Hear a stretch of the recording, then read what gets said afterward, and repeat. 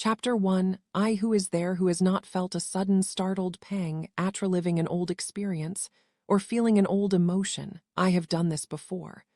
Why do those words always move one so profoundly? That was the question I asked myself as I sat in Thetrain watching the flat Essex landscape outside.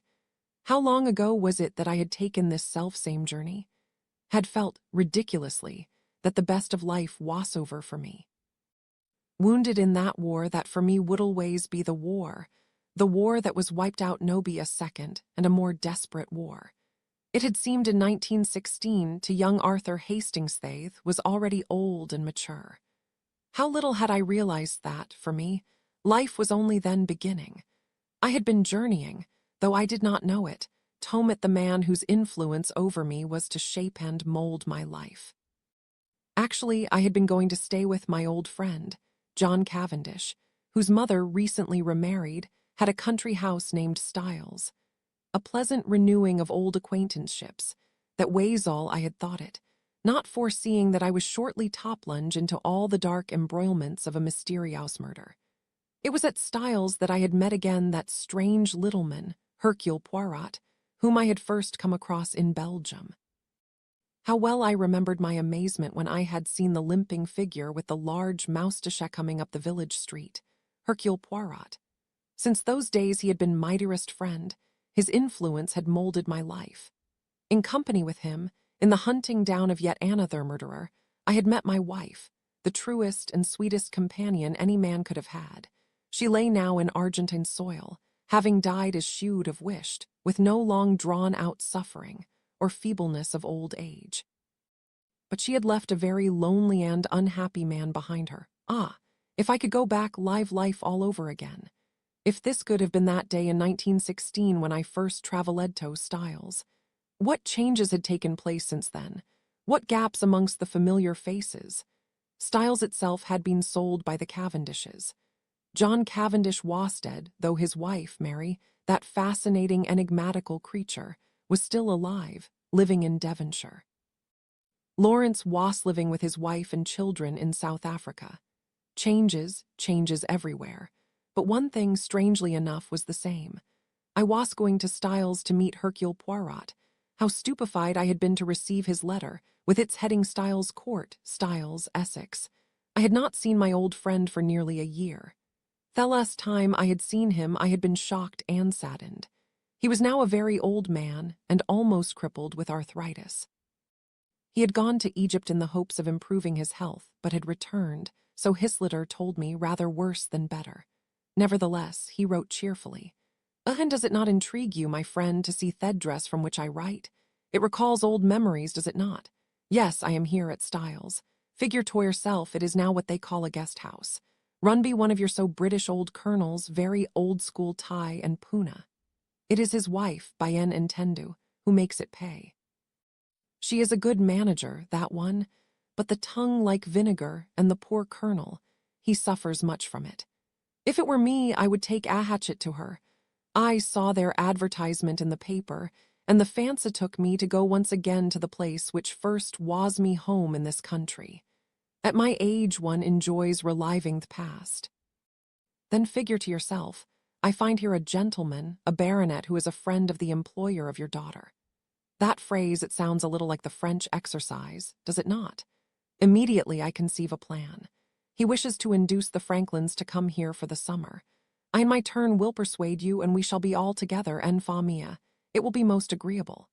Therefore, mon cher Hastings, DEPE letter 2C6CHEZ vous, arrive with the utmost celerity. I have commanded for you a room with bath. It is modernized now, you comprehend. The dear old Styles, and disputed the price with Mrs. Colonel Luttrell until I have made an arrangement tres bon marche. The Franklins and your charming Judith have been her for some days. It is all arranged, so make no histories. BIENTO letter 2C6T, yours always, Hercule Poirot. The prospect was alluring, and I fell in with my old friend's wishes without demur.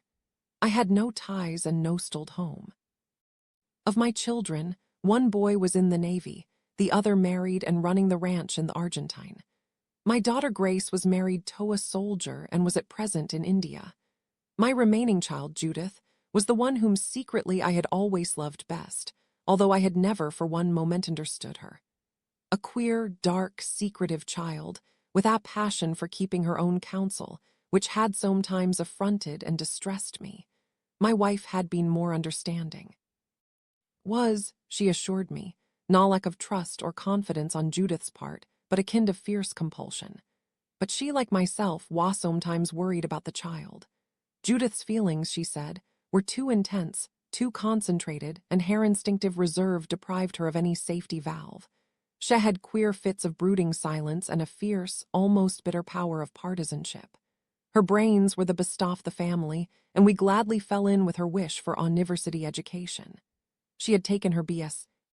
about a year ago, and had then taken the post of secretary to a doctor who was engaged in research work connected with tropical disease. His wife was somewhat of an invalid. I had occasionally had qualms as to whether Judith's absorption in her work and devotion to her employer were not signs that she might be losing her heart, but the businesslike footing of their relationship assured me. Judith was, I believed, fond of me, but she was very undemonstrative by nature, and she was often scornful and impatient of what she called my sentimental and outworn ideas. I was, frankly, a little nervous of my daughter.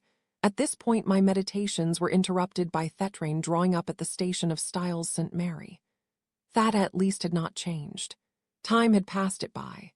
It was still perched up in the midst of fields, with apparently no reason for existence. As my taxi passed through the village, though, I realized the passage of years. Styles St. Mary was altered out of all recognition. Petrol stations, a cinema, 2 more inns and rows of council houses. Presently we turned in at the gate of Styles. Hero seemed to recede again from modern times. The park was much as I remembered it, but the drive was badly kept and much overgrown with weeds growing up over the gravel. We turned a corner and came in view of the house. It was unaltered from the outside and badly needed a coat of paint. As on my arrival all those years ago, there was a woman's figure stooping over one of the garden beds. My heart missed a beat. Then the figure straightened up and came towards me, and I laughed at myself. No greater contrast to the robust Evelyn Howard could have been imagined. This was a frail, elderly lady, with an abundance of curly white hair, pink cheeks, and a pair of cold, pale blue eyes that were widely at variance with the easy geniality of her manner, which was frankly a shade too gushing for my taste. "It'll be Captain Hastings now, won't it?" she demanded. And me with my hands all over dirt and not able to shake hands. "We're delighted to see you here. The amount we've heard about you. I must introduce myself. I'm Mrs. Luttrell. My husband and I bought this place in a fit of madness, and have been trying to make a paying concern of it. I never thought that day would come when I'd be a hotel keeper. But I'll warn you, Captain Hastings, I'm a very business-like woman. I pile up the extras all I know how." We both laughed as though at an excellent joke. Beauty occurred to me that what Mrs. Luttrell had just said was in all probability the literal truth. Behind the veneer of her charming old lady manner, I caught a glimpse of flint-like hardness. Although Mrs. Luttrell occasionally affected a faint brogue, she had no Irish blood. It was a mere affectation. I inquired after my friend. "Ah, poor little M. Poirot. The way he's been looking forward to your coming. It would melt a heart of stone. Terribly sorry I am for him, suffering the way he does." We were walking towards the house, and she was peeling off her gardening gloves. "And your pretty daughter, too," she went on. "What a lovely girl she is. We all admire her tremendously. But I'm old-fashioned, you know, and it seems to me shame and a sin that a girl like that ought to be going to parties and dancing with young men, should spend her time cutting up rabbits and bending over a microscope all day. Leave that sort of thing to thefrumps, I say." "Where is Judith?" I asked. "Is she somewhere about?" Mrs. Luttrell made what children call a face. "Ah, the poor girl. She's cooped up in that studio place down at the bottom of the garden. Dr. Franklin rents it from me, and he's had it all fitted up. Hutches off guinea pigs he's got there, the poor creatures, and mice and rabbits. I'm not sure that I like all this science, Captain Hastings. Ah, here's my husband." Colonel Luttrell had just come round the corner off the house. He was a very tall, attenuated old man, with a cadaverous face, mild blue eyes, and a habit of irresolutely tugging at his little white mustache. He had a vague, rather nervous manner. "Ah, George, here's Captain Hastings arrived." Colonel Luttrell shook hands. "You came by the 5:40, What else should he have come by?" said Mrs. Luttrell sharply. "And what does it matter anyway? Take him up and show him his room, George." And then maybe he'd like to go straight to M. Poirot. Or would you rather have tea first? I assured her that I did not want tea and would prefer to go and greet my friend. Colonel Luttrell said, "Right. Come along. I expect, they'll have taken your things up already, Daisy?" Mrs. Luttrell said tartly. "That's your business, George. I've been gardening. I can't see to everything." No, of course not. I'll see to it, my dear." I followed him up the front steps. In the doorway we encountered a gray-haired man, slightly built, who was hurrying out with a pair of field glasses. He limped and had a boyish, eager face. He said, stammering slightly, "There's a pair of nesting blackcaps down by the sycamore." As we went into the hall, Luttrell said, "That's Norton. Nice fellow, crazy about birds." In the hall itself, a very big man was standing by the table. He had obviously just finished telephoning. Looking up, he said, "I'd like to hang, draw, and quarter all contractors and builders. Never get anything done right, curse 'em." His wrath was so comical and so rueful that we both laughed. I felt very attracted at once towards the man. He was very good-looking, though a man well over 50, with a deeply tanned face. He looked as though had led an out-of-doors life, and he looked, too, the type of man that is becoming more and more rare, an Englishman of the old school, straightforward, fond of out-of-doors life, and the kind of man who can command. I was hardly surprised when Colonel Luttrell introduced him as Sir William Boyd Carrington. He had been, I knew, governor of a province in India, where had been a signal success. He was also renowned as a first-class shot and big-game hunter. The sort of man, I reflected sadly, that we no longer seemed to-breed in these degenerate days. "Aha," he said. "I'm glad to meet in the flesh that famous personage mon ami Hastings." He laughed. "The dear old Belgian fellow talks about you a lot, Yauno. And then, of course, we've got your daughter her. She's a fine girl. I don't suppose Judith talks about me much," I said, smiling. No, far too modern. These girls nowadays always seem embarrassed at having to admit to a father or mother at all. "Parents," I said, "are practically a disgrace." He laughed. "Oh, well, I don't suffer that way. I've no children, worse luck. Your Judith is a very good-looking wench, but terribly highbrow. I find it rather alarming." He picked up the telephone receiver again. "Hope you don't mind, Luttrell, if I start damning your exchange to hell. I'm not a patient man." "Do 'em good," said Luttrell. He led the way upstairs, and I followed him. He took me along the left wing of the house to a door it themed, and I realized that Poirot had chosen for me the room I had occupied before. There were changes here. As I walked along the corridor, some of the doors were open, and I saw that old-fashioned large bedrooms had been partitioned off so as to make several smaller ones. My own room, which had not been large, was unaltered save for the installation of hot and cold water, and part of it had been partitioned off to make a small bathroom. It was furnished in a cheap, modern style which rather disappointed me. I should have preferred a style more nearly approximating to the architecture of the house itself. My luggage was in my room, and the colonel explained that Poirot's room was exactly opposite. He was about to take me there when a sharp cry of "George" echoed up from the hall below. Colonel Luttrell started like a nervous horse. His hand went to his lips. I sure you're all right. Ring for what ya want, George." "Coming, my dear, coming." He hurried off down the corridor. I stood for a moment looking after him.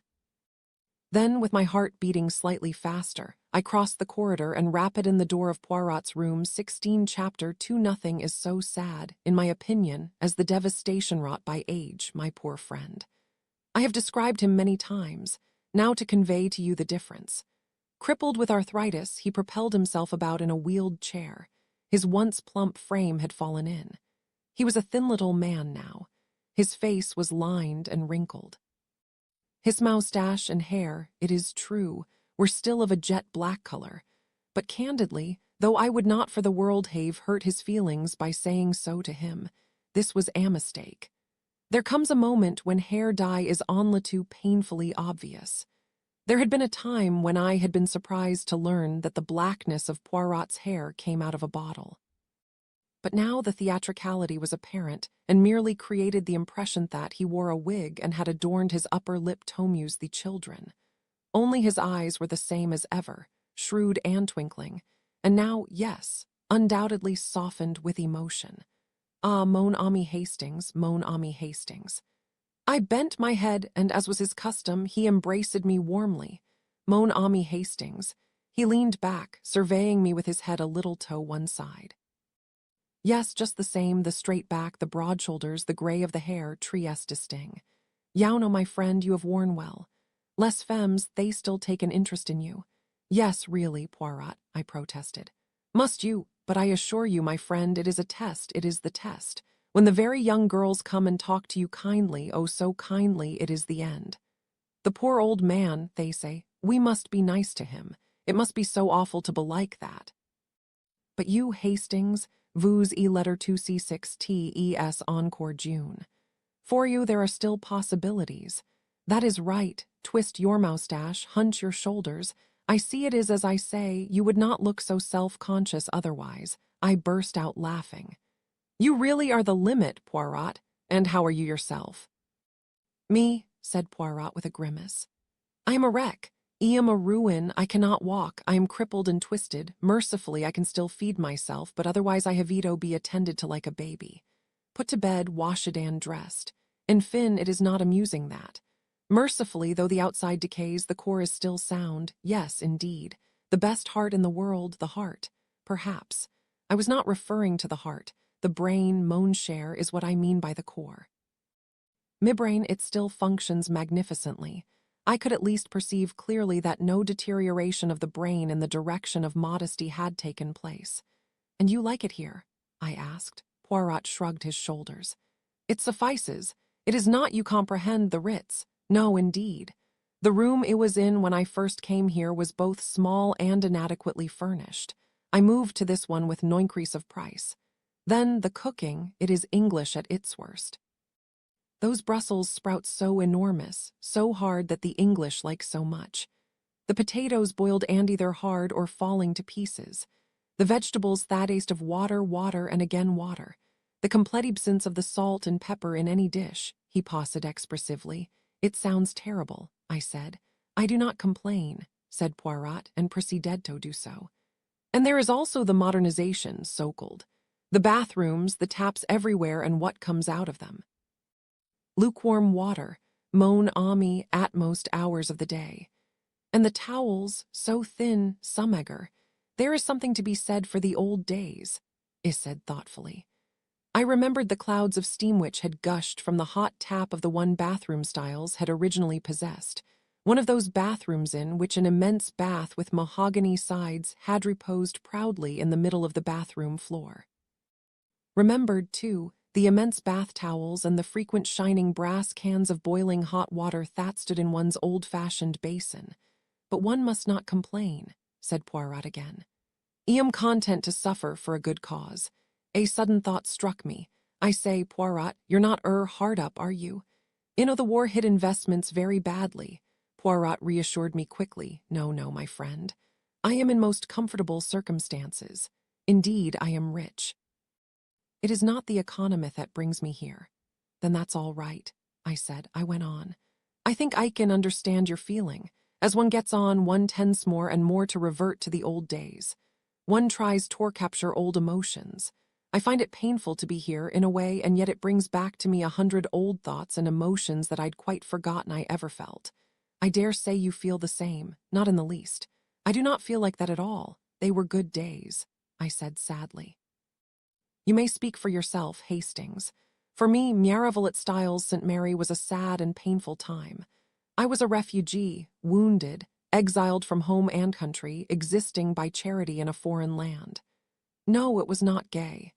I did not know then that England would come to be my home and that I should find a pinnace here. I had forgotten that, I admitted, precisely. You attribute always to others the sentiments that you yourself experience. Hastings wash-uppy, everybody was happy, no, no, I protested, laughing. And in any case it is not true, continued Poirot. You look back, you say, the tears rising in your eyes, oh, the happy days. Then I was young. But indeed, my friend, you were not so happy as you think. Yao had recently been severely wounded. You were fretting at being no longer fit for active service.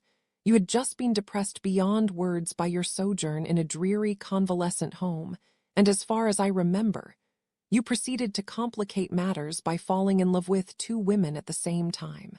I laughed and flushed. What a memory you have, Poirot. Ta, I remember now the melancholy sigh you heaved as you murmured fatuities about 2 lovely women. Do you remember what you said? You said, and neither of them for you, but courage, mon ami. We may hunt together again, and then perhaps, I stopped. For Poirot and I had gone hunting again to France, and it was there that I had met the one woman. Gently my friend patted my arm. I know, Hastings, I know. The wound is still fresh. But do not dwell on it, do not look back. Instead, look forward. I made a gesture of disgust. Look forward. What is there to look forward to, bien, my friend? There is work to be done. Work. Where here? I stared at him just now, said Poirot. You asked me why I had come here. You may not have observed that I gave you no answer. I will give the answer now. I am here to hunt down a murderer. I stared at him with even more astonishment. For a moment I thought he was rambling. You really mean that?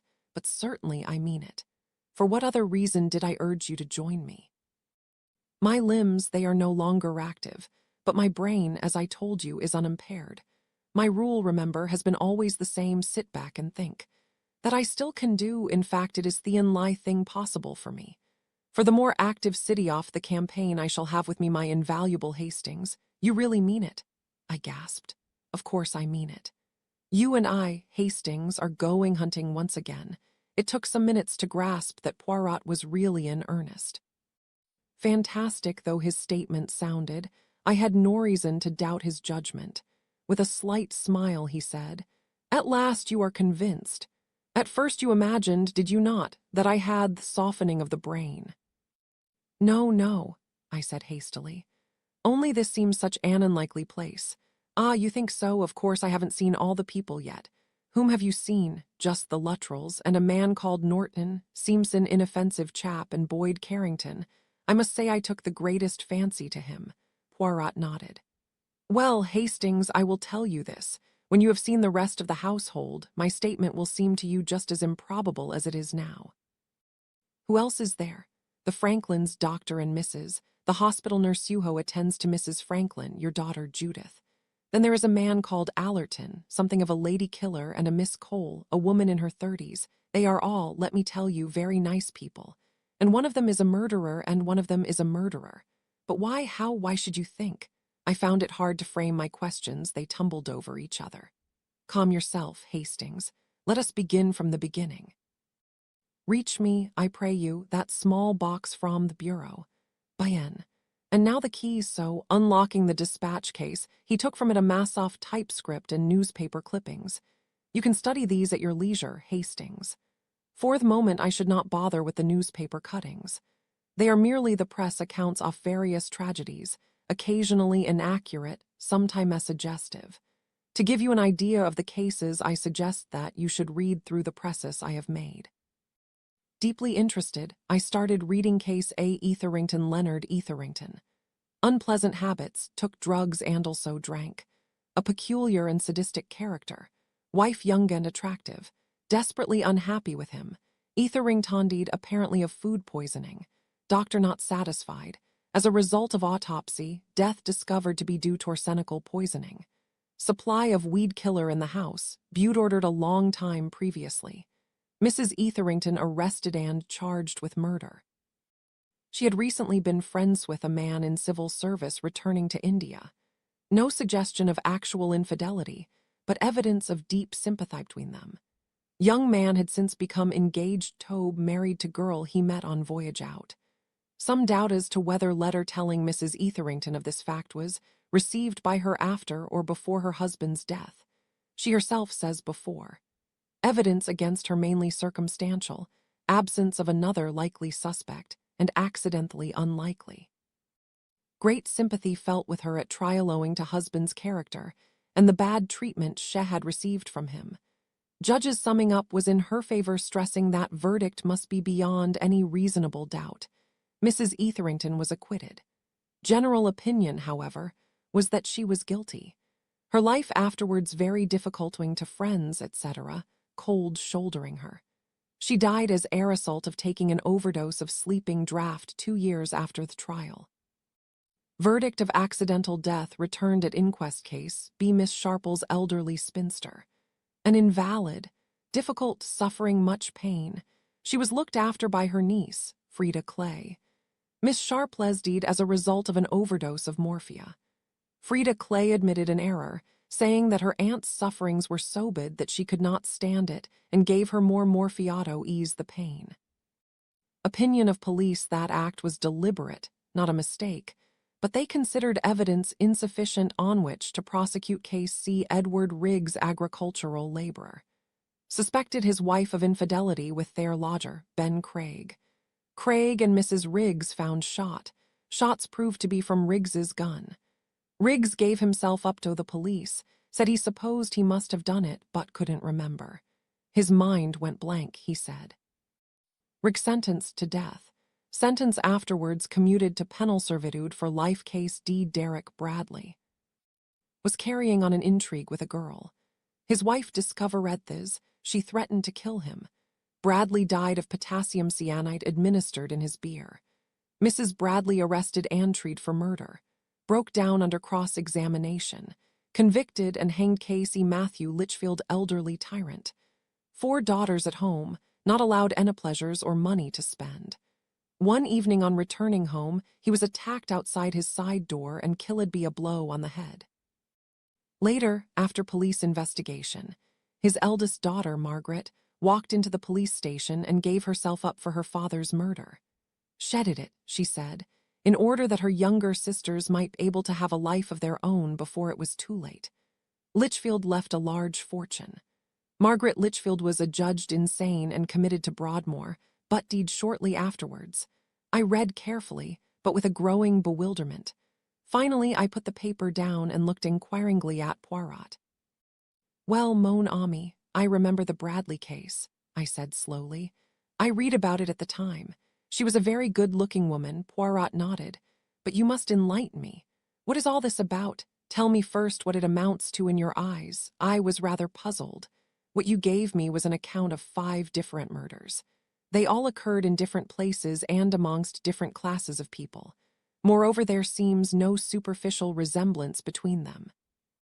That is to say, one was a case of jealousy, one was an unhappy wife seeking to get rid of her husband, another had money for a motive, another was, you might say, unselfish in aim since the murderer did not try to escape punishment, and the 5th was frankly brutal, probably committed under the influence of drink. I Possedan said doubtfully. Is there something in common between them all that I have missed? No, you have been very accurate in your summing up. The only point that you might have mentioned, but did not, was the fact that in none of those cases did any real doubt exist. I don't think I understand. Mrs. Etherington, for instance, was acquitted. Everybody, nevertheless, was quite certain that shedded it. Frida Clay was not openly accused, but no one thought of any alternative solution to the crime. Riggs stated that he did not remember killing his wife and Hurlover, but there was never any question of anybody else having done so. Margaret Litchfield confessed. In each case, you see, Hastings, there was one clear suspect and no other. I wrinkled my brow. Yes, that is true, but I don't see what particular inferences you draw from that. But you see, I am coming to a fact that you do not know as yet. Supposing, Hastings, that in each of these cases that I have outlined, there was one alien note common to them all. What do you mean? Poirot said slowly. I intend, Hastings, to be very careful in what I say. Let me put it this way. There is a certain person, X, in none of these cases did X, apparently have any motive in doing away with the victim. In one case, as far as I have been able to find out, X was actually 200 miles away when the crime was committed. Nevertheless, I will tell you this. X was on intimate terms with Etherington. X lived for a time in the same village as Riggs. X was acquainted with Mrs. Bradley. I have a snap of X and Frida claywalking together in the street, and X was near the house when old Matthew Litchfield died. What do you say to that? I stared at him. I said slowly. Yes, it's a bit too much. Coincidence might account for 2 cases, or even 3, but 5 is a bit too thick. There must, unlikely as it seems, be some connection between the said different murders. You assume, then, what I have assumed, that X is the murderer. Yes. In that case, Hastings, you will be willing to go with me one step farther. Let me tell you this. X is in this house here at Styles. What is the logical inference to be drawn from that? I knew what was coming, as I said. Go on, say it, Hercule Poirot said gravely.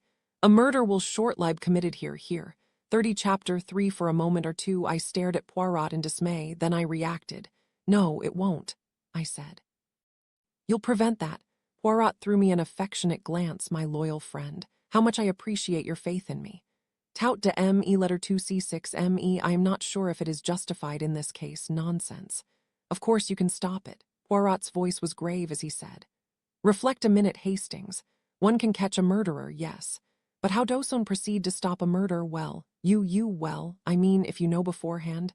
I paused rather feebly, for suddenly I saw the difficulties.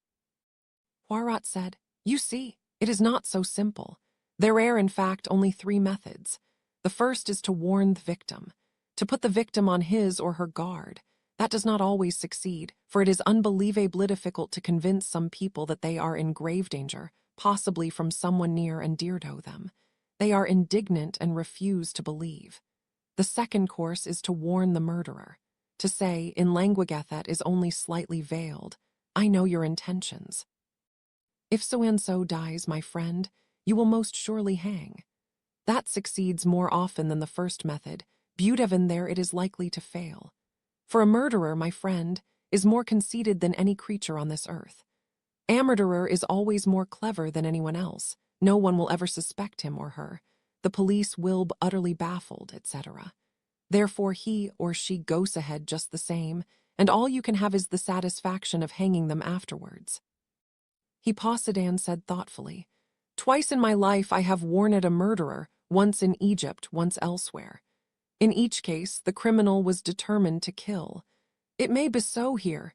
You said there was a third method, I reminded him. Ah, yes. For that one needs the utmost ingenuity. You have to guess exactly how and when the blow is time to fall, and you have to be ready to step in at the exact psychological moment.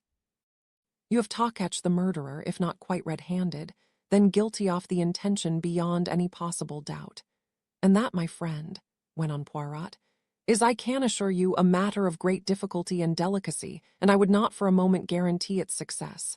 I may be conceited, but I am not so conceited as that. Which method do you propose to try here? Possibly all 3. The first is the most difficult. Why? I should have thought it the easiest. Yes, if you know the intended victim. But do you not realize, Hastings, that here I do not know the victim? What? I gave vent to the exclamation without reflecting. Then the difficulties of the position began to draw on me. There must be, some link connecting this series of crimes, but we did not know what that link was. The motive, the vitally important motive, was missing, and without knowing that, we could not tell who was threatened. Poirot nodded as he saw by my face that I was realizing the difficulties of the situation. You see, my friend, it is not so easy. No, I said. I see that. You have so far been able to find no connection between these varying cases. Poirot shook his head. Nothing, I reflected again. In the ABC crimes, we had totaled with what purported to be an alphabetical series, though in actuality it had turned out to be something very different, I asked. There is, you are quite sure, no far-fetched financial motive, nothing, for instance, like you found in the case of Evelyn Carlyle, no. You may be quite sure, my dear Hastings, that financial gain is the first thing for which I look. That was true enough. Poirot had always been completely cynical about money. I thought again. A vendetta of some kind. That was more in accordance with the facts. But even there seemed a lack of any connecting link. I recalled a story I had read of a series of purposeless murders. Theclu being that the victims had happened to serve as members of a jury, and the crimes had been committed by a man whom they had condemned. It struck me that something of that kind would meet this case. I am ashamed to say that I kept the idea to myself. It would have been such a feather in my cap if I could go to Poirot with the solution. Instead, I asked, "And now tell me, who is X?" To my intense annoyance, Poirot shook his head very-decidedly. "That, my friend, I do not tell nonsense." "Why not?" Poirot's eyes twinkled. "Because, mon cher, you are still the same old Hastings. You have still the speaking countenance. I do not wish, you see, that you should sit staring at X with your mouth hanging open, your fist saying plainly, 'This that I am looking at is a murderer.' You might give me credit for a little dissimulation at need. When you try to dissimulate, it is worse." "No, no, mon ami. We must be very incognito, you and I then. When we pounce, we pounce." "You obstinate old devil," I said. "I've a good mind to." I broke off as there was a tap on the door. Poirot called, "Come in," and my daughter Judith entered. I should like to describe Judith, but I've always been a poor hand at descriptions. Judith is tall, she holds her head high, she has level dark brows and a very lovely line of cheek and jaw severe in its austerity. She is grave and slightly scornful, and to my mind there has always hung about her a suggestion of tragedy. Judith didn't come and kiss me, she is not that kind. She just smiled at me and said, "Hullo, father." Her smile was shy and a little embarrassed, but it made me feel that in spite of her undemonstrativeness she was pleased to see me. "Well," I said, feeling foolish as I so often do with the younger generation. "I've got here, very clever of you, darling," said Judith. "I described to him," said Poirot. "The cooking." "Is it very bad?" asked Judith. "You should not have to ask that, my child. Is it that you think of nothing but the test tubes and the microscopes? Your middle finger, it is stained with methylene blue. It is not a good thing for your husband if you take no interest in his stomach. I dare say I shan't have a husband. Certainly you will have a husband. What did the bon Dieu create you for? Many things, I hope," said Judith. "La marriage first of all." "Very well," said Judith. "You will find me a nice husband, and I will look after his stomach very carefully." "She laughs at me," said Poirot. "Some day she will know how wise old men are." There was another tap on the door, and Dr. Franklin entered. He was a tall, angular young man of 35, with a decided jaw, reddish hair, and bright blue eyes. He was the most ungainly man I had ever known, and was always knocking into things in an absent-minded way. He cannoned into the screen round Poirot's chair, and half-turning his head murmured, "I beg your pardon," to it automatically. I wanted to laugh, but Judith, I noted, remained quite grave. "I suppose she was quite used to that sort of thing. You remember my father," said Judith. Dr. Franklin started, shied nervously, screwed up his eyes and peered at me, then stuck out a hand, saying awkwardly, of course, how are you? I heard you were coming down." He turned to Judith. "I say, do you think we need change? If not, we might go on a bit after dinner if we got a few more of those slides prepared." "No," said Judith. "I want to talk to my father." "Oh, yes. Oh, of course." Suddenly he smiled, an apologetic, boyish smile.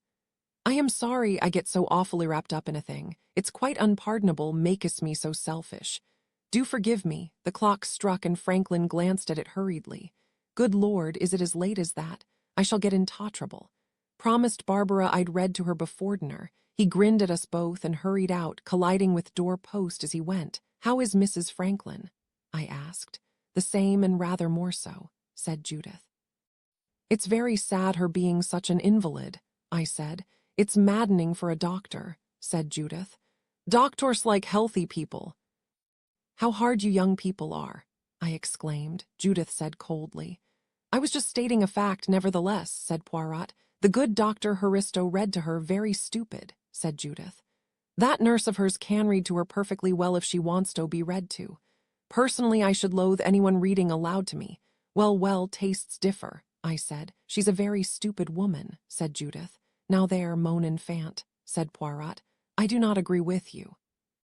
She never reads anything but the cheapest kind off novel. She takes no interest in his work. She doesn't keep abreast of current thought. She just talks about her health to everyone who will listen."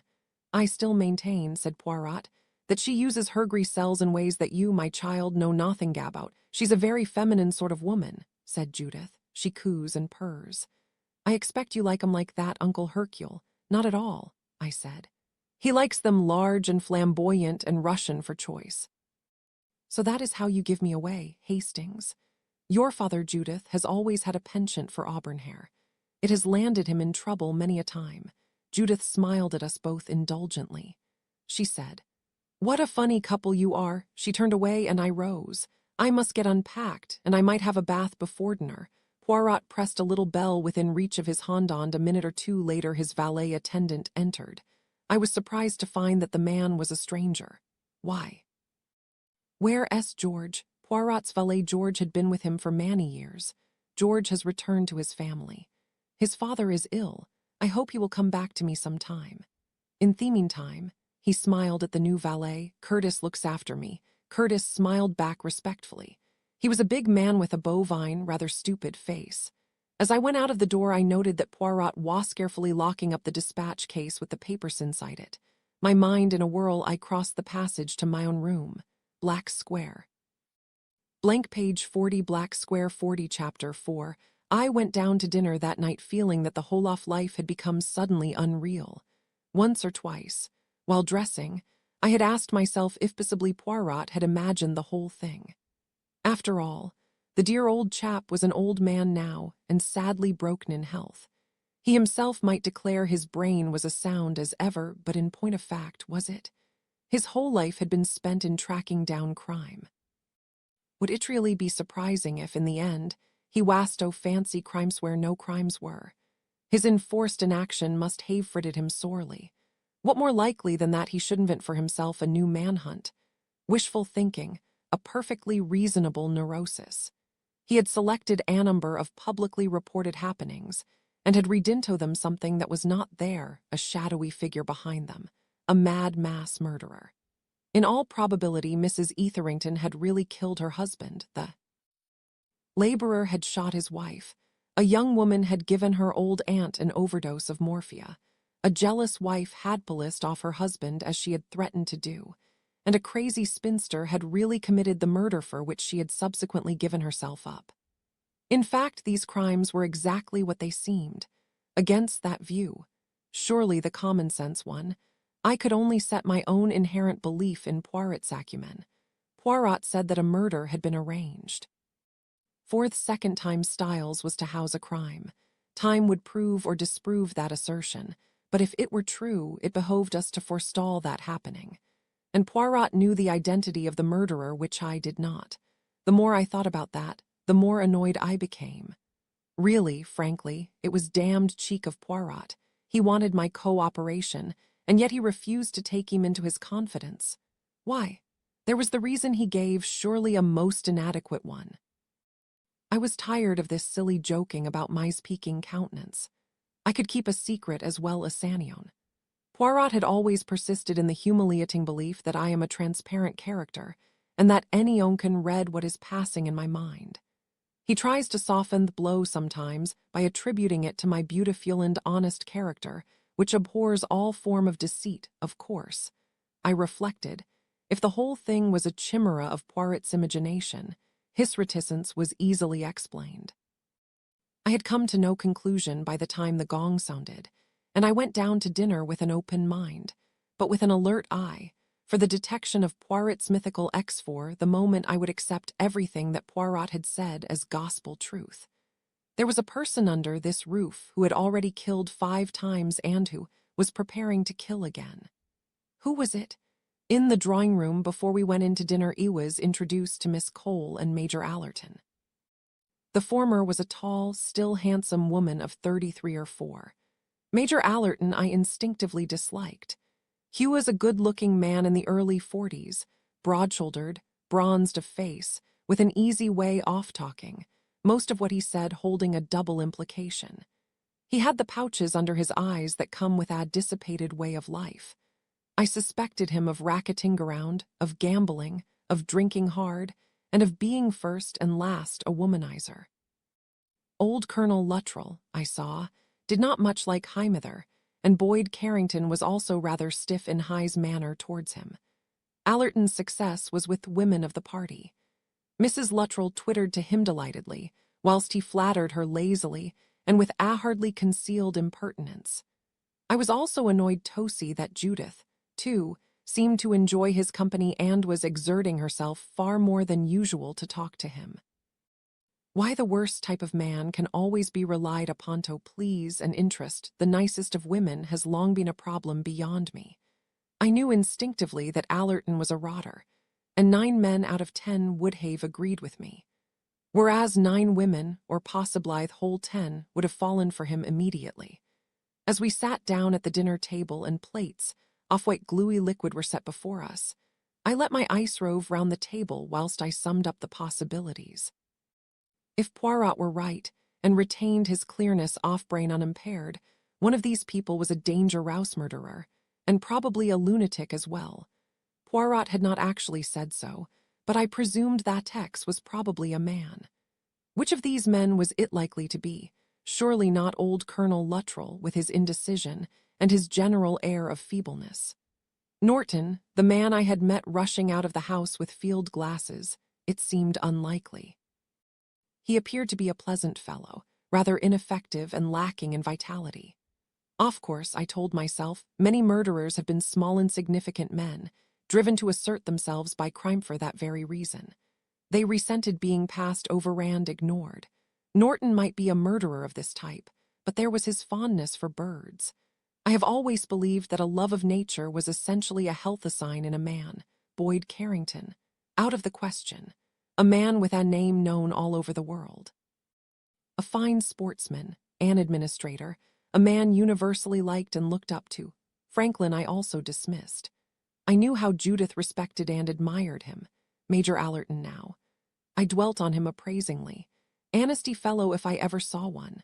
The sort of fellow how'd skin his grandmother, and all glossed over with Thigh's superficial charm of manner. He was talking now, telling a story of his own discomfiture and making everybody laugh with his rueful appreciation of a joke at his expense. If Allerton was X, I decided, his crimes had been committed for profit in some way. It was true that Poirot had not definitely said that X was a man. I considered Miss Cole as a possibility. Her movements were restless and jerky, obviously a woman of nerves. Handsome in a hag-ridden kind-of way. Still, she looked normal enough. She, Mrs. Luttrell, and Judith were the only women at the dinner table. Mrs. Franklin was having dinner upstairs in her room, and the nurse who attended to her had her meals after us. After dinner, I was standing by the drawing-room window looking out into the garden and thinking back to the time when I had seen Cynthia Murdoch, a young girl with auburn hair, run across that lawn. How charming she had looked in her white overall. Lost in thoughts of the past, I started when Judith passed her arm through mine and led me with her out off the window onto the terrace. She said abruptly, "What's the matter?" I was startled. "The matter? What do you mean? You've been so queer all through the evening." Why were you staring at everyone at dinner? I was annoyed. I had had no idea I had allowed mythoughts so much sway over me. Was I suppose I was thinking of the past. Seeing ghosts, perhaps. Oh yes, of course you stayed here, didn't you, when you were a young man? An old lady was murder-read her or something, poisoned with strychnine. What was she like? Nice or nasty, I considered the question. She was a very kind woman, I said slowly. Generous. Gave a lot to charity. Oh, that kind of generosity. Judith's voice sounded faintly scornful. Then she asked a curious question. Were people happy here? No, they had not been happy. That at least I knew, I said slowly. Number why not? Because they felt like prisoners. Mrs. Inglethorpe, you see, had all the money and doled it out. Her stepchildren could have no life of their own. I heard Judith take a sharp breath. The hand on my arm tightened. That's wicked, wicked. An abuse of power. It shouldn't be allowed. Old people, sick people, they shouldn't have the power to hold up the lives of they young and strong. To keep them tied down, fretting, wasting their power and energy that could be used, that's needed. It's just selfishness. The old, I said dryly, have not got a monopoly off that quality. Oh, I know, Father, you think the young are selfish. So we are, perhaps, but it's a clean selfishness. At least we only want to do what we want ourselves. We don't want everybody else to do what we want. We don't want to make slaves of other people. No, you just trample them down if they happen to in your way. Judith squeezed my arm. She said, Don't be sobbiter. I don't really do much trampling, and you've never tried to dictate our lives to any of us. We are grateful for that. Afraid, I said honestly, that I'd have liked to, though. It was your mother who insisted you should be allowed to make your own mistakes. Judith gave my arm another quick squeeze. She said, I know. You'd have liked to fuss over us like a hen. Edo hate fuss. I won't stand it. But you do agree with me, don't you, about useful lives being sacrificed to houseless ones? It does sometimes happen, I admitted. But there's no need for drastic measures. It's up to anybody just to walk out, you know. Yes, but is it? Is it? Her tone was so vehement that I looked at her in some astonishment. It was too dark to see her face clearly. She went on, her voice low and troubled. There's so much, it's difficult, financial considerations, a sense of responsibility, reluctance to hurt Somyeon. You've been fond of all those things, and some people are so unscrupulous. They know just how to play on all those feelings. Some people are like leeches. My dear Judith, I exclaimed, taken aback by the positive fury of her tone. She seemed to realize that she had been over-vehement, for she laughed and withdrew her arm from mine. Was I sounding very intense? It's a matter I feel rather hotly about. You see, I've known a case, an old brute, and when someone was brave enough to cut the knot and set the people she loved free, they called her mad. Mad. It was the sanest thing anyone could do, and the bravest. A horrible qualm passed over me. Where not long ago had I heard something like that? Judith, I said sharply. Of what case are you talking? Oh, nobody you know. Some friends of the Franklins, old man called Litchfield. He was quite rich and practically starved his wretched daughters, never let them see anyone or go out. He was mad really, but not sufficiently so in the medical sense, and the eldest daughter murdered him, I said. Oh, I expect you read about it. I suppose ya would call it murder, but it wasn't done from personnel motives. Margaret Litchfield went straight to the police and gave herself up. I think she was very brave. You wouldn't have had the courage to give yourself up or the courage to commit murder, both. Very glad to hear it, I said severely, and I don't like to hear you talking of murder as justified in certain cases. I paused and added, what did Dr. Franklin think? Thought it served him right, said Judith. You know, Father, some people really ask to be murdered. I won't have you talking like this, Judith. Who's been putting these ideas into your head? Nobody. Well, let me tell you that it's all pernicious nonsense. I see. We'll leave it at that. She paused. I came here really to give you a message from Mrs. Franklin. She'd like to see you if you don't mind coming up to her bedroom. I shall be delighted. I'm so sorry she was feeling too ill to come down to dinner. She's all right, said Judith unfeelingly. She just likes making a fuss. The young are very unsympathetic. 50 chapter. I had only met Mrs. Franklin once before. She was a woman about 30, of what I should describe as Madonna type. Big brown eyes, hair parted in the center, and a long, gentle face. She was very slender and her skin had a transparent fragility. She was lying on a day bed, propped up with pillows, and wearing a very dainty negligee of white and pale blue. Franklin and Boyd Carrington were there drinking coffee. Mrs. Franklin welcomed me with an outstretched hand and a smile. How glad I am you've come, Captain Hastings. It will be so nice for Judith. The child has really been working far too hard. She looks very well on it, I said as I took the fragile little hand in mine. Barbara Franklin sighed. Yes, she's lucky. How envy her. I don't believe really that she knows what ill health is. What do you think, nurse? Oh, let me introduce you. This is Nurse Craven, who's so terribly, terribly good to me. I don't know what I should do without her. She treats me just like a baby. Nurse Craven was a tall, good-looking young woman with a fine color and a handsome head of auburn hair. I noticed her hands, which were long and white, very different from the hands of so many hospital nurses. She was in some respects a taciturn girl, and sometimes did not answer. She did not now, merrily inclined her head. But really, went on Mrs. Franklin, John has been working that wretched girl of yours too hard. He's such a slave driver. You are a slave driver, aren't you, John? Her husband was standing looking out of the window. He was whistling to himself and jingling some loose change in his pocket. He started slightly at his wife's question. What's that, Barbara? I wasting that you overwork poor Judith Hastings shamefully. Now Captain Hastings is here. He and I are going to put our heads together and we're not going to hollow it. Persiflage was not Dr. Franklin's strong point. Hell looked vaguely worried and turned to Judith inquiringly. He mumbled, "You must let me know if I overdo it," Judith said. "They're just trying to be funny. Talking off work, I wanted to ask you about that stain for the second slide, the one that—" He turned to her eagerly and broke in. "Yes, yes. Issei, if you don't mind, let's go down to the lab. I'd like to be quite sure." Still talking, they went out of the room together. Barbara Franklin lay back on her pillows. She sighed. Nurse Craven said suddenly and rather disagreeably, "It's Miss Hastings who's the slave driver." I think again Mrs. Franklin sighed. She murmured, "I feel so inadequate. I know, to take more interest in John's work, but I just can't do it. I dare say it's something wrong in me, but—" She was interrupted by a snort from Boyd Carrington, who was standing by the fireplace. "Nonsense, Babs," he said.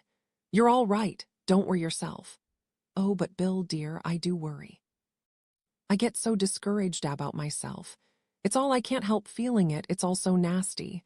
The guinea pigs and the rats and everything. Ugh," she shuddered. "I know it's stupid, but I'm such a fool. It makes me feel quite sick. I just want to think off all the lovely happy things, birds and flowers and children playing. Bill, he came over and took the hand she held out to him. So pleadingly. His face as he looked down at her washed, as gentle as any woman's. It was somehow impressive, for Boyd Carrington was so essentially a manly man. "You've not changed much since you were 17, Babs," he said. "Do you remember that garden house of yours and the bird bath and the coconuts?" He turned his head to me. "Barbara and I are old playmates," he said. "Old playmates," she protested. "Oh, I'm not denying that you're over 15 years younger than I am. But I played with you as a tiny tot when I was a young man. Gave you pick-a-backs, my dear. And then later I came home to find you a beautiful young lady, just on the point of making your debut in the world, and I did my share by taking you out on the golf links and teaching you to play golf. Do you remember? Oh, Bill, do you think I'd forget? My people used to live in this part of the world," she explained to me. "And Bill used to come and stay with Hi's old uncle, Sir Everard, at Nat." "And what a mausoleum it was and is," said Boyd Carrington. "Sometimes I despair of getting the place livable. Oh, Bill, it could be made marvelous, quite marvelous. Yes, Babs, but the trouble is I've got no ideas. Baths and some really comfortable chairs, that's all I can think of. It needs a woman. I've told you I'll come and help. I mean it. Really." Sir William looked doubtfully towards Nurse Craven. "If you're strong enough, I could drive you over. What do you think, Nurse?" "Oh, yes, Sir William. I really think it would do Mrs. Franklin good, if she's careful not to overtire herself, of course. That's a date, then," said Boyd Carrington. "And know you have a good night's sleep. Get into Goodfettle for tomorrow." We both wished Mrs. Franklin good night and went out together. As we went down the stairs, Boyd Carrington said gruffly, "You've no idea what a lovely creature she was at 17. I was home from Burma, my wife died out there, Don't mind telling you I completely lost my heart to her. She married Franklin 3 or 4 years afterwards. Don't think it's been a happy marriage. It's my idea that that's what lies at the bottom of her ill health. Fellow doesn't understand her or appreciate her, and she's the sensitive kind. I've an idea that this delicacy offers is partly nervous. Take her out of herself, amuse her, interest her, and she looks a different creature. But that damned Sawbones only takes an interest in test tubes and West African natives and cultures." Hess snorted angrily. I thought that there was, perhaps, something in what said. Yet it surprised me that Boyd Carrington should be attracted by Mrs. Franklin, who, when all was said and done, was a sickly creature, though pretty in a frail, chocolate-box way. But Boyd Carrington himself was so full of vitality and life that I should have thought would merely have been impatient with the neurotic type of invalid. However, Barbara Franklin must have been quite lovely as a girl, and with many men, especially those of the idealistic type such as I judged Boyd Carrington to be, early impressions die hard. Downstairs, Mrs. Luttrell pounced upon us and suggested bridge. I excused myself on the plea of wanting to join Poirot. I found my friend in bed. Curtis was moving around the room tidying up, but he presently went out, shutting the door behind him. "Confound you, Poirot," I said. "You and your infernal habit of keeping things up your sleeve. I've spent the whole evening trying to spot X. That must have made you somewhat distrait, observed my friend. Did nobody comment on your abstraction and ask you what was the matter? I reddened slightly, remembering Judith's questions. Poirot, I think, observed my discomfiture. I noticed a small malicious smile on his lips. He merely said, however, "And what conclusion have you come to on that point?" "Would you tell me if I was right?" "Certainly not." I watched his face closely. I had considered Norton. Poirot's face did not change. "Not," I said, "that I've anything to go upon. Hedges struck me as perhaps less unlikely than anyone else. And then he's well inconspicuous. I should imagine the kind of murderer we're after would have Vito be inconspicuous. That is true. But there are more ways than you think of being inconspicuous." "What do you mean?" "Supposing, to take a hypothetical case, that if a sinister stranger arrives there some weeks before the murder, for no apparent reason, he will be noticeable. It would be better, would it not, if the stranger were a negligible personality, engaged in some harmless sport like fishing, or watching birds?" I agreed. "Yes, but that's just what I was saying." "On the other hand," said Poirot, "it might be better still if the murderer were already a prominent personality. That is to say, he might be the butcher. That would have the further advantage that no one noticed bloodstains on a butcher. You're just being ridiculous. Everybody would know if the butcher had quarreled with the baker. Not if the butcher had become a butcher, simply in order to have a chance of murdering the baker. One must always look one step behind, my friend." I looked at him closely, trying to decide if a hint lay concealed in those words. If they meant anything definite, they would seem to point to Colonel Luttrell. Had he deliberately opened a guest house in order to have an opportunity of murdering one of the guests? Poirot very gently shook his head. He said, "It is not from my face that you will get the answer. You really are a maddening fellow, Poirot," I said with a sigh. "Anyway, Norton isn't my only suspect." "What about this fellow Allerton?" Poirot, his face still impassive, inquired. "You do note like him?" "No, I don't." "Ah, what you call the nasty bit of goods. That is right, is it not? Definitely, don't you think so? Certainly." "He is a man," said Poirot slowly, "very attractive to women." I made an exclamation of contempt. "How women can be so foolish. What do they see in a fellow like that? Who can say? But it is always so. The mauvais sujet, always women are attracted to him. But why?" Poirot shrugged his shoulders. "They see something, perhaps, that we do not. But what danger, possibly? Everyone, my friend, demands a spice of danger in their lives. Some get it vicariously, as in bullfights. Some read about it. Some find it at cinema. But I am sure of this, too much safeties abhorrent to the nature of a human being. Men find danger in many ways. Women are reduced to finding their danger mostly in affairs of sex. That iswe, perhaps, they welcome the hint of the tiger, the sheathed claws, the treacherous spring. The excellent fellow who will make a good and kind husband, they pass him by. I considered this gloomily in silence for some minutes. Then I reverted to the previous theme. "You know, Poirot," I said, "it will be easy enough really for me to find out who X is. I've only got to poke about and find who is acquainted with all the people. I mean the people of your 5 cases. I brought this out triumphantly, but Poirot merrily gave me a look of scorn. "I have not demanded your presence here, Hastings, in order to watch you clumsily and laboriously following the way I have already trodden. And let me tell you, it is not quite so simple as you think. 4 of those cases took place in this county. The people assembled under this roof are not a collection of strangers who have arrived here independently. This is not a hotel in the usual sense of the word. The Luttrells come from this part of the world. They were badly off and bought this place and started it as a venture. The people who come here are their friends, or friends recommended by their friends. Sir William persuaded the Franklins to come. They in turn suggested it to Norton, and I believe to Miss Cole, and so on, which is to say that there is a very fair chance of a certain person who is known to one of these people being known to all of these people. It is also open to X to lie wherever the facts are best known. Taketh case of the laborer Riggs.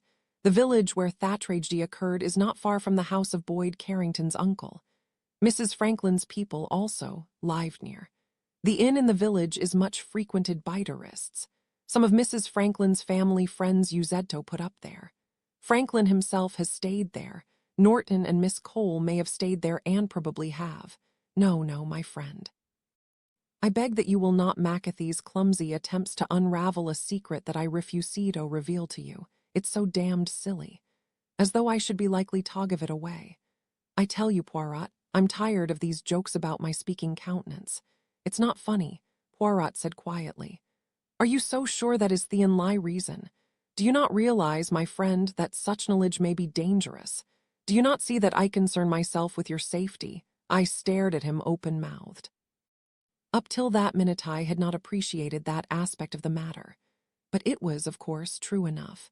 If a clever and resourceful murderer who had already got away with 5 crimes, unsuspected as he thought, once awoke to the fact that someone was on his trail, then indeed there was danger for those on his track. I said sharply. But then you yourself are in danger, Poirot. Poirot, as far as he was able to in his crippled state, made a gesture of supreme disdain. I am accustomed to that. I can protect myself. And see, have I not here my faithful dog to protect me also, my excellent and loyal Hastings? Black Square blank, 62 Black Square 62 chapter. Poirot was supposed to keep early hours. I left him therefore to go to sleep and went downstairs, pausing to have a few words with the attendant Curtis on the way. I found him a stolid individual, slow in the uptake, but trustworthy and competent. He had been with Poirot since the latter's return from Egypt. His master's health, he told me, was fairly good, but he occasionally had alarming heart attacks, and his heart was much weakened in the last few months. It was a case of Thingin slowly failing. Oh well, it had been a good life. Nevertheless, my heart was wrung for my old friend who was fighting so gallantly every step of the downward way. Even though, crippled and weak, his indomitable spirit was still leading him to ply the craft at which he was so expert. I went downstairs sad at heart. I could hardly imagine a life without Poirot. A rubber was just finished in the drawing-room, and I was invited to cut in. I thought it might serve to distract my mind, and I accepted. Boyd Carrington was the one to cut out, and I sat down with Norton and Colonel and Mrs. Luttrell. "What do you say now, Mr. Norton?" said Mrs. Luttrell. "Shall you and I take the other 2 on? Our late partnership has been very successful." Norton smiled pleasantly, but murmured that perhaps, really, they ought to cut what? Mrs. Luttrell assented, but with rather an ill grace, I thought. Norton and I cut together against the Luttrells. I noticed that Mrs. Luttrell was definitely displeased by this. She bit her lip, and her charm and Irish brogue disappeared completely for the moment. I soon found out why. I played on many future occasions with Colonel Luttrell, and he was not really such a bad player. He was what I should describe as a moderate player, but inclined to be forgetful. Every now and then he would make some really bad mistake owing to this, but playing with his wife he made mistake after mistake without ceasing. He was obviously nervous of her, and this caused him to play about 3 times as badly as was normal. Mrs. Luttrell was a very good player indeed, though a rather unpleasant one to play with. She snatched every conceivable advantage, ignored the rules if her adversary was unaware of them, and enforced them immediately when they served her. She was also extremely adept at a quick sideways glance into her opponent's hands. In other words, she played to win. And I understood soon enough what Poirot had meant by vinegar. At cards her self-restraint failed, and her tongue lashed every mistake her wretched husband made. It was really most uncomfortable for both Norton and myself, and I was thankful when Thurber came to an end. We both excused ourselves from playing another on the score of the lateness of the hour. As we moved away, Norton rather incautiously gave way to his feelings. "I say, Hastings, that was pretty ghastly. It gets my back up to see that poor old boy bullied like that, and the meek way he takes it. Poor chap, not much of the peppery-tongued Indian colonel about him. SSH, I warned him, for Norton's voice had been incautiously raised, and I was afraid old Colonel Luttrell would overhear. "No, but it is too bad," I said with feeling. "I shall understand it if he ever takes a hatchet to her." Norton shook his head. "He won't. The irons entered his soul. He'll go on. Yes, dear, no, dear, sorry, dear, pulling at his mustache and bleeding meekly until he's put in his coffin. He couldn't assert himself if he tried. I shook my head sadly, for I was afraid Norton was right. We paused in the hall, and I noticed that the side door to the garden was open and the wind blowing in. Ought we to shut that? I asked. Norton hesitated a minute before saying, Well, I don't think everybody's in yet. A sudden suspicion darted through my mind. Who's out? Your daughter, I think, and, Allerton. He tried to make his voice extra casual, but the information coming on top of my conversation with Poirot made me feel suddenly uneasy. Judith and Allerton. Surely Judith, my clever, cool Judith, would not be taken in by a man of that type. Surely she would see through him. I told myself that repeatedly as I undressed, but the vague uneasiness persisted. I could not sleep and lay tossing from side to side. As is the way with night worries, everything gets exaggerated. A fresh sense of despair and loss swept over me. If only my dear wife were alive. She on whose judgment I had relied for so many years. She had always been wise and understanding about the children. Without her, I felt miserably inadequate. The responsibility for their safety and happiness was mine. Would I be equal to that task? I was not, heaven help me, a clever man. I blundered, made mistakes. If Judith was to ruin her chances of happiness, if she were Tosifer, desperately I switched the light on and sat up. It was no good going on like this. I must get some sleep. Getting out of bed, I walked over to the wash basin and looked doubtfully at a bottle of aspirin tablets. No, I needed something stronger than aspirin. I reflected that Poirot probably would have some sleeping stuff of some kind. I crossed the passage to his room and stood hesitating a minute outside the door. Rather ashamed to wake the old boy up. As I hesitated, I heard a footfall and looked round. Allerton was coming along the corridor towards me. It was dimly lit, and until he came near I could not see his face and wondered for a minute who it was. Then I saw and stiffened all over. For the man was Smelinto himself, and I disliked that smile very much. He looked up and raised his eyebrows. Hullo, Hastings, still about? I couldn't sleep, I said shortly. Is that all? I'll soon fix you up. Come with me. I followed him into his room, which was the next stone to mine. A strange fascination drove me to study his man as closely as I could. You keep late hours yourself, I remarked. I've never been an early bed-goer, not when there's sport abroad. These fine evenings aren't made to be wasted. He laughed, and I disliked the laugh. I followed him into the bathroom. He opened a little cupboard and took out a bottle of tablets. Here you are. This is the real dope. You'll sleep like a log and have pleasant dreams, too. Wonderful stuff, Slumberil. That's the patent name for it. The enthusiasm in his voice gave me a slight shock. Was he a drug taker as well? I said doubtfully. It isn't dangerous, it is if you take too much of it. It's one of the barbiturates whose toxic dose is very near the effective ion. He smiled, the corners of his mouth sliding up his face in an unpleasant way. I shouldn't have thought you could get it without a doctor's prescription, I said. You can't, old boy. Anyway, quite literally, you can't. I've got a pull in that line. I suppose it was foolish of me, but I get the same pulses, I said. You knew Etherington. I think at once I knew that it had struck a note of some kind. His eyes grew hard and wary. He said, and his voice had changed. It was light and artificial. Oh yes, I knew Etherington, poor chap. Then, as I did note speak, he went on. Etherington took drugs, of course, but he overdid it. One's got to know when to stop. Hedidant. Bad business. That wife of his was lucky. If the sympathy of the jury hadn't been with her, she'd have hanged. He passed me over a couple of the tablets. Then Hess said casually, Did you know Etherington as well? I answered with the truth. He seemed for a moment at a loss how to proceed. Then he turned it off with a light laugh. Funny chap. Not exactly a Sunday school character, but he was good company sometimes. I thanked him for the tablets and went back to me room. As I lay down again and turned off the lights, I wondered if I had been foolish. For it came to me very strongly that Allerton was almost certainly X, and I had let him see that I suspected the fact. Black square blank page, 70 black square. Chapter 7. My narrative of the days spent at Styles must necessarily be somewhat rambling. In my recollection of it, It presents itself to me as a series of conversations, off-suggestive words and phrases that etched themselves into my consciousness. First of all, and very early on, there came the realization of Hercule Poirot's infirmity and helplessness. It'd believe, as he had said, that his brain still functioned with all its old keenness, but the physical envelope had worn so thin that I realized at once that my part was destined to be a far more active one than usual. I had to be, as it were, Poirot's eyes and ears. True, every fine day Curtis would pick up his master and carry him carefully downstairs to where his chair had been carried down beforehand and was awaiting him. Then he would wheel Poirot out into the garden and select a spot that was free of draughts.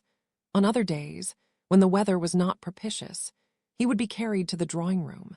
Wherever he might be, someone or other was sure to come and sit with him and talk. But this was not the same thing as if Poirot could have selected for himself his partner in the T-E-2C6-T, E-A-T-2C6-D. He could no longer single out the person he wanted to talk to. On the day after my arrival, I was taken by Franklin to an old studio in the garden, which had been fitted up in a rough and ready fashion for scientific purposes. Let me make clear here, and now that I myself have not got the scientific mind. In my account of Dr. Franklin's work, I shall probably use all the wrong terms and arouse the scorn of those properly instructed in such matters.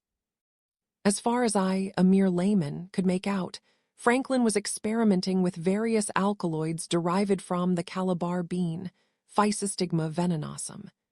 He understood more after a conversation which took place one day between Franklin and Poirot.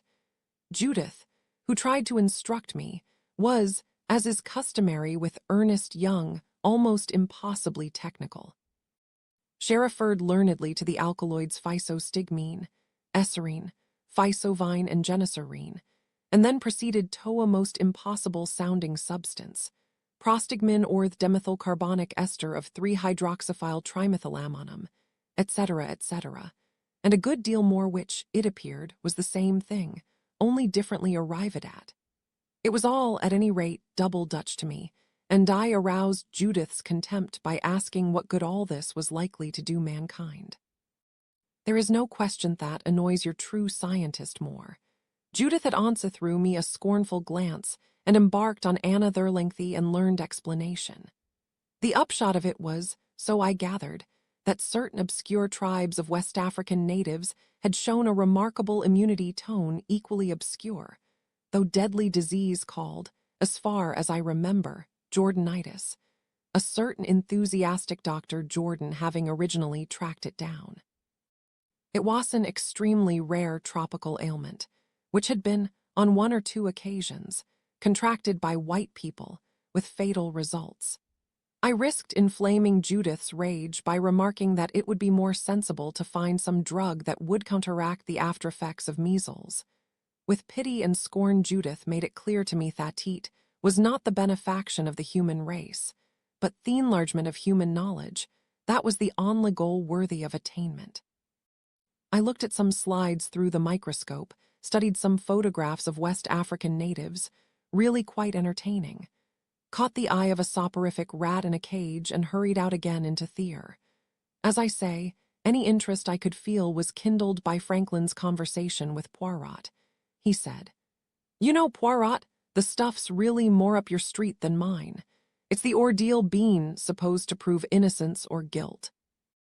These West African tribes believe it implicitly, or did do so. They're getting sophisticated nowadays. They'll solemnly chew it up, quite confident that it will kill them if they're guilty and not harm them if they're innocent.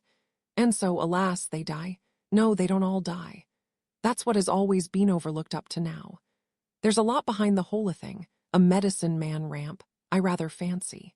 There are 2 distinct species of this bean, only they look so much alike that you can hardly spot the difference. But there is a difference.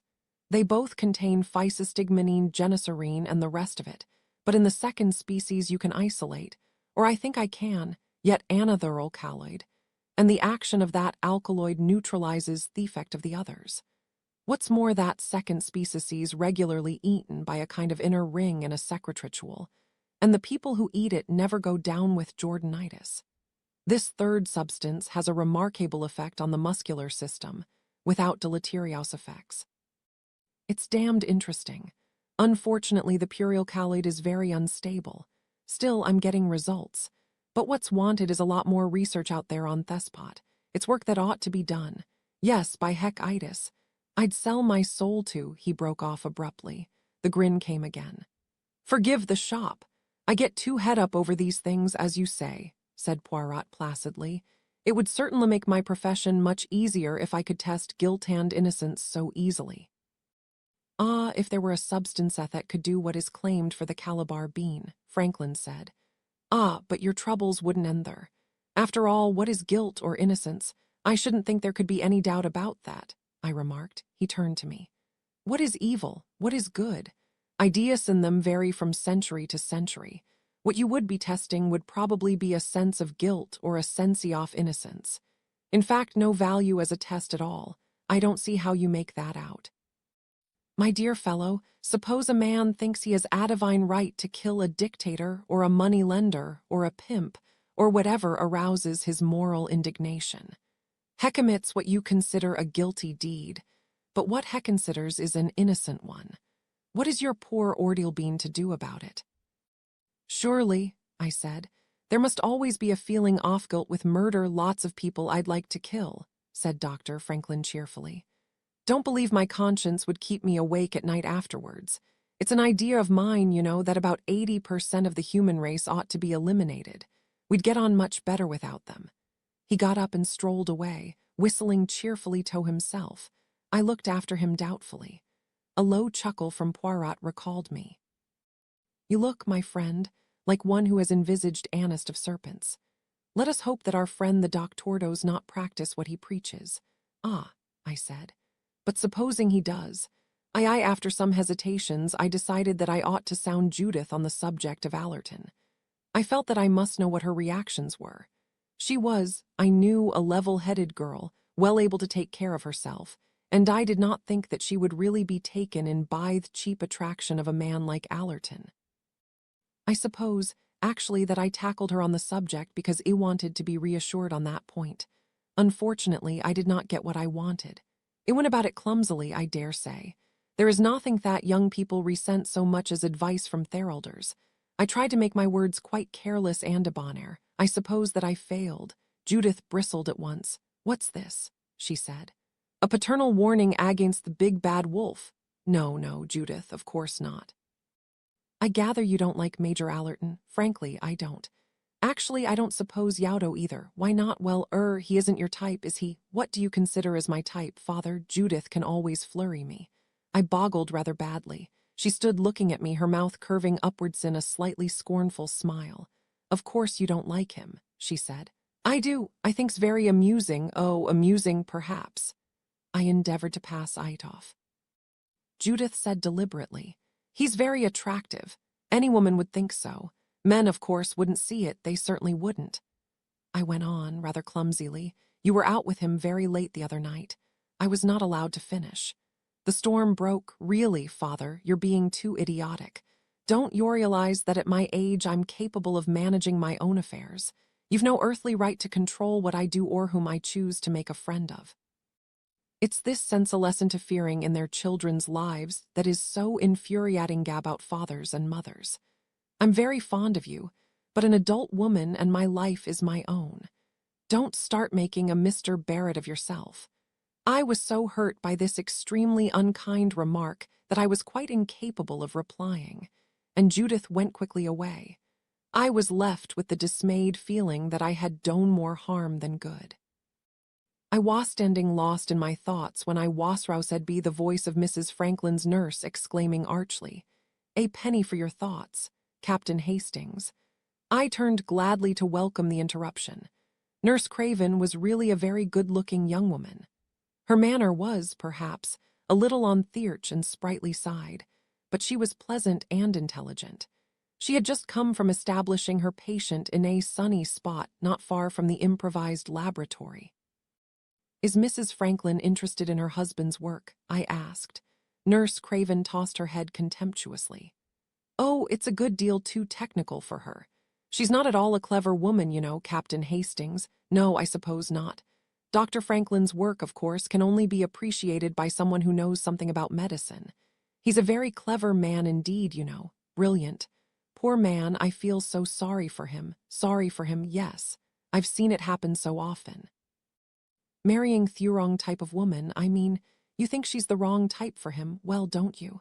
They've nothing at all in common. He seems very fond of her, I said. Very attentiveto her wishes and all that. Nurse Craven laughed rather disagreeably. She sees to that all right, you think she trades on her ill health?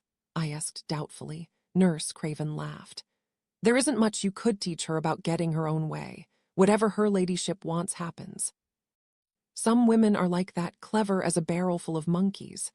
If anyone opposts them, they just lie back and shut their eyes and look a land pathetic, or else they have a nerve storm. But Mrs. Franklin's the pathetic type. Doesn't sleep all night, Andy's all white and exhausted in the morning. But she is really an invalid, isn't she? I asked, rather startled. Nurse Craven gave me a rather peculiar glance. She said dryly, "Oh, of course," and then turned the subject rather abruptly. She asked me if it was true that I had been here long ago in the First War. Yes, that's quite true, she lowered her voice. There was a murder here, wasn't there? So one of the maids was telling me. An old lady, yes, and you were here at the time I was. She gave a slight shiver. She said, "That explains it, doesn't it? Explains what?" She gave me a quick sideways glance. The atmosphere of the place, don't you feel it? I do. Something wrong, if you know what I mean. I was silent a moment, considering. Was it true what she'd just said? Did the fact that death by violence, by malice aforethought, had taken place in a certain spot leave its impression on that spot so strongly that it was perceptible after many years? Psychic people said so. Did Styles definitely bear traces of that event that had occurred so long ago? Here, within these walls, in these gardens, thoughts of murder had lingered and grown stronger and had at last come to fruition in the final act. Did they still taint the air? Nurse Craven broke in on my thoughts by saying abruptly, "I was in a house where there was a murder case once. I've never forgotten it. One doesn't, know. One of my patients. I had to give evidence and everything. Made me feel quite queer. It's a nasty experience for a girl. It must be. I know myself." I broke off as Boyd Carrington came striding round the corner of the house. As usual, his big, buoyant personality seemed to sweep away shadows and intangible worries. He was so large, so sane, so out of doors, one of those livable, forceful personalities that radiate cheerfulness and common sense. Morning, Hastings, morning, nurse. Where's Mrs. Franklin? Good morning, Sir William. Mrs. Franklin's down at the bottom of the garden under the beech tree near the laboratory. And Franklin, I suppose, is inside the laboratory. Yes, Sir William, with Miss Hastings, wretched girl. Fancy being cooped up doing stinks in a morning like this. You ought to protest, Hastings, Nurse Craven said quickly. Oh, Miss Hastings is quite happy. She likes it, you know, and the doctor couldn't do without her, I'm sure. Miserable fellow, said Boyd Carrington. If I had a pretty girl like your Judith as a secretary, I'd be looking at her instead of at guinea pigs. What it was the kind of joke that Judith would particularly have disliked, but it went down quite well with Nurse Craven, who laughed a good deal. Oh, Sir William, she exclaimed. You really mustn't say things like that. I'm sure we all know what you'd be like. But poor Dr. Franklin is so serious, quite wrapped up in his work. Boyd Carrington said cheerfully, Well, his wife seems to have taken up her position where she can't keep her eye on her husband. I believe she's jealous. You know far too much, Sir William. Nurse Craven seemed delighted with this badinage. She said reluctantly, Well, I suppose I ought to be going to see about Mrs. Franklin's malted milk. She moved away slowly and Boyd Carrington stood looking after her. Good-looking girl, he remarked. Lovely hair and teeth. Fine specimen of womanhood. Must be a dull life on the whole, always looking after sick people. A girl like that deserves a better fate. Oh, well, I said. I suppose she'll marry one day, I expect so. He sighed, and it occurred to me that he was thinking of his dead wife. Then he said, Like to come over with me to Natton and see the place, rather. I'd like to. I'll just see first if Poirot needs me. I found Poirot sitting on the veranda, well muffled up. He encouraged me to go. but certainly go, Hastings, go. It is, I believe, a most handsome property. You should certainly see it, like to. But I didn't want to desert you, my faithful friend. No, no, go with Sir William. A charming man, is he not, first class? I said with enthusiasm. Poirot smiled. Ah, yes, I thought he was your type. I enjoyed my expedition enormously. Not only was the weather fine, a really lovely summer's day, but I enjoyed the companionship of the man. Boyd Carrington had that personal magnetism, that wide experience of life, and of places that made excellent company. He told me stories of his administrative days in India, some intriguing details of East African tribal lore, and was altogether so interesting that I was quite taken out of myself and forgot my worries about Judith and the deep anxieties that Poirot's revelations had given me. I liked, too, the way Boyd Carrington spoke of Mifrend. He had a deep respect for him, both for his work and his character. Sad though his present condition of ill health was, Boyd Carrington uttered no facile words of pity. He seemed to think that a life at times spent as Poirot's had been was in itself a reward, and that in his memories my friend could find satisfaction and self-respect. Moreover, he said, I'd wager his brain is as keen as ever it was.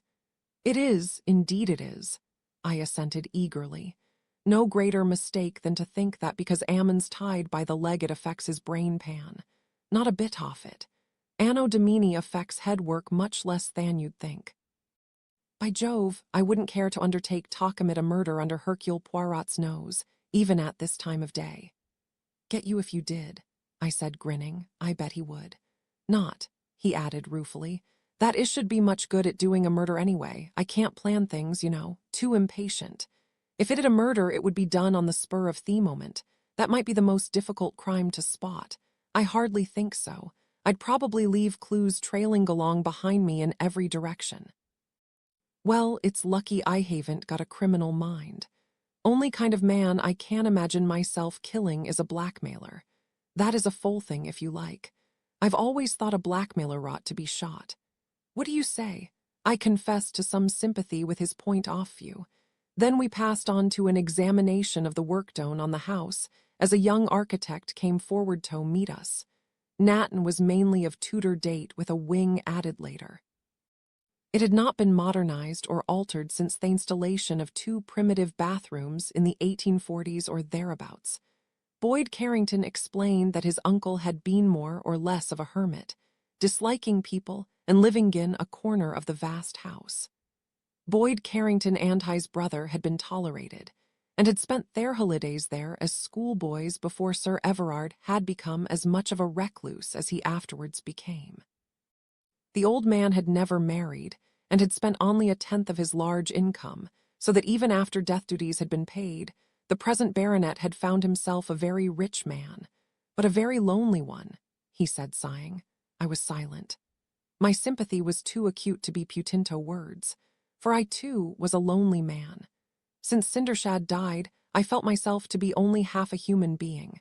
Presently, a little haltingly, I expressed a little off what I felt. Ah, yes, Hastings, but you've had something I never had. He paused a moment, and then, rather jerkily, he gave me an outline of his own tragedy. Of the beautiful young wife, a lovely creature full of charm and accomplishments, but with a tainted heritage. Her family had nearly all died of drink, and herself fell victim to the same curse. Barely a year after their marriage she had succumbed and had died at ipsomaniac's death. He did not blame her. He realized that heredity had been too strong for her. After her death, he had settled down to lead a lonely life. He had determined, saddened by his experience, not to marry again. One feels, he said simply, safer alone. Yes, I can understand your feeling like that, at any rate at first.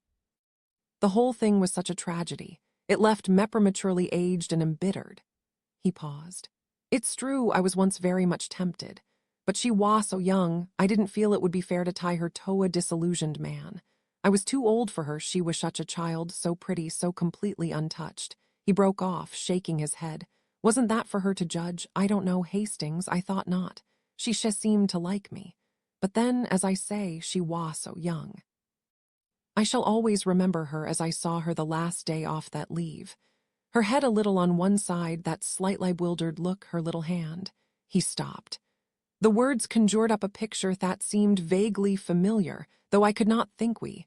Boyd Carrington's voice, suddenly harsh, broke in Tommy thoughts. I was a fool, he said. Any man is a fool who lets opportunity slip by him. Anyway, here I am, with a great mansion of a house far too big for me and gracious presents to set at the head of my table. To me there was a charm in his slightly old-fashioned way of putting things. It conjured up a picture of old-world charm and ease. Where is the lady now? I asked. Oh, married. He turned it off briefly. Fact is, Hastings, I'm cut out now for a bachelor existence. I've got my little ways. Come and look at the gardens. They've been badly neglected, but they're very fine in their way. We walked round the place, and I was much impressed with all I saw. Natin was undoubtedly a very finny state, and I did not wonder that Boyd Carrington was proud of it. He knew the neighborhood well and most of the people round about, though of course there had been newcomers since his time. He had known Colonel Luttrell in the old days and expressed his earnest hope that the Styles venture was going to pay. Poor old Toby Luttrell's very hard up, you know, he said. Nice fellow. Good soldier, too, and a very fine shot.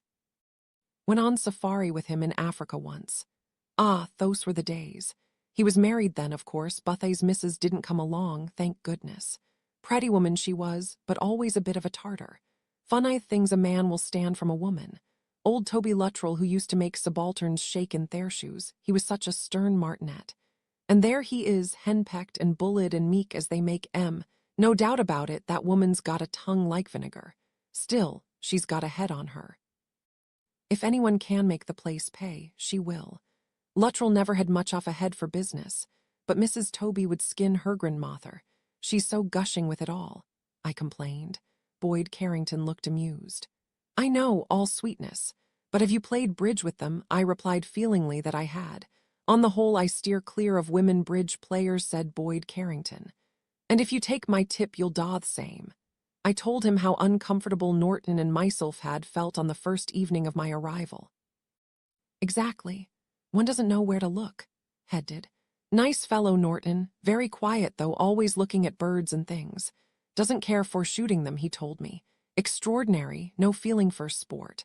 I told him he missed a lot. Can't see myself what excitement there can be stalking about Thruckled Woods peering at birds through glasses. How little we realized that Norton's hobby might have an important part to play in the events that were to come. Black Square BL. Enk page 90, Black Square 90, chapter 8. The days passed. It was an unsatisfactory time, with its uneasy feeling of waiting for something. Nothing, if I may put it in such a way, actually happened. Yet there were incidents, scraps of odd conversations, sidelights upon the various inmates' off styles, elucidating remarks.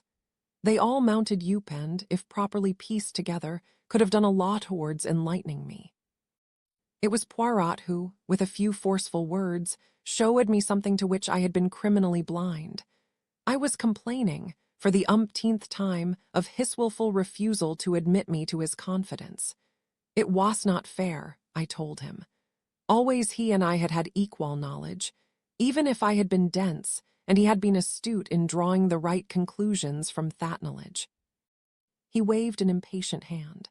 Quite so, my friend, it is not fair, it is not sporting, it is not playing the game, admit all that and pass from it. This is not a game, it is not la sport. For you occupy yourself in guessing wildly at the identity of X, it is not for that I asked you to come here. Unnecessary for you to occupy yourself with that. I know the answer to that question. But what I do not know and what I must know is this. Who is going to die very soon?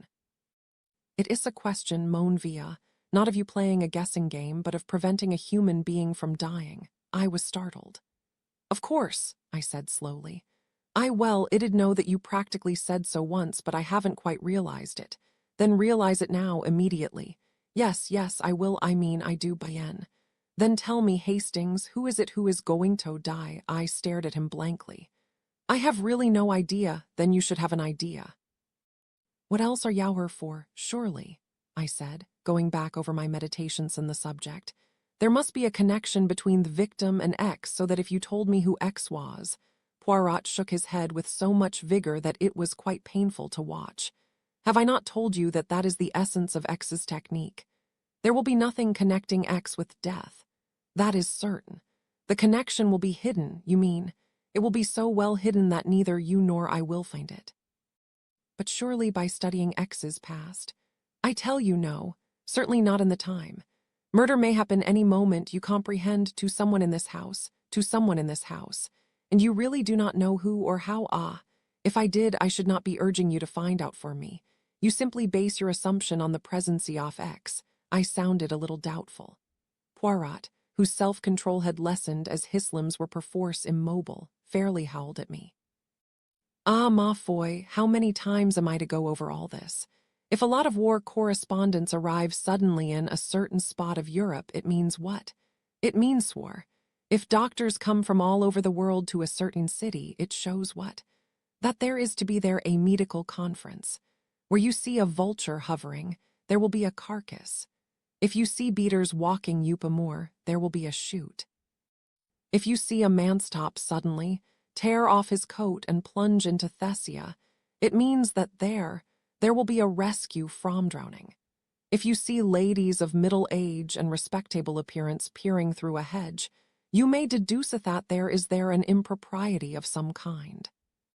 And finally, if you smell a succulent smell and observe several people all walking along a corridor in the same direction, you may safely assume that a meal is about to be served. I considered these analogies for a minute or two, then I said, taking the first one. All the same, one war correspondent does not make a war, certainly not. And one swallow does not make a summer. But one murderer, Hastings, does make a murder. That, of course, was undeniable. But it still occurred to me. It did not seem to have occurred to Poirot. Fateven, a murderer has his off times. X might be at Styla simply for a holiday with no lethal intent. Poirot was so worked up, however, that I dared not propound this suggestion. I merely said that the whole thing seemed to me hopeless. We must wait and see, finished Poirot. Like your Mr. Asquith in last war, that Monshare is just what we must not do. I do not say, mark you, that we shall succeed, for as I have told you before, when a killer has determined to kill, it is not easy to circumvent him. But we can at least try. Figure to yourself, Hastings, that you have her the bridge problem in the paper. You can see all the cards. What you are asked to do is forecast their salt of the deal. I shook my head. It's no good, Poirot, I haven't the least idea. If I knew who X was, Poirot howled at me again.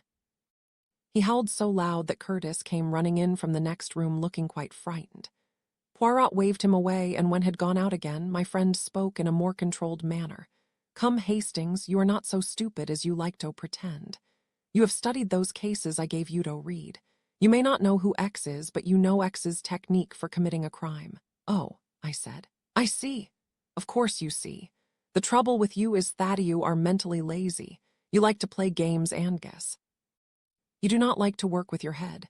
What is the essential element of X's technique? Is it not that the crime, when committed, is complete? That is to say, there is a motive for the crime, there is an opportunity, there is means, and there is, last and most important, the guilty person all ready for Thedoc. At once I grasped the essential point and realized what a fool I had been not to see it sooner. I see, I said. I've got to look round for somebody who answers to those requirements. The potential victim. Poirot leaned back with a sigh. In fin, I am very tired. Send Curtis to me. You understand your job now. You are active, you can get about, you can follow people about, talk to them, spy upon them unobserved.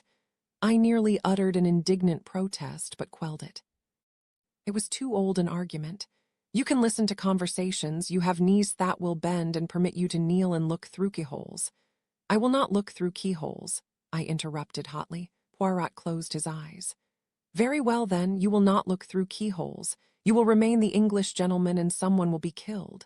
It does not matter that. Honor comes first with an Englishman. Your honor is more important than somebody else's life. Bien, it is understood. No, but dash it all, Poirot, Poirot said coldly. Send Curtis to me. Go away. You are obstinate and extremely stupid, and I wish that there were someone else whom I could trust. But I suppose I shall have to put up with you and your absurd ideas of fair play. Since you cannot use your cells as you do not possess them, at any rate use 96 II. Curtain, Poirot's last case your eyes, your ears and your nose if need be, in so far as the dictates of honor allow. It was on the following day that I ventured to broach an idea which had come into my mind more than once. I did so a little dubiously, for one never knows how Poirot may react. I said, "I've been thinking, Poirot, I know I'm not much of a fellow. You've said I'm stupid. Well, in a way it's true. And I'm only half the man I was. Since Cinders's death, I stopped." Poirot made a gruff noise indicative of sympathy. I went on, "But there is a man here who could help us, just the kind of man we need. Brains, imagination, resource, used to taking decisions, and a man of wit experience. I'm talking of Boyd Carrington. He's the man we want, Poirot. Take him into your confidence." But the whole thing before him, Poirot opened his eyes and said with immense decision, "Certainly not, but why not? You can't deny that he's clever, a good deal cleverer than I am." "That," said Poirot with biting sarcasm, "would be a see. But dismiss the idea from your mind, Hastings. We take no one into our confidence. That is understood, Hein. You comprehend, I forbid you to speak of this matter. All right, if you say so, but really Boyd Carrington. Ah, ta-ta, Boyd Carrington. Why are you so obsessed with Boyd Carrington? What is he, after all? A big man who is pompous and pleased with himself because people have called him Your Excellency. A man with, yes, a certain amount of tact and charm of manner. But he is not so wonderful, your Boyd Carrington. He repeats himself, he tells the same story twice, and what is more, his memory is so bad that he tells back to you the story that you have told to him. A man of outstanding ability. Not at all. An old bore, a windbag, and Finn the stuffed shirt. Oh, I said as enlightenment came to me. It was quite true that Boyd Carrington's memory was not good. And he had actually been guilty of agafe, which I now saw had annoyed Poirot a good deal. Poirot had told him a story of his police days in Belgium, and only a couple of days afterwards, when several of us were assembled in the garden, Boyd Carrington had in bland forgetfulness told the same story back again to Poirot, prefacing it with their mark. "I remember the chef de la SU letter 2C6 RETE in Paris telling me." I curtain. Poirot's last case. I now perceived that this had rankled. Tactfully, I said no more and withdrew. I wandered downstairs and out into the garden. There was no one about, and I strolled through a grove of trees and up to a grassy knoll which was surmounted by a somewhat earwiggy summer house in an advanced stage of decrepitude. Here I sat down, lit my pipe, and settled to think things out. Who was there at Styles who had a fairly definite motive for murdering somebody else, or who might made out to have one? Putting aside the somewhat obvious case of Colonel Luttrell, who, I was afraid, was hardly likely to take a hatchet to his wife in the middle of a rubber, justifiable though that course might be, I could not at first think of anyone. The trouble was that I did not really know enough about these people. Norton, for instance, and Miss Cole. What were the usual motives for murder? Money. Boyd Carrington was, I fancied, the only rich man off party. If he died, who would inherit that money? Anyone at present in the house? I hardly thought so, but it was a point that might bear inquiry. He might, for instance, have left his money to research, making Franklin a trustee. That, with the doctor's rather injudicious remarks on the subject of eliminating 80% of the human race, might make out a fairly damning case against the red-haired doctor. Or possibly Norton or Miss Cole might be a distant relative and would inherit automatically. Far-fetched but possible. Would Colonel Luttrell, who was an old friend, benefit under Boyd Carrington's will? The supposibilities seemed to exhaust the money angle. It turned to more romantic possibilities. The Franklins. Mrs. Franklin was an invalid. Was it possible that she was being slowly poisoned, and would the responsibility for her death be laid at her husband's door? Hugh was a doctor. He had opportunity and means, no doubt. What about motive? An unpleasant qualm shot across me mind as it occurred to me that Judith might be involved. I had good reason to know how businesslike their relations were, But would the general public believe that? Would a cynical police officer believe it? Judith was a very beautiful young woman. An attractive secretary or assistant had been the motive for mana crimes. The possibility dismayed me. I considered Allerton next. Could there be any reason for doing away with Allerton? If we had to have a murder, I would prefer to see Allerton the victim. One ought to be able to find motives easily for doing away with him. Miss Cole, though not young, was still a good-looking woman. She might conceivably be actuated by jealousy if she and Allerton had ever been on intimate terms, though I had no reason to believe that was the case. Besides, if Allerton was I shook my head impatiently. All this was getting Menoher. A footstep on the gravel below attracted my attention. It was Franklin walking rapidly towards the house, his hands in his pockets, his head thrust forward. His whole attitude was one of dejection.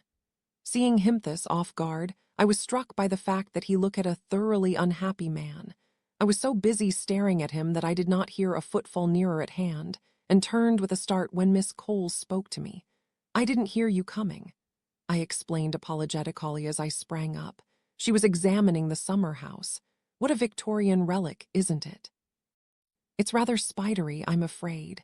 Do sit down. I'll dust the seat for you, for it occurred to me that here was a chance to get to know one of my fellow guests a little better. I studied Miss Cole covertly as I brushed away cobwebs. She was a woman of between 30 and 40, slightly haggard, with a clear-cut profile and really very beautiful eyes. There was about her an air off reserve, more of suspicion. It came to me suddenly that this was a woman who had suffered and who was, in consequence, deeply distrustful of life. I felt that I would like to know more about Elizabeth Cole. "There," I said with a final flick of the handkerchief. "That's the best I can do, thank you." She smiled and sat down. I sat down beside her. The seat creaked ominously, but no catastrophe occurred. Miss Cole said, "Do tell me, what were you thinking about when I came up to you? You seemed quite sunk in thought."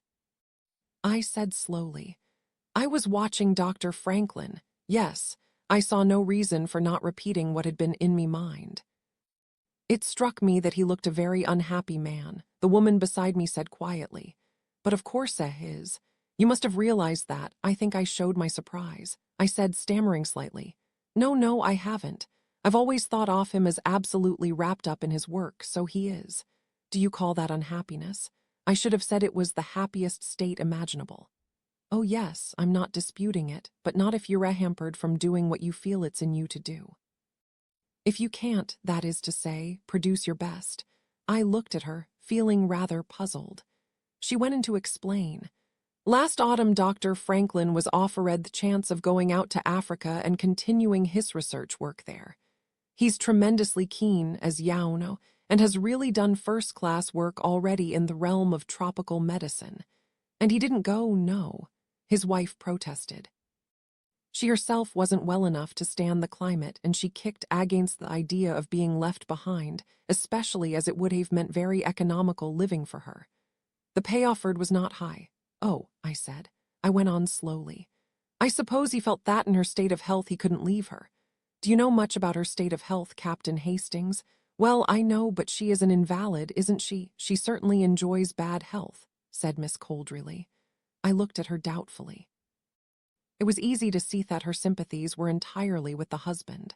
"I suppose," I said slowly, "that women who are delicate are apt to be selfish. Yes, I think invalids, chronic invalids, usually are very selfish.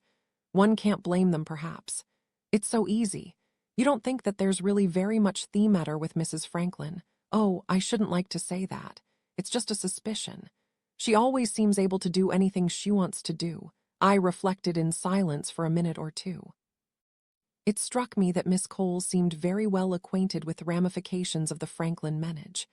I asked with some curiosity, "You know Dr. Franklin well, I suppose?" She shook her head. "Oh, no.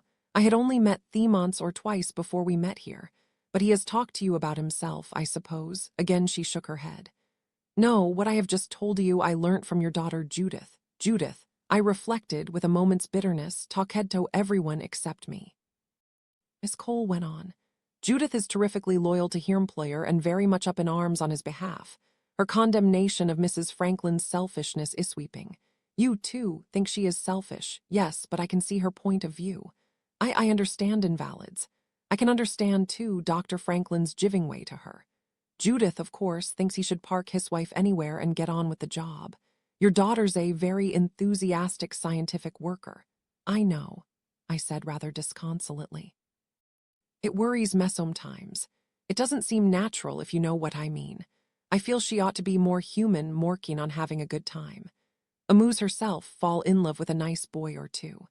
After all, youth is the time to have one's fling, not to sit poring over test tubes. It isn't natural. In our young days, we were having fun, flirting, enjoying ourselves, you know. There was a moment's silence. Then Miss Cole said in a queer, cold voice, "I don't know." I was instantly horrified.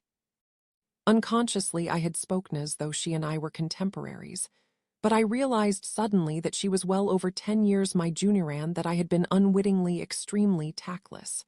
I apologized as best I could. She cut into misdemeaning phrases. No, I didn't mean that. Please don't apologize. I meant just simply what I said. I don't know. I was never what you meant by young. I never had what he's called a good time. Something in her voice, a bitterness, a deep resentment left me at a loss. I said rather lamely but with sincerity, "I'm sorry." She smiled.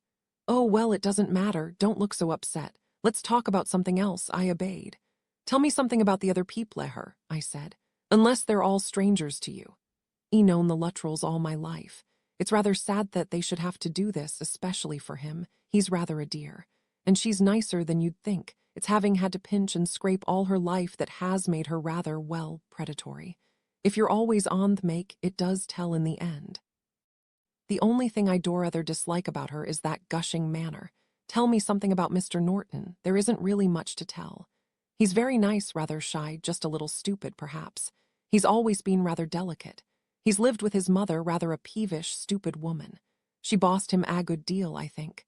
She died a few years ago. He's keen on birds and flowers and things like that. He's a very kind person, and he's the sort of person whose is a lot. Through his glasses, you mean." Miss Cole smiled. "Well, I wasn't meaning it quite so literally as that. I meant more that he notices a good deal. Those quiet people often do. He's unselfish and very considerate for a man, but he's rather ineffectual, if you know what I mean." I nodded.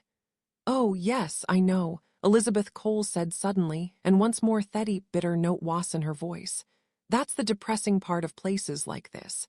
Guest houses run by broken-down gentle people.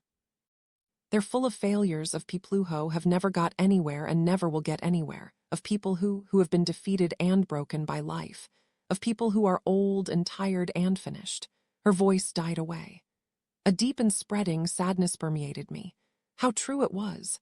Here we were, a collection of twilight people. Gray heads, gray hearts, gray dreams. Myself, sad and lonely, the woman beside me so a bitter and disillusioned creature. Dr. Franklin, eager, ambitious, curbed and thwarted, his wife a prey to ill health. Quiet little Norton limping about looking at birds. Even Poirot, the once brilliant Poirot, now a broken, crippled old man. How different it had been in the old days, the days when I had first come to Styles. The thought was too much for me. A stifled exclamation of pain and regret came to my lips. My companion said quickly, "What is it?" "Nothing." I was just struck by the contrast. I was her, many years ago as a young man. I was thinking of the difference between then and now. I see. It was a happy house then. Everyone was happy here, curious, sometimes, how one's thoughts seemed tossing in a kaleidoscope. It happened to me now. A bewildering shuffling and reshuffling of memories, offense. Then the mosaic settled into its true pattern.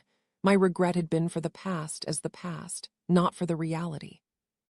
For even then, in that far-off time, there had been no happiness at Styles. I remember it dispassionately the real facts. My friend John and his wife, both unhappy and chafing at the life they were forced to lead.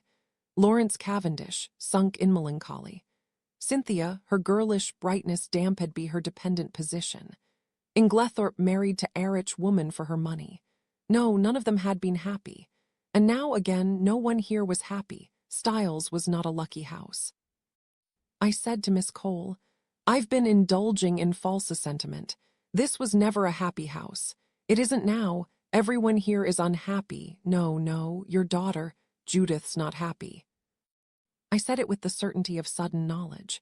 No, Judith wasn't happy. Boyd Carrington, I said doubtfully. He was saying the other day that he was lonely, but for all that I think's enjoying himself quite a good deal, what with his house and one thing and another. Miss Cole said sharply. Oh yes, but then Sir William's different. He doesn't belong here like the rest of us do. He's from the outside world, the world of success and independence. He's made a success of his life and knows it. He's not one of the maimed. It was a curious word to choose. I turned and stared at her.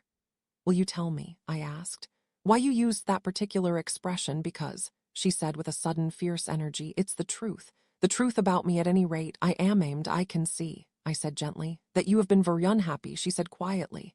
You don't know who I am, do you? I know your name. Cole isn't my name, that is to say, it was my mother's name. I took it afterwards. After my real name is Litchfield. For a minute or two it didn't sink in, it was just a name vaguely familiar. Then I remembered. Matthew Litchfield, she nodded. I see you know about it, that was what I meant just now. My father was an invalid and a tyrant, he forbade us any kind of normal life. We couldn't ask friends to the house. He kept us short of money.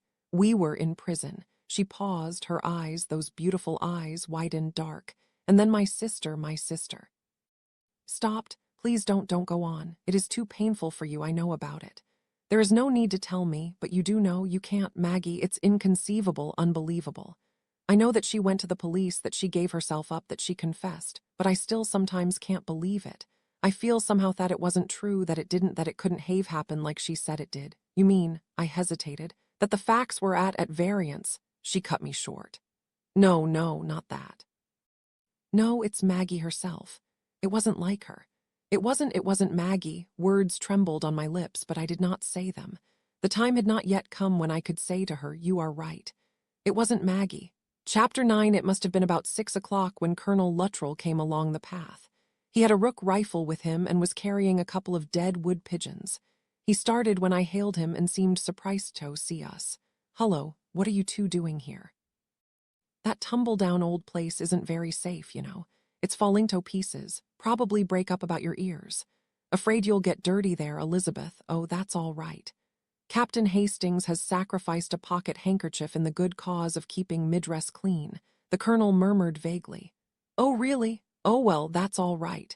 He stood there pulling at his lip and we got up and engined him. His mind seemed far away this evening. He roused himself to say, been trying to get some of these cursed wood pigeons. Do a lot of damage, you know. A very fine shot, I hear, I told him. Who told you that? Oh, Boyd Carrington used to be bit rusty nowadays. Age will tell eyesight, I suggested. He negatived the suggestion immediately. Nonsense. Eyesight's as good as ever it was. That is, have to wear glasses for reading, of course, but farsight's all right. He repeated a minute or two later. Yes, all right, not that it matters. His voice trailed off into an absent-minded mutter. Miss Cole said, looking round. What a beautiful evening it is. She was quite right. The sun was drawing to the west end, the light was a rich golden, bringing out the deeper shades of green in the trees in a deep glowing effect. It was an evening, still and calm and very English, such as one remembers when in far-off tropical countries. I said as much. Colonel Luttrell agreed eagerly. Yes, often used to think of evenings like this, out in India, no. Makes you look forward to retiring and settling down. What, I nodded. He went on, his voice changing. Yes, settling down, coming home, nothing's ever quite what you picture it, no. I thought that was probably particularly true in his case. He had not pictured himself running Egg's house, trying to make it pay, with a nagging wife forever snapping at him and complaining. We walked slowly towards the house. Norton and Boyd Carrington were sitting on the veranda and the colonel and I joined them whilst Miss Cole went on into the house. We chatted for a few minutes. Colonel Luttrell seemed to have brightened up. He made a joke ortwo and seemed far more cheerful and wide awake than usual. Been a hot day, said Norton. I'm thirsty. Have a drink, you fellows. On the house, what? The colonel sounded eager and happy. We thanked him and accepted. He got up and went in. The part of the terrace where we were sitting was just outside the dining room window, and that window was open. We heard the colonel inside opening a cupboard, then heard the squeak of a corkscrew and the subdued pop as the cork of the bottle came out. And then, sharp and high, came the unofficial voice off Mrs. Colonel Luttrell. "What are you doing, George?" The colonel's voice was subdued to a mutter. We only heard a mumbled word here and there. "Fellows outside." "Drink," the sharp, irritating voice burst out indignantly. "You'll do no such thing, George. The idea now. How do you think we'll ever make this place pay if you go on standing everybody drinks? Drinks here will be paid for. I've got a business head if you haven't. Why, you'd be bankrupt tomorrow if it wasn't for me. I beg it to look after you like a child. Yes, just like a child. You've got no sense at all. Give me that bottle. Give it to me, I say." Again, there was an agonized, low, protesting mumble. Mrs. Luttrell answered snappishly, "I don't care whether they do or they don't. The bottle's going back in the cupboard, and I'm going to lock the cupboard too." There was the sound of a key being turned in the lock. "There now, that's the way of it." This time the colonel's voice came more clearly. "You're going too far, Daisy. I won't have it, you won't have it. And who are you, I'd like to know? Who runs this house? I do, and don't you forget it." There was a faint swish of draperies, and Mrs. Luttrell evidently flounced out of the room. It was some few moments before the colonel reappeared. He looked in those few moments to have grown much older and feebler. There was not one of us who did not feel deeply sorry for him, and who would not willingly have murdered Mrs. Luttrell. "Awfully sorry, you chaps," he said, his voice sounding stiff and unnatural. "Seemed to have run out of whiskey. He must have realized that we could not have helped overhearing what had passed. If he had not realized it, our manner would soon have told him." We were all miserably uncomfortable, and Norton quite lost his head, hurriedly saying first that he didn't really want a drink, too near dinner, wasn't it? And then deliberately changing the subject and making a serious off the most unconnected remarks. It was indeed a bad moment. I myself felt paralyzed, and Boyd Carrington, who was the only one of us who might conceivably have managed to pass it off, got no opportunity with Norton's babble. Out of the tail of my eye, I saw Mrs. Luttrell stalking away down one of the paths equipped with gardening gloves and a dandelion weeder. She was certainly an efficient woman, but I felt bitterly towards her just then. No human being has a right to humiliate another human being. Norton was still talking feverishly. He had picked Yupa wood pigeon, and from first telling us how he had been laughed at his prep school for being sick when saw a rabbit killed, had gone on to the subject off grouse moors, telling a long and rather pointless story off an accident that had occurred in Scotland when a beater had been shot. We talked of various shooting accidents we had known, and then Boyd Carrington cleared his throat and said, "Rather an amusing thing happened once with a batman of mine. Irish chap. He had a holiday and went off to Ireland for it. When he came back I asked him if he had had a good holiday. 'Ah, sure, your honor, best holiday I've ever had in my life. I'm glad of that,' I said, rather surprised at his enthusiasm. 'Ah, yes, sure, it was a grand holiday. I shot me brother.' 'You shot your brother?' I exclaimed. 'Ah, yes, indeed. It's years now that I've been wanting to do it.' And there I was on a roof in Dublin, and who should I see coming down the street but me brother, and I there with a rifle in my hand.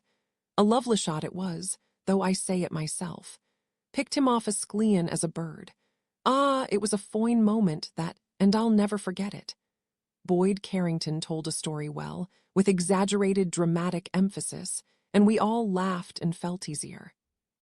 When he got up and strolled off, saying he must get a bath before dinner, Norton voiced our feeling by saying with enthusiasm, "What a splendid chap he is." I agreed, and Luttrell said, Yes, a good fellow, always been a success everywhere, so I understand," said Norton.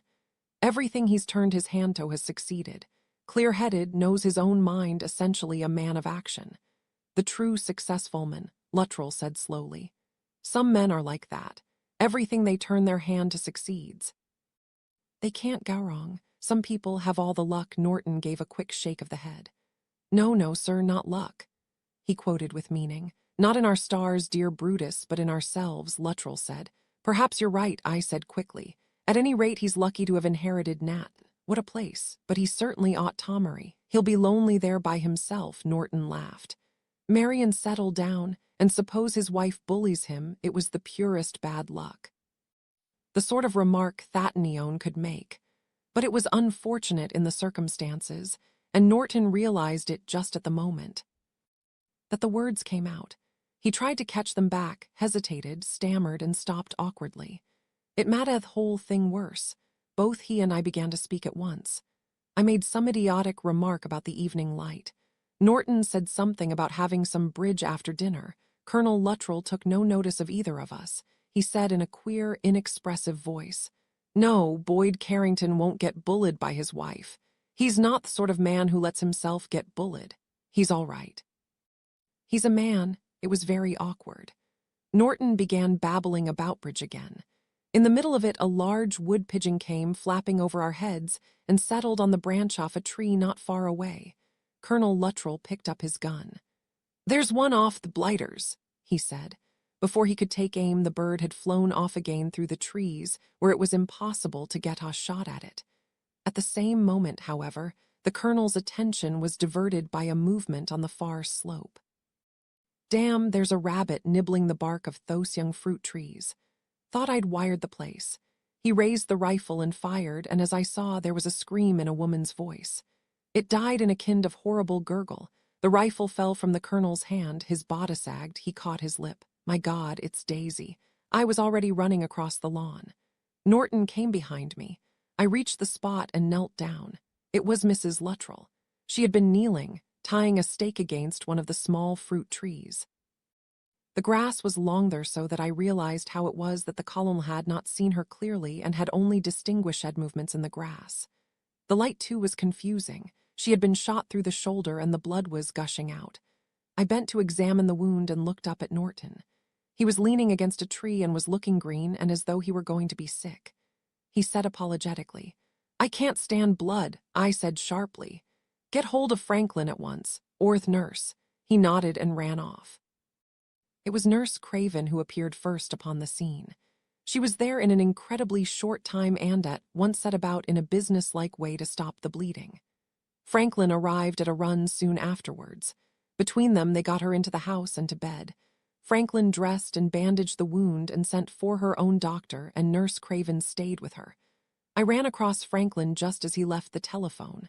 "How is she?" "Oh, she'll pull through all right. It missed any vital spot, luckily." "How did it happen?" I told him. He said, "I see. Where's the old boy? He'll be feeling knocked out, I shouldn't wonder. Probably needs attention more than she does. I shouldn't say Hishart is any too good."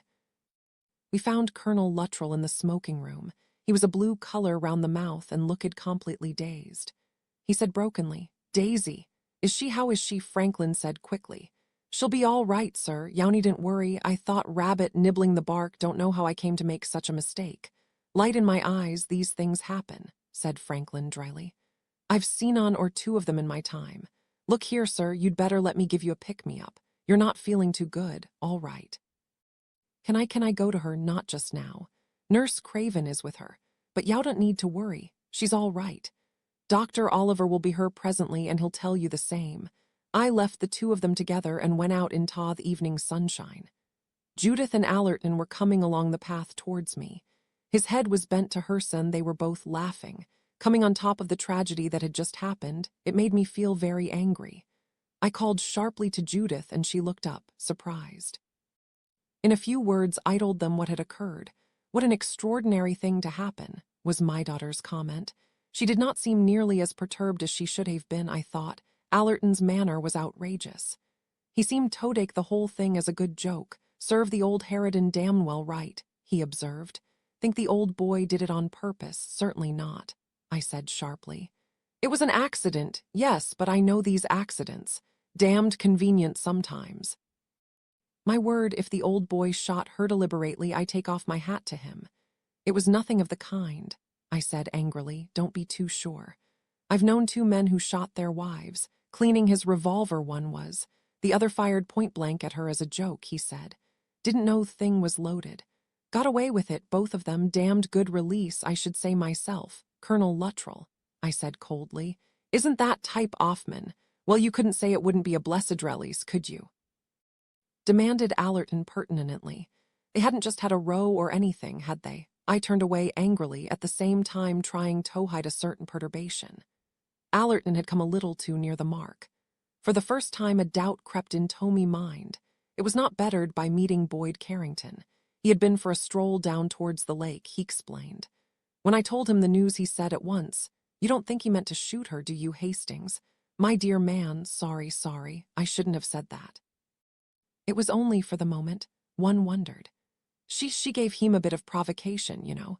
We were both silent for a moment as we read the scene we had so unwillingly overheard. I went upstairs feeling unhappy and worried. Anne rapped on Poirot's door. He had already heard through Curtis of what had occurred, but he was eager for full details. Since my arrival at Styles, I had got into the way of reporting most of my daily encounters and conversations in full detail. In this way, I felt that the dear old fellow felt less cut off. It gave him the illusion of actually participating in everything that went on. I have always had a good and accurate memory, and found it a simple matter to repeat conversations verbatim. Poirot listened very attentively. I was hoping that he would be able definitely to pooh-pooh the dreadful suggestion that had by now taken easy control of my mind. But before he had a chance of telling me what thought, there came a light tap on the door. It was Nurse Craven. She apologized for disturbing us. "I'm sorry, but I thought Doctor was here. The old lady is conscious now and she's worrying about her husband. She'd like to see him. Do you know where his, Captain Hastings? I don't want to leave my patient. I volunteered to go and look for him." Poirot nodded approval and Nurse Craven thanked me warmly. I found Colonel Luttrell in a little morning room that was seldom used. He was standing by the window looking out. He turned sharply as I came in. His eyes asked a question. He looked, I thought, afraid. "Your wife is conscious, Colonel Luttrell, and is asking for you." Oh. The color surged up in his cheeks, and I realized then how very white he had been before. Hess said slowly, fumblingly, like an old man. She is asking for me." I'll come at once." He was so unsteady as he began shuffling towards the door that I came and helped him. He leaned on me heavily as we went up the stairs. His breathing was coming with difficulty. The shock, as Franklin had prophesied, was severe. We came to the door of the sick room. I tapped and Nurse Craven's brisk, efficient voice called, "Come in." Still supporting the old man, I went with him into the room. There was a screen round the bed. We came around the corner of it. Mrs. Luttrell was looking very ill, white and frail, her eyes closed. She opened them as we came round the corner of the screen. She said in a small, breathless voice, George, Daisy, my dear." One of her arms was bandaged and supported. The other, the free one, moved unsteadily towards him. He took a step forward and clasped her frail little hand in his. He said again, "Daisy," and then, gruffly, "Thank God, you're all right." And looking up at him, seeing his eyes slightly misty and the deep love and anxiety in them, I felt bitterly ashamed of all our ghoulish imaginings. I crept quietly out of the room. Camouflaged accident indeed. There was no disguising that heartfelt note of thankfulness. I felt immeasurably relieved. The sound of the gong startled me as I went along the passage. I had completely forgotten the passage off time. The accident had upset everything. Only Thekok had gone on as usual and produced dinner at the usual time. Most of us had not changed, and Colonel Luttrell did not appear. But Mrs. Franklin, looking quite attractive in a pale pink evening dress, was downstairs for Onseend seemed in good health and spirits. Franklin, I thought, was moody and absorbed. After dinner, to my annoyance, Allerton and Judith disappeared into the garden together. I sat around a while, listening to Franklin and Norton discussing tropical diseases. Norton was a sympathetic and interested listener, even if he knew little of the subject under discussion. Mrs. Franklin and Boyd Carrington were talking at the other end of the room. He was showing her some patterns of curtains or cretons. Elizabeth Cole had a book and seemed deeply absorbed in it. I fancied that she was slightly embarrassed and ill at ease with me. Perhaps not unnaturalisso after the confidences of the afternoon. I was sorry about it, all the same, and hoped she did not regret all she had told me. I should have liked to have made it clear to her that I should respect her confidence and not repeat it. However, she gave me no chance. After a while, I went up to Poirot. I found Colonel Luttrell sitting in the circle off light thrown by the one small electric lamp that Wasterned on. He was talking and Poirot was listening. I think the Colonel was speaking to himself rather than Tohai's listener. I remember so well, yes, it was at a hunt ball. She wore white stuff, called tulle, I think it was, floated all round her. Such a pretty girl bowled me over thin end there. I said to myself, that's the girl I'm going to marry. And by Jove, I brought it off. Awfully pretty way she had with her, saucy, plenty off-bick chat. Always gave as good as she got, bless her. He chuckled. I saw the scene in my mind's eye. I could imagine Daisy Luttrell with a young, saucy face and that smarting, so charming then, so apt to turn shrewish with the years. But it was as that young girl, his first real love, that Colonel Luttrell was thinking of her tonight. His Daisy. And again I felt ashamed of what we had said such a few hours previously. Of course, when Colonel Luttrell had at last taken himself off to bed, I blurted out the whole thing to Poirot. He listened very quietly. I could make nothing of the expression on his face. So that is what you thought, Hastings, that the shot was fired on purpose, yes. I feel ashamed now. Poirot waved aside my present feelings.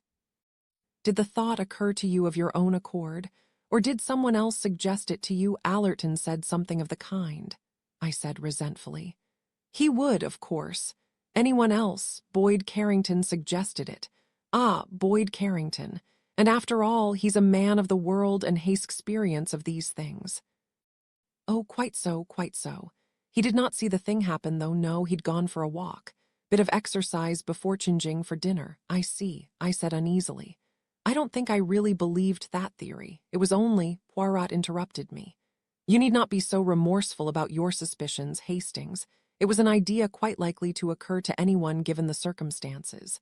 Oh yes, it was all quite natural. There was something in Poirot's manner I did not quite understand. A reserve. His eyes were watching me with a curious expression.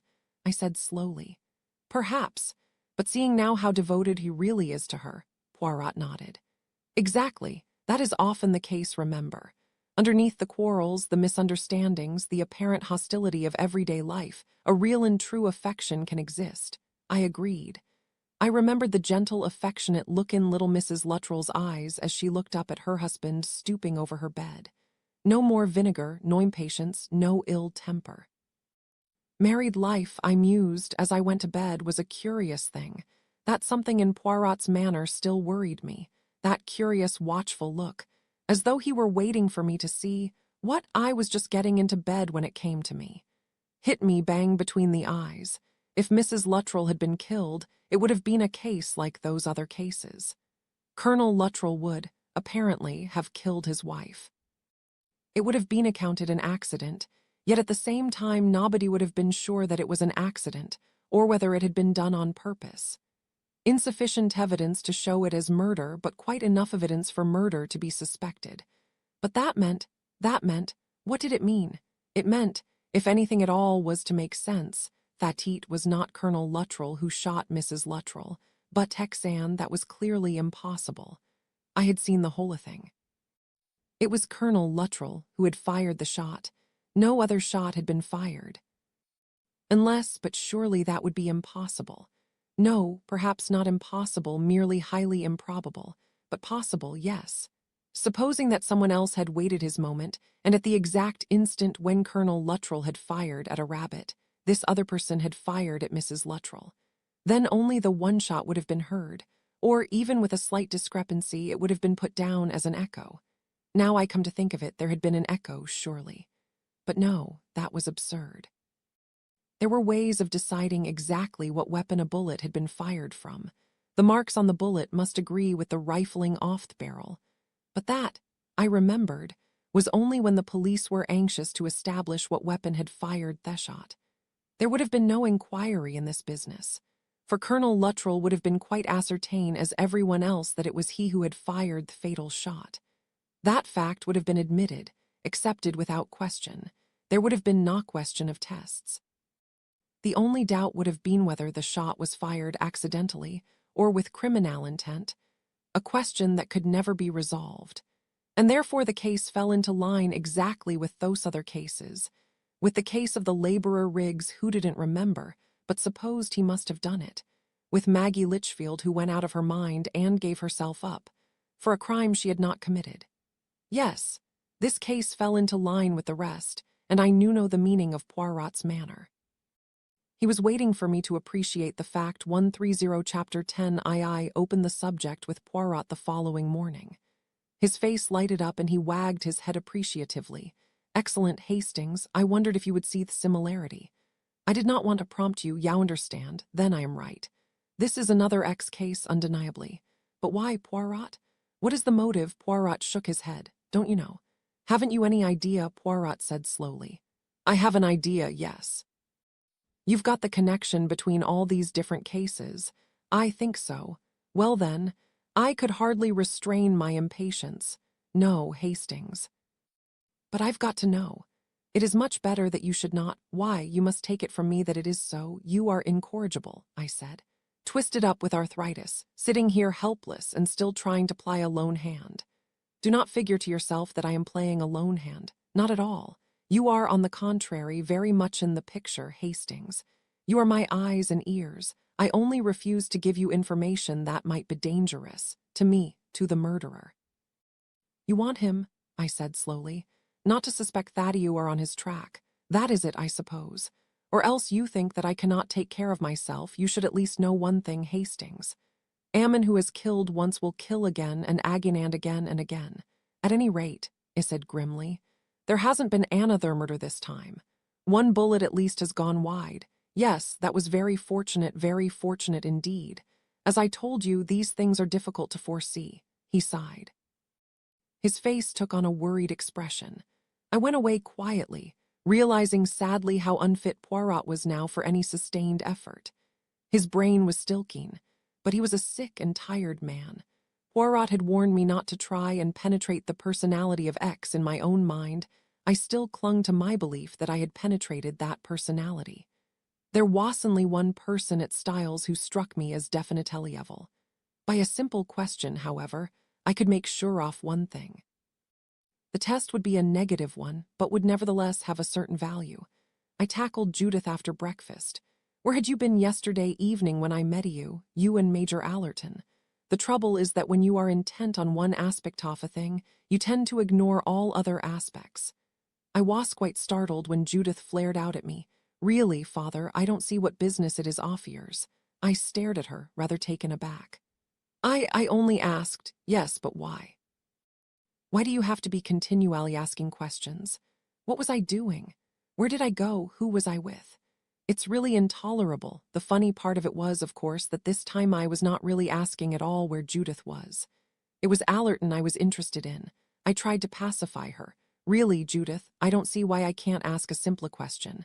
I don't see why you want to know. I don't particularly. I mean, I just wondered why neither of you seemed to know what had happened. About the accident, do you mean? I'd been down to the village, if you must know, to get some stamps. I pounced on the personal pronoun.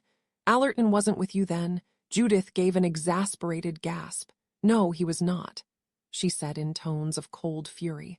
Actually, we'd met just near the house and only about minutes before we met you. I hope you're satisfied now.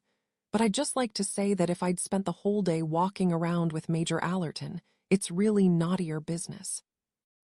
I'm 21 and earning my own living, and how I spend my time is entirely my own business. Entirely, I said, quickly trying to stem the tide. I'm glad you agree. Judith looked mollified. She gave a rueful half-smile. Oh, dearest, do try and not come the heavy father quite so much. You don't know how maddening it is if you just wouldn't fuss so. I really won't in future, I promised her. Franklin came striding along at this minute. Hello, Judith. Come along. We're later than usual.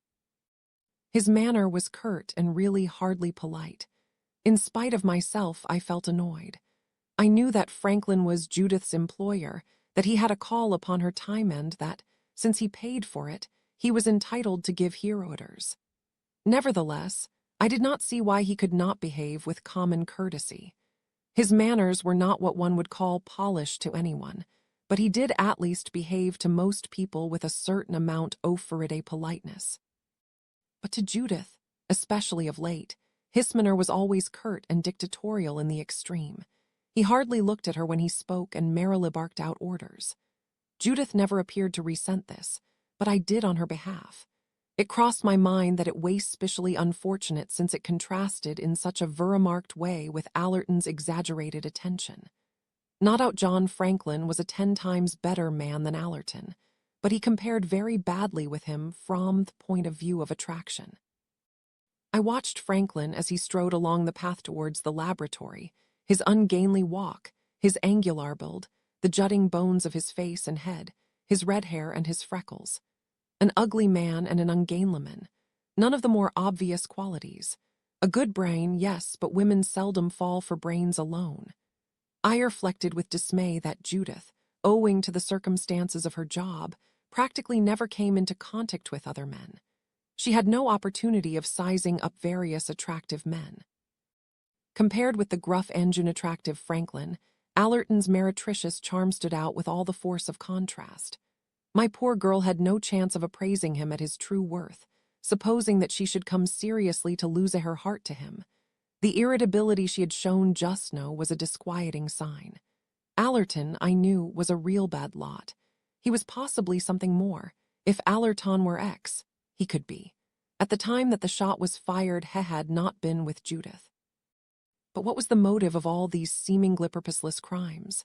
There was, I felt sure, nothing off the madman about Allerton. He was sane, altogether and utterly unprincipled. And Judith, my Judith, was seeing altogether too much of him. Up to this time, though I had been faintly worried about my daughter, my preoccupation over X and the possibility of a crime occurring at any moment had successfully driven more personal problems to the back of my mind. Now that the blow had fallen, that a crime had been attempted and had mercifully failed, I was free to reflect on these things. And the more I did so, the more anxious I became. A chance word spoken on day revealed to me the fact that Allerton was a married man. Boyd Carrington, who knew all about everyone, enlightened me further. Allerton's wife was a devout Roman Catholic. She had left him a short time after their marriage. Owing to her religion, there had never been any question of divorce. And if you ask me, said Boyd Carrington frankly, it suits the blighter down to the ground. His intentions are always dishonorable, and a wife in the background suits the book very well. Pleasant hearing for a father. The days after the shooting accident passed uneventfully enough on the surface, but they accompanied a growing undercurrent of unrest on my part. Colonel Luttrell spent much time in his wife's bedroom. A nurse had arrived to take charge of the patient, and Nurse Craven was able to resume her ministrations to Mrs. Franklin. Without wishing to be ill-natured, I must admit that I had observed signs on Mrs. Franklin's part of irritation at not being the invalid and chef. The fuss and attention that centered round Mrs. Luttrell was clearly displeasing to the little lady who was accustomed to her own health being the main topic of the day. She lay about in a hammock chair, her hand to her side, complaining of palpitation. No food that was served was suitable for her, and all her exactions were masked by a veneer of patient endurance. "I do so hate making a fuss," she murmured plaintively to Poirot. "I feel so ashamed of my wretched health. It's so humiliating always to have to ask people to be doing things for me. I sometimes think ill health is really a crime. If one isn't healthy and insensitive, one isn't fit for this world, and one should just be put quietly away." "Ah no, madame." Poirot, as always, was gallant. The delicate exotic flower has to have the shelter off the greenhouse. It cannot endure the cold winds. Itis the common weed that thrives in the wintry air. Beauty is not to be prized higher on that account. Consider me case cramped, twisted, unable to move, but I do not think of quitting life. I enjoy still what I can, the food, the drink, the pleasures of the intellect.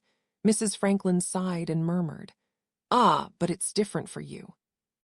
You have no one but yourself to consider. In my case, there is my poor John. I feel acutely what a burden I am to him. A sickly, useless wife. A millstone hung round his neck.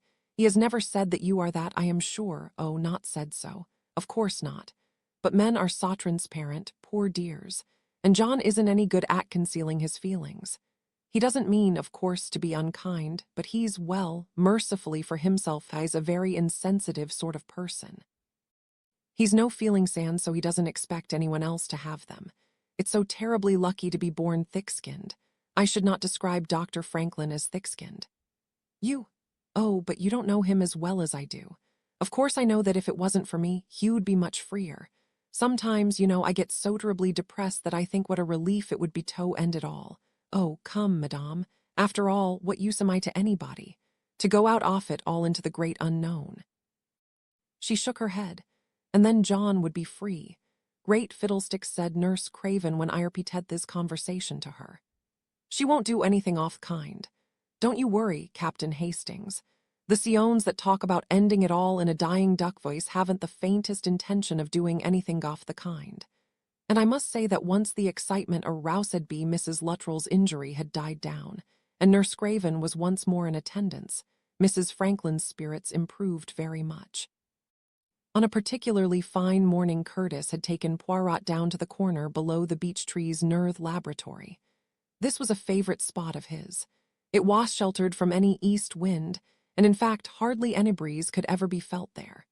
This suited Poirot, who abhorred draughts and was always suspicious of the fresh air.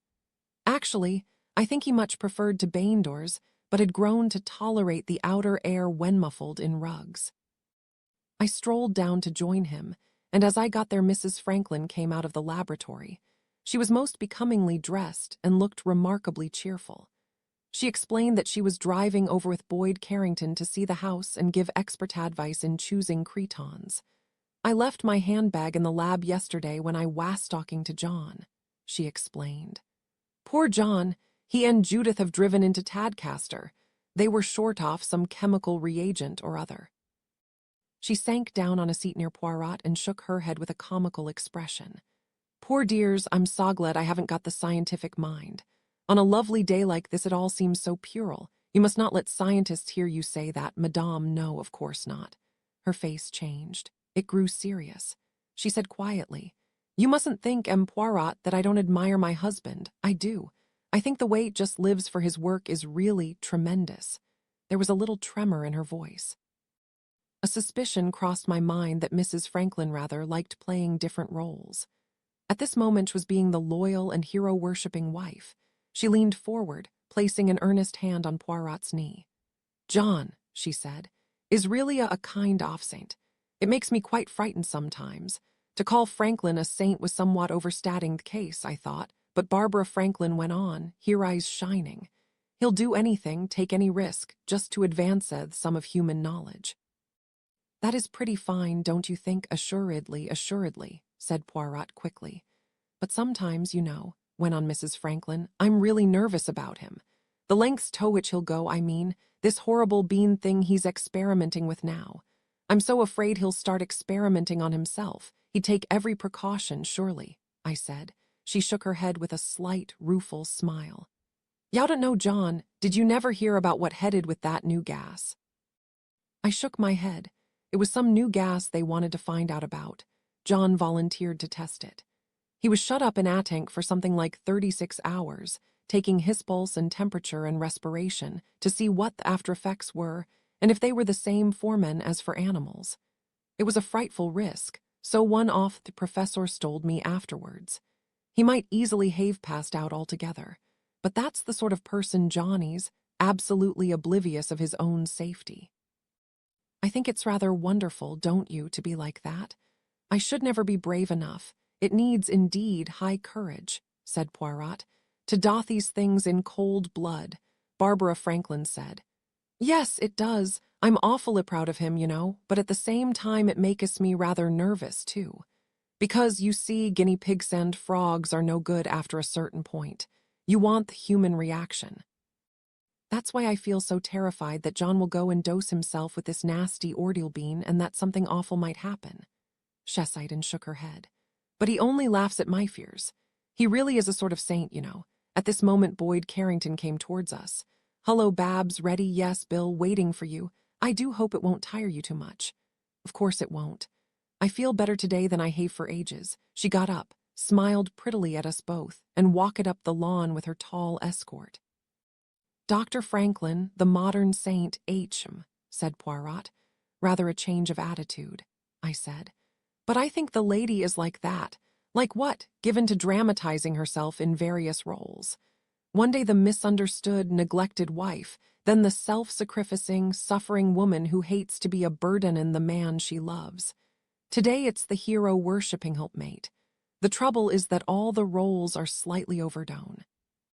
Poirot said thoughtfully, "You think Mrs. Franklin, do you not rather a fool? Well, I wouldn't say that, yes, perhaps not a very brilliant intellect. Ah, she is not your type." "Who is my type?" I snapped. Poirot replied unexpectedly. "Open your mouth and shut your eyes and see what the fairies will send you." I was prevented from replying because Nurse Craven came tripping hastily across the grass. She gave us a smile with a brilliant flash of teeth, unlocked the door off the lab, passed inside and reappeared with a pair of gloves. First a hanky and now gloves, always something left behind, she observed as she sped back with them to her Barbara Franklin and Boyd Carrington were waiting. Mrs. Franklin, I reflected, was that rather feckless type of woman who always did leave things behind, shedding her possessions and expecting everybody to retrieve them as a matter of course, and even, I fancied, was rather proud of herself for so doing. I had heard her more than once murmur complacently, "Of course I've got a head like a sieve." I sat looking after Nurse Craven as she ran across the lawn and out of sight. She ran well, her body was vigorous and well-balanced. I said impulsively, "I should think a girl must get fed up with that sort of life. I mean when there isn't much nursing to be done, when it's just fetch and carry." I don't suppose Mrs. Franklin is particularly considerate or kindly. Poirot's response was distinctly annoying. For no reason whatever, he closed his eyes and murmured, "Auburn hair." Undoubtedly Nurse Craven had got auburn hair, but I did not see why Poirot should choose just this minutito comment upon it. I made no reply. 144 Chapter 11 it was, I think. On the following morning before lunch a conversation took place which left me vaguely disquieted. There were 4 of us, Judith, myself, Boyd Carrington, and Norton. Exactly how the subject started I am not sure, but we were talking of euthanasia, the case for and against it. Boyd Carrington, as was natural, did most of the talking, Norton putting in a word or two here and there, and Judith sitting silent but closely attentive. I myself had confessed that though there seemed, on the face of it, every reason to support the practice, yet in actuality I felt a sentimental shrinking from it. Besides, I said, I thought it would put too much power in the hands of relatives. Norton agreed with me. He added that he thought it should only be done by the wish and consent of the patient himself where death after prolonged suffering was certain. Boyd Carrington said, "Ah, but that's the curious thing. Does the person most concerned ever wish to put himself out of his misery, as we say?" He then told a story which he said was authentic, of a man in terrible pain from inoperable cancer. This man had begged the doctor in attendance to give him something that would finish it all. The doctor had replied, "I can't do that, old man." Later, on leaving, he had placed by the patient some morphia tablets, telling him carefully how many he could safely take and what dose would be dangerous. Although these were left in the patient's charge and he could easily have taken a fatal quantity, he did not do so. Thus proving, said Boyd Carrington, that in spite of his words, the man preferred his suffering to a swift and merciful release. It was then that Judith spoke for the first time, spoke with vigor and abruptly.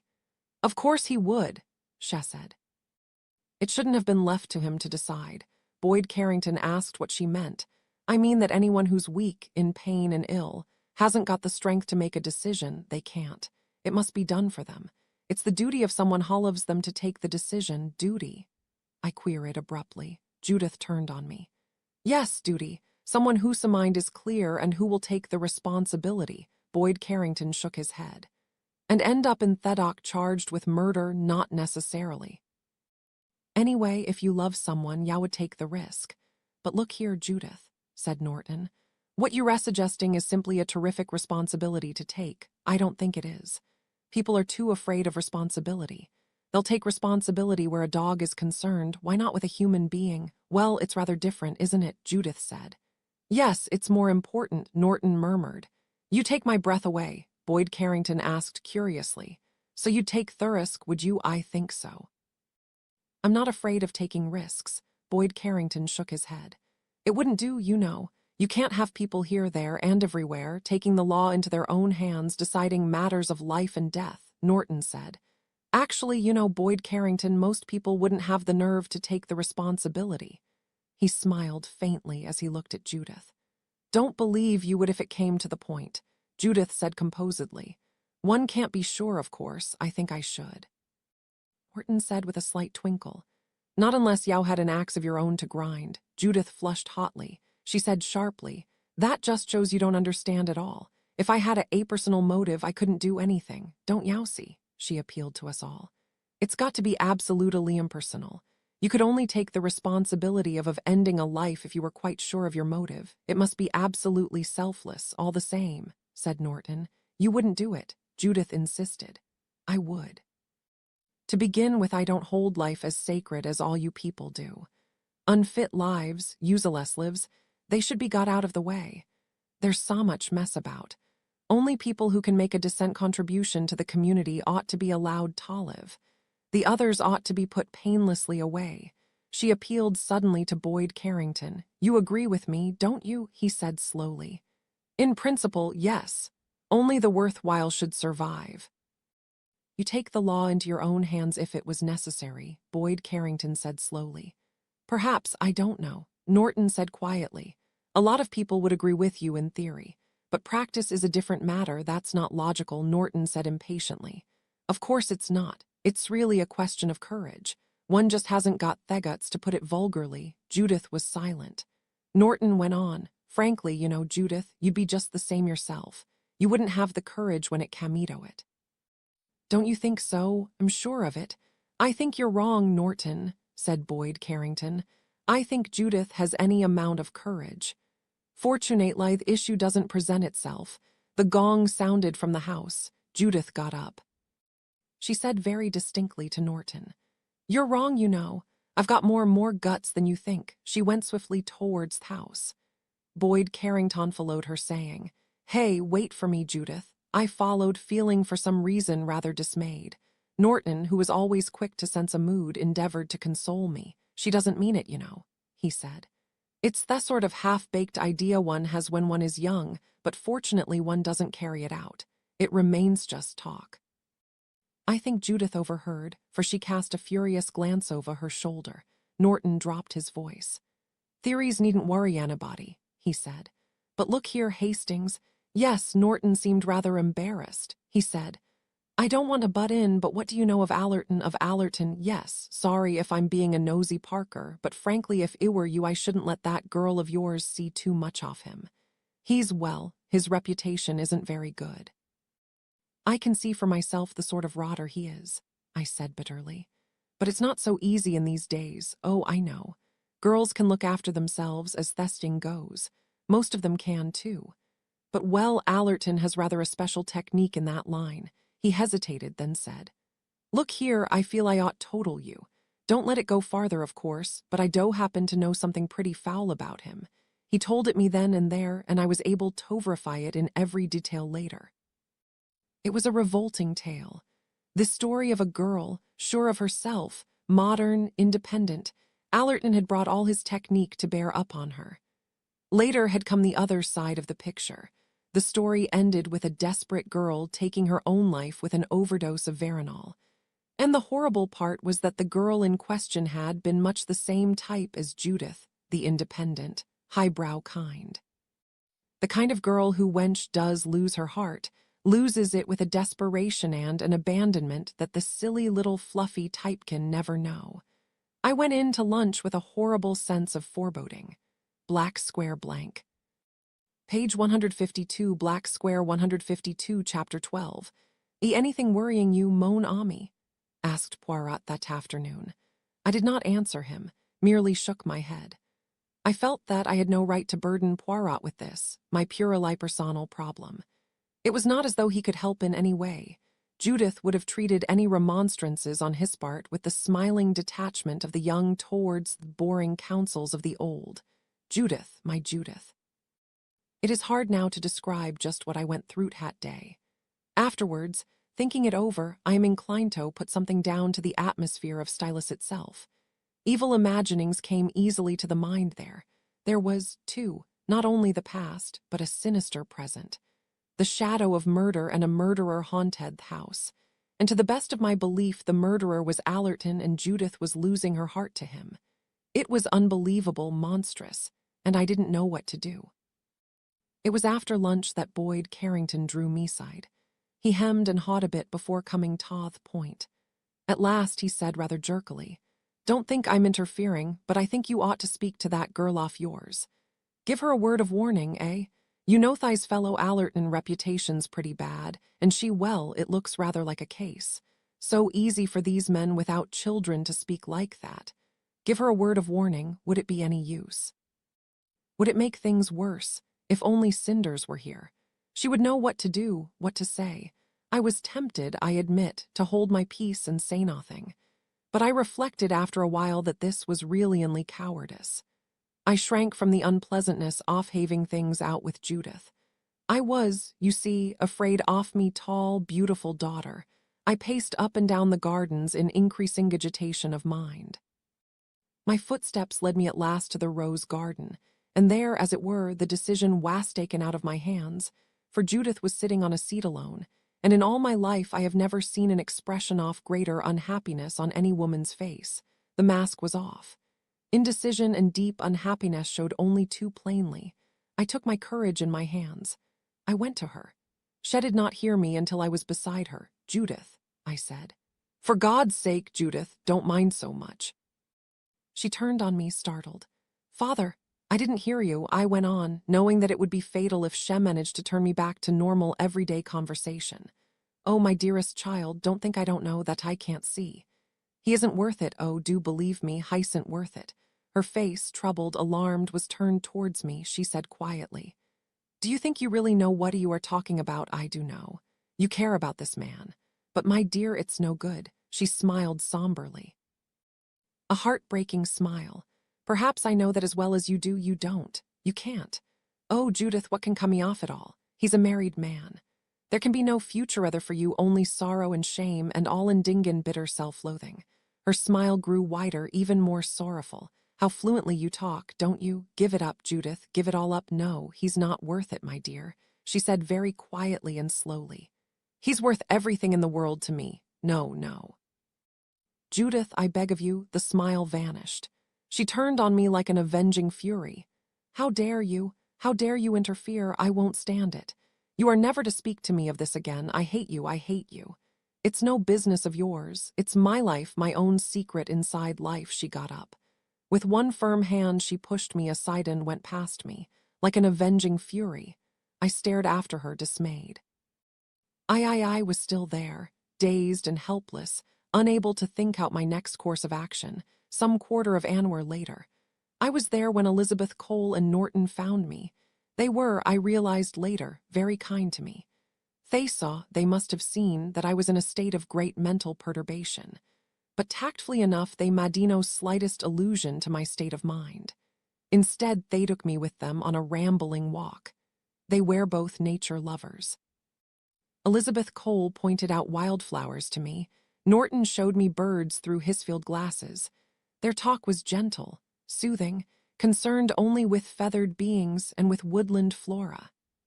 Little by little, I came back to normal, although underneath it was still in a state of the utmost perturbation. Moreover, I was, as people are, convinced that any happening that occurred was connected with my own particular perplexity. So therefore, when Norton, his glasses to his eyes, exclaimed, "Hullo, if that isn't a speckled woodpecker," I never, and then broke off suddenly. I immediately leapt to suspicion. I held out my hand for the glasses. "Let me see." My voice was peremptory. Norton fumbled with the glasses. He said in a curious, hesitating voice, I made a mistake. It's flown away, at least. As a matter of fact, it was quite a common bird. His face was white and troubled. He avoided looking at us. He seemed both bewildered and distressed.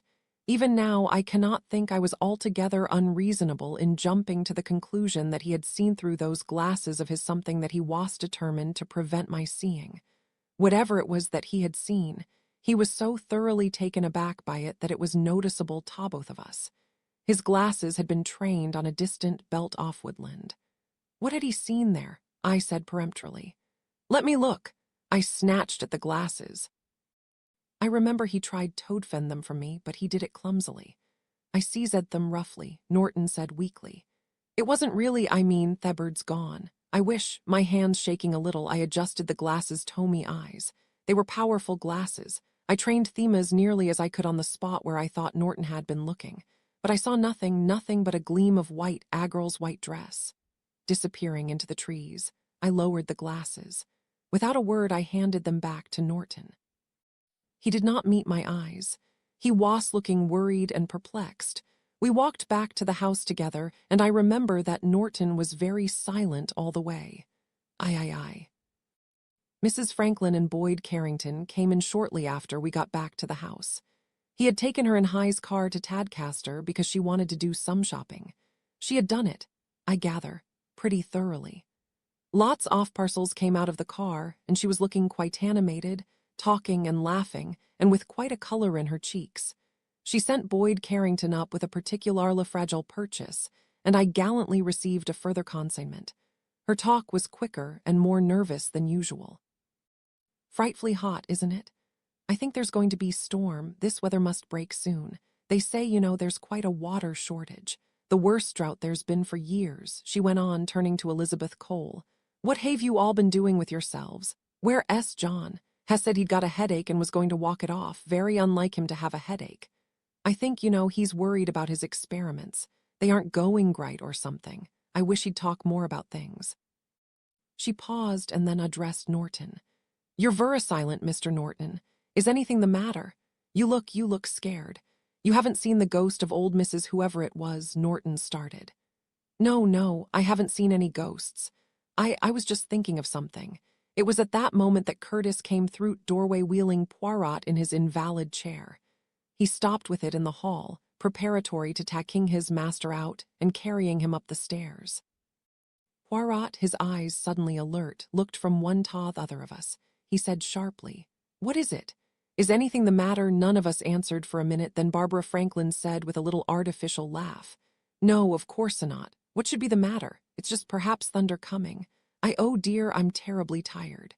Bring those things up, will you, Captain Hastings? Thank you so much. I followed her up the stairs and along the east wing. Her room was the end one on that side. Mrs. Franklin opened the door.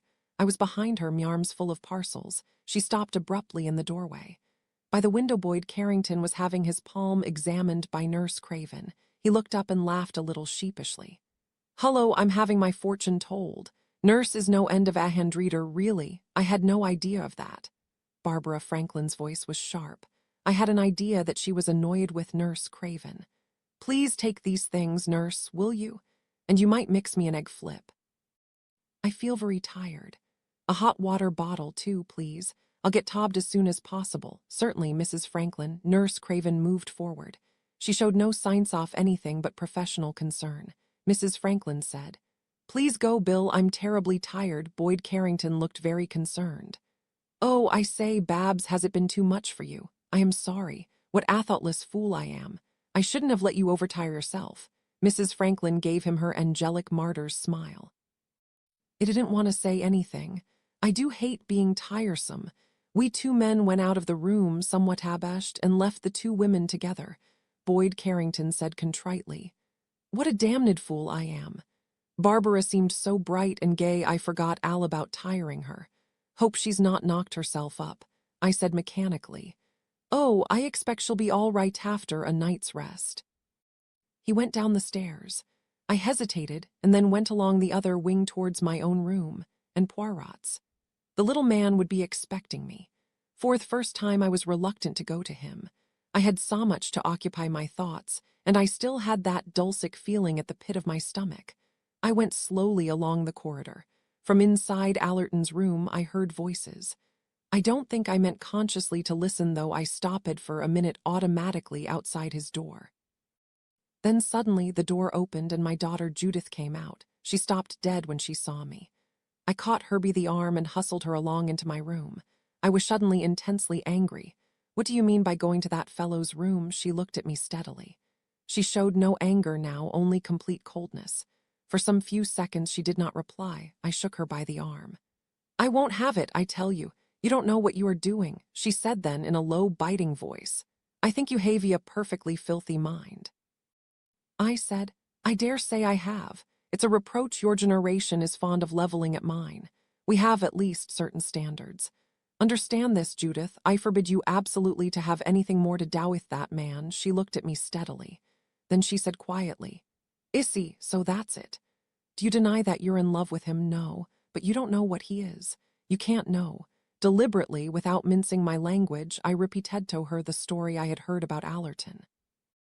You see, I said when I had finished. That's the kind of foul brute he is. She seemed quite annoyed. Her lips curled upward scornfully. I never thought he was a saint, I can assure you. This make any difference to you? Judith, you can't be utterly depraved. Call it that if you like. Judith, you haven't, you are. I could not put my meaning into words. She shook her arm free from my detaining hand now. Listen, father. I do what I choose. You can't bully me. And it's no good ranting. I shall do exactly as I please with my life, and you can't stop me.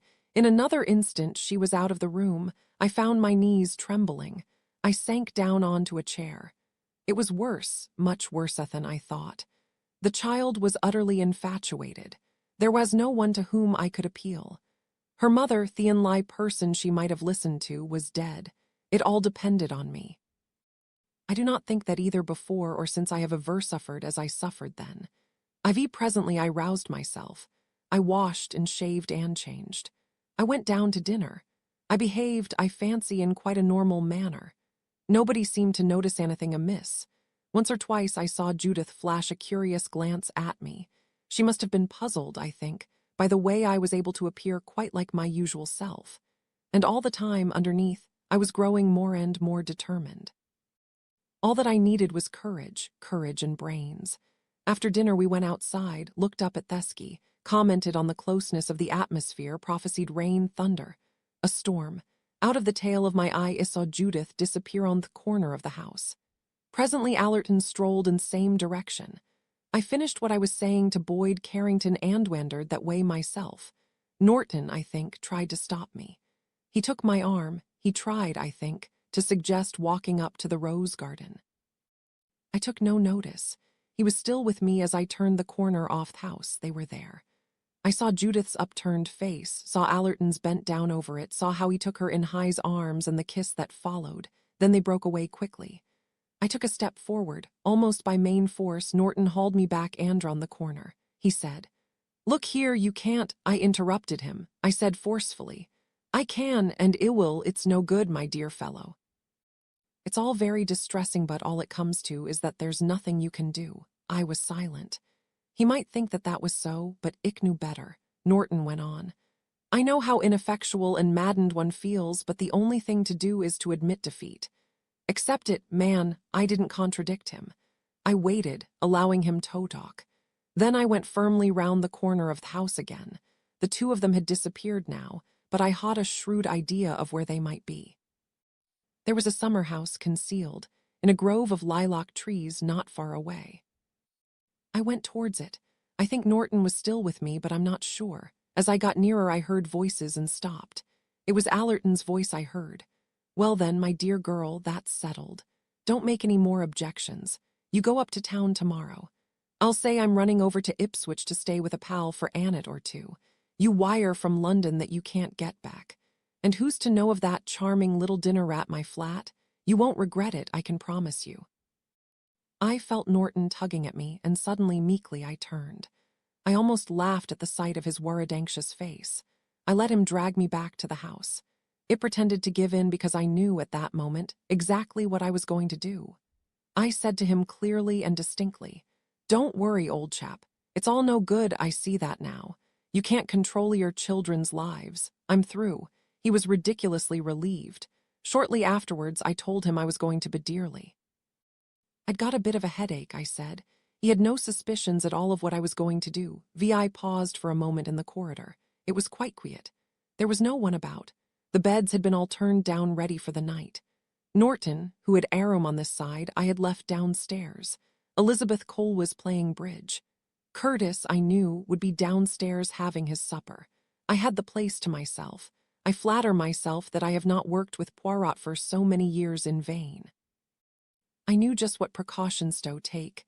Allerton was not going to meet Judith in London tomorrow. Allerton was not going anywhere tomorrow. The whole thing was really so ridiculously simple. I went to my own room and picked up my bottle off aspirins.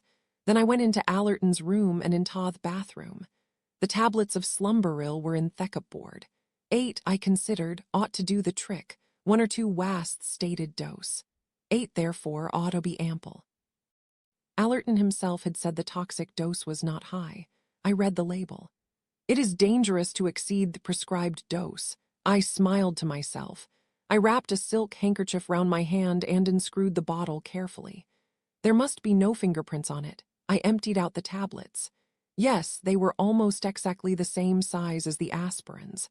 I put 8 aspirins in the bottle, then filled up with the slumberils, leaving out 8 of them. The bottle now looked exactly as it had before. Allerton would notice no difference. I went back to my room. I had a bottle of whiskether, most of us had at Styles. I got out 2 glasses and a siphon. I'd never known Allerton refuse a drink yet. When he came up, I'd ask him in for a nightcap. I tried the tablets and a little of the spirit. They dissolved easily enough. I tasted the mixture gingerly. A shade bitter, perhaps, but hardly noticeable. I had Miplin. I should be just pouring myself out a drink when Allerton came up. I would hand that to him and pour myself out another. All quite easy and natural. He could have no idea of my feelings, unless, of course, Judith had told him. I considered this for a moment, but decided that I was quite safe here. Judith never told anyone anything. He would probably believe me to be quite unsuspicious of their plan. I had nothing to do but to wait. It would be a long time, probably an hour or 2, before Allerton came up to bed. He was always a late bird. I sat there quietly waiting. A sudden knock on the door made me start. It wasn't Curtis, however. Poirot was asking for me. I came to myself with a shock. Poirot. I had never once thought of him all evening. He must have wondered what had become of me. It worried me a little. First of all, because I was ashamed of never having been near him, and secondly, I did not want him to suspect that anything out of the way had happened. I followed Curtis across the passage. Bien, exclaimed Poirot. So you desert me, hein? I forced a yawn and an apologetic smile. Awfully sorry, old boy, I said. But to tell the truth, I've got such a blinding headache I can hardly see out of my eyes. It's the thunder in the air, I suppose. I really have been feeling quite muzzy with it. In fact, so much so I entirely forget I hadn't been in to say good night to you. As I had hoped, Poirot was immediately solicitous. He offered remedies. He fussed. He accused me of having sat about in the open air in a draught. On the hottest day of the summer. I refused aspirin on the grounds that I had already taken some, but I was notable to avoid being given a cup of sweet and hollow-disgusting chocolate. It nourishes the nerves, you comprehend, Poirot explained. I drank it to avoid argument, and then with Poirot's anxious and affectionate exclamations still ringing in me ears, I bade him good night. I returned to my own room and shut the door ostentatiously. Later, I opened it a crack with the utmost caution. I could not fail now to hear Allerton when he came, but it would be some time yet. I sat there waiting. I thought of my dead wife. Once, under my breath, I murmured, "You understand, darling, I'm going to save her. She had left Judith in my care. I was not going to toffle her." In the quiet and the stillness, I suddenly felt that Cinders was very near to me. I felt almost as though she were in the room. And still I sat on grimly, waiting 170 chapter 13.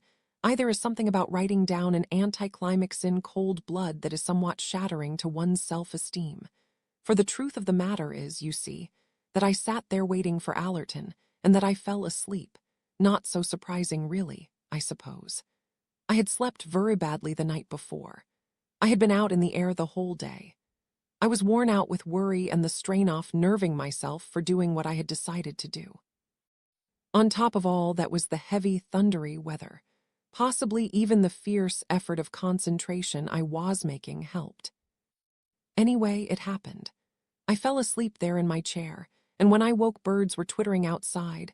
The sun was up and there was I, cramped and uncomfortable, slipped down in my chair in my evening dress, with a foul taste in the mouth and a splitting head. I was bewildered, incredulous, disgusted, and finally immeasurably and overwhelmingly relieved. Who was it who wrote, "The darkest day lived till tomorrow will have passed away"? And how true it is. I saw now, clearly and sanely, how overwrought and wrong-headed I had been. Melodramatic, lost to all sense of proportion. I had actually made up my mind to kill another human being. At this moment my eyes fell on the glass of whiskey in front of me. With a shudder I got up, drew the curtains and poured it out of the window. I must have been mad last night. I shaved, had a bath and dressed. Then, feeling very much better, I went across to Poirot. He always woke very early, I knew. I sat down and made a clean breast off the whole thing to him. I may say it was a great relief. He shook his head gently at me. "Ah, but what follows it is you contemplate. I am glad you came to confess your sins to me. But why, my dear friend, did you not comito me last night and tell me what was in your mind?" I said shamefacedly. "I was afraid, I suppose, that you would have tried to stop me. Assuredly I would have stopped you." "Ah, that, certainly." "Do you think I want to see you hanged by Fenwick, all on account of a very unpleasant scoundrel called Major Allerton? I shouldn't have been caught," I said. "I'd taken every precaution, that is what all murderers think. You had the true mentality. But let me tell you, mon ami, you were not as clever as you thought yourself. I took every precaution. I wiped my fingerprints off the bottle, exactly. You also wiped Allerton's fingerprints off, and when he is found dead, what happens? They perform the autopsy, and it is established that he died off an overdose of slumberil. Did he take it by accident or intention? Tynes, his fingerprints are not on the bottle. But why not? Whether accident or suicide, he would have no reason to wipe them off. And then they analyse the remaining tablets and find nearly half of them have been replaced by aspirin. Well, practically everyone has aspirin tablets, I murmured weakly. Yes, but it is not everyone who has a daughter whom Allerton is pursuing with dishonorable intentions. Touse an old-fashioned dramatic phrase. And you have had a quarrel with your daughter on the subject the day before. Two people, Boyd Carrington and Norton, can swear to your violent feeling against the man. No, Hastings, it would not have looked too good. Attention would immediately have been focused upon you, and by that time you would probably have been in such a state of fear, or even remorse, that some good solid inspector of police would have made up his mind quite definitely that you were the guilty party. It is quite possible even that someone may have seen you tampering with the tablets. They couldn't. There was no one about. There is a balcony outside the window. Somebody might have been there, peeping in. Or, who knows, someone might have been looking through the keyhole. You've got keyholes on the brain, Poirot. People don't really spend their time looking through keyholes as much as you seem to think. Poirot half closed his eyes and remarked that I had always had too trusting a nature. And let me tell you, very funny things happen with keys in this house. Me, I like to feel that my door is locked on the inside, even if the good Curtis is in the adjoining room.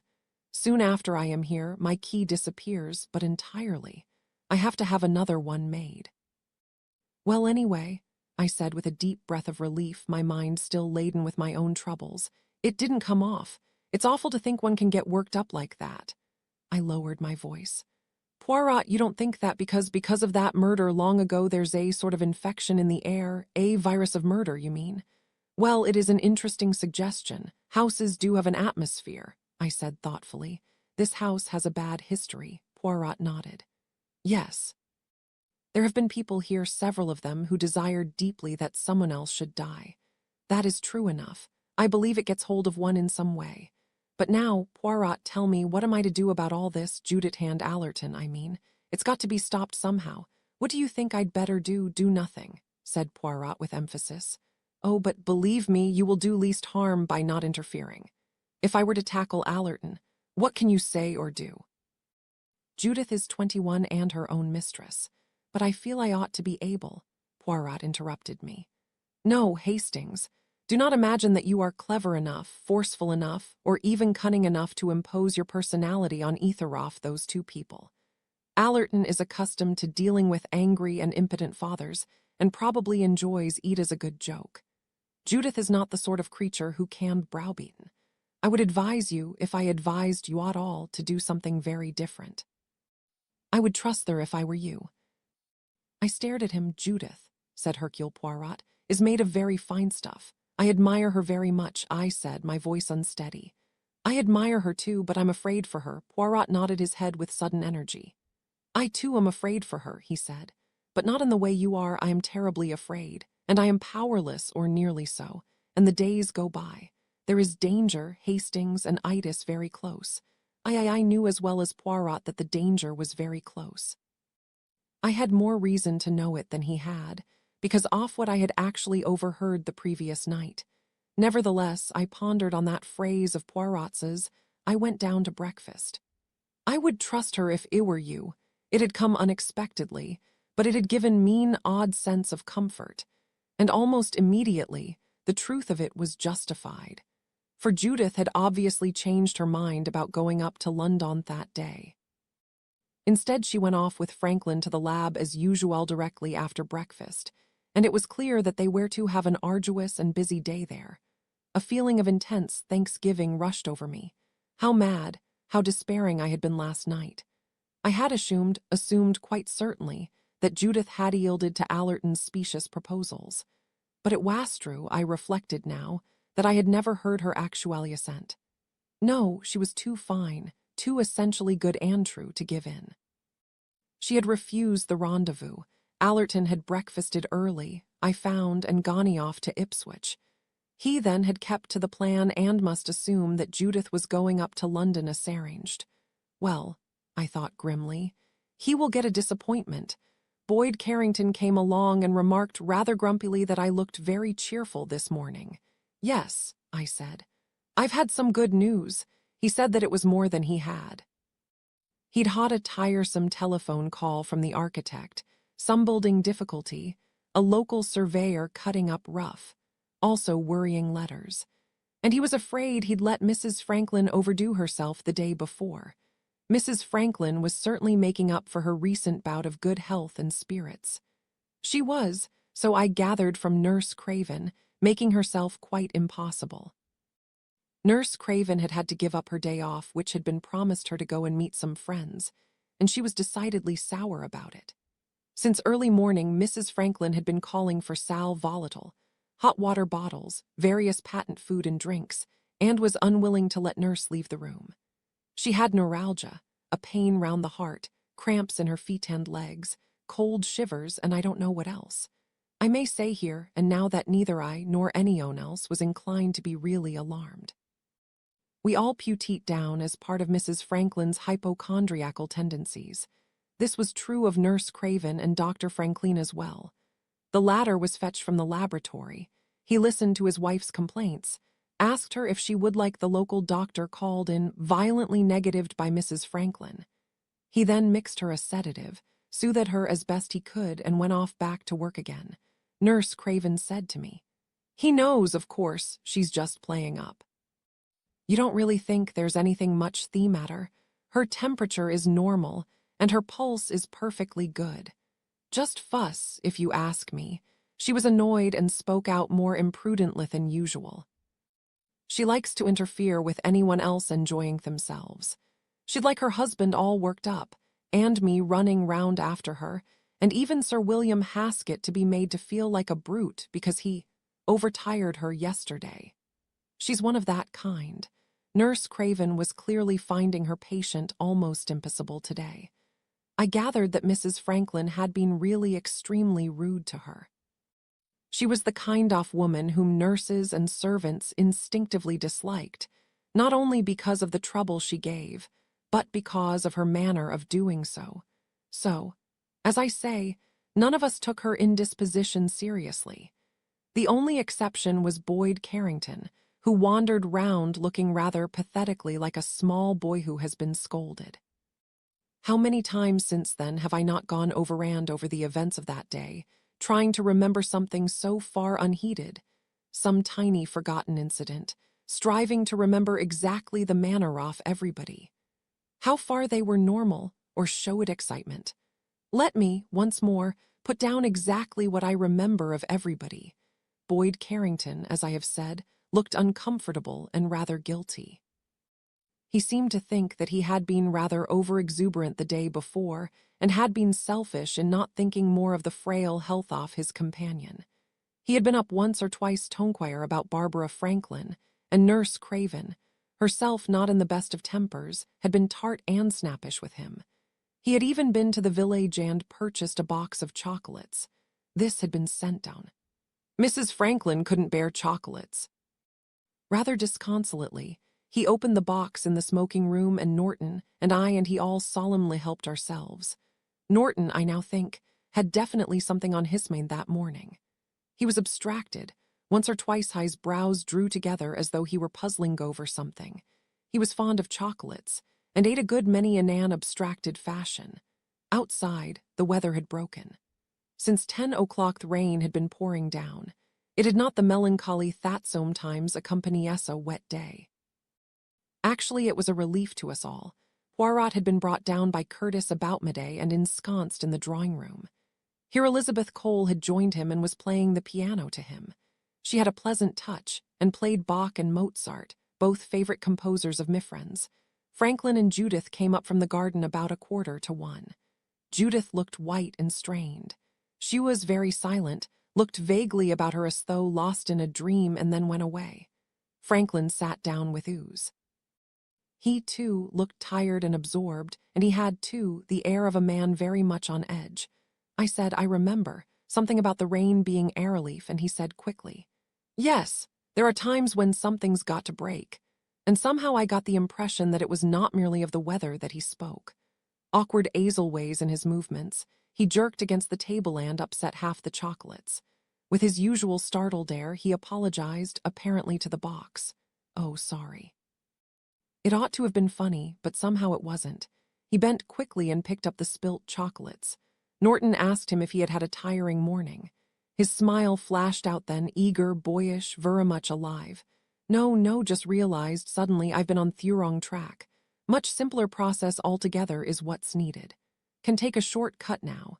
He stood swaying slightly to and fro on his feet, high size absent yet resolved. Yes, short cut. Much the best way. If we were all nervy and aimless in the morning, the afternoon was unexpectedly pleasant. The sun came out, the temperature was cool and fresh. Mrs. Luttrell was brought down and sat on the veranda. She was in excellent form, exercising her charm and manner with less gush than usual, and with no latent hint of vinegar in reserve. She chaffed her husband, but gently and with a kind of affection, and he beamed at her. It was really delightful to see them on such good terms. Poirot permitted himself to be wheeled out also, and he was in good spirits too. I think he liked seeing the Luttrells on such a friendly footing with each other. The Colonel was looking years younger. His manner seemed less vacillating. He tugged less at his mustache. He even suggested that there might be some bridge thatening. Daisy here misses her bridge. Indeed I do, said Mrs. Luttrell. Norton suggested it would be tiring for her. I'll play one rubber, said Mrs. Luttrell, and added with a twinkle. And I'll behave myself and not bite Tepper George's head off, my dear, protested her husband. I know I'm a shocking player, and what of that? Said Mrs. Luttrell. Doesn't it give me grand pleasure badgering and bullying you about it? It made us all laugh. Mrs. Luttrell went on. Oh, I know my faults, but I'm not going to give them up at me time of life. George has just got to put up with me. Colonel Luttrell looked at her quite fatuously. I think it was seeing them both on such good terms that led to a discussion on marriage and divorce that took place later in the day. Were men and women actually happier by reason of the greater facilities afforded for divorce? Or was it often the case that a temporary period of irritation and estrangement, or trouble over a third person, gave way after a while to a resumption of affection and friendliness? It is odd sometimes to see how much at variance people's ideas are with their own personal experiences. My own marriage had been unbelievably happy and successful, and I am essentially an old-fashioned person, yet I was on the side of divorce, of cutting one's losses and starting afresh.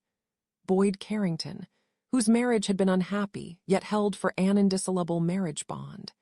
He had, he said, the utmost reverence for the institution of marriage. It was the foundation of the state. Norton, with no ties and no personal angle, was off me way of thinking. Franklin, the modern scientific thinker, was strangely enough resolutely opposed to divorce.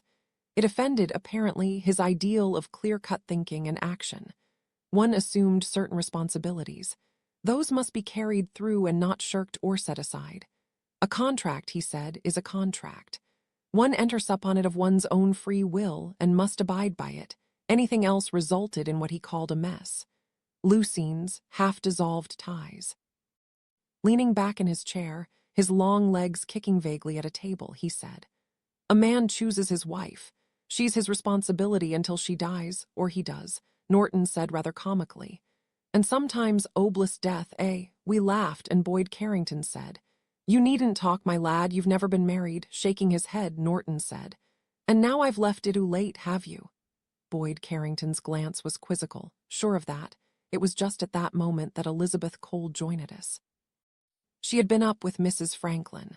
I wondered if it was my fancy, or did Boyd Carrington look meaningly from her to Norton, and was it possible that Norton blushed? It put a new idea into my head, and I looked searchingly at Elizabeth Cole. It was true that she was still a comparatively young woman. Moreover, she was quite a handsome one. In fact, a very charming and sympathetic person who was capable of making any man happy. And she and Norton had spent a good deal of time together of late. In their hunts for wild flower sand birds, they had become friends. I remembered how she had spoken of Norton being such a kind person.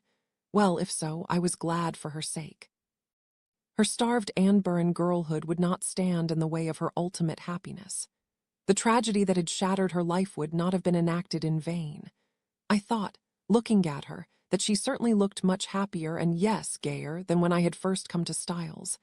Elizabeth Cole and Norton, yes, it might be.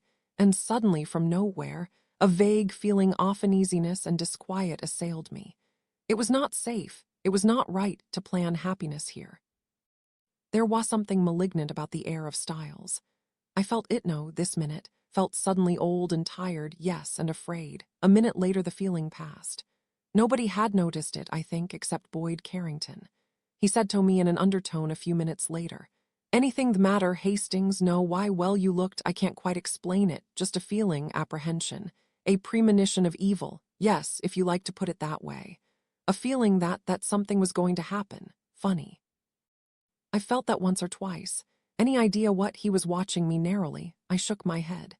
For indeed I had had no definite apprehension of any particular thing. It had only been a wave of deep depression and fear. Then Judith had come out of the house.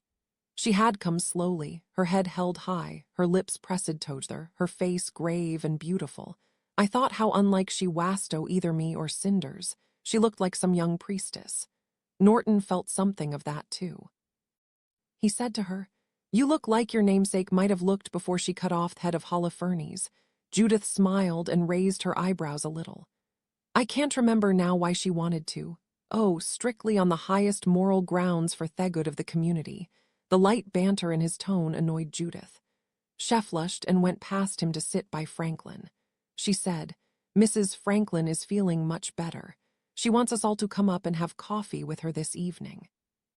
If Mrs. Franklin was certainly a creature of moods, I thought, as we trooped upstairs after dinner.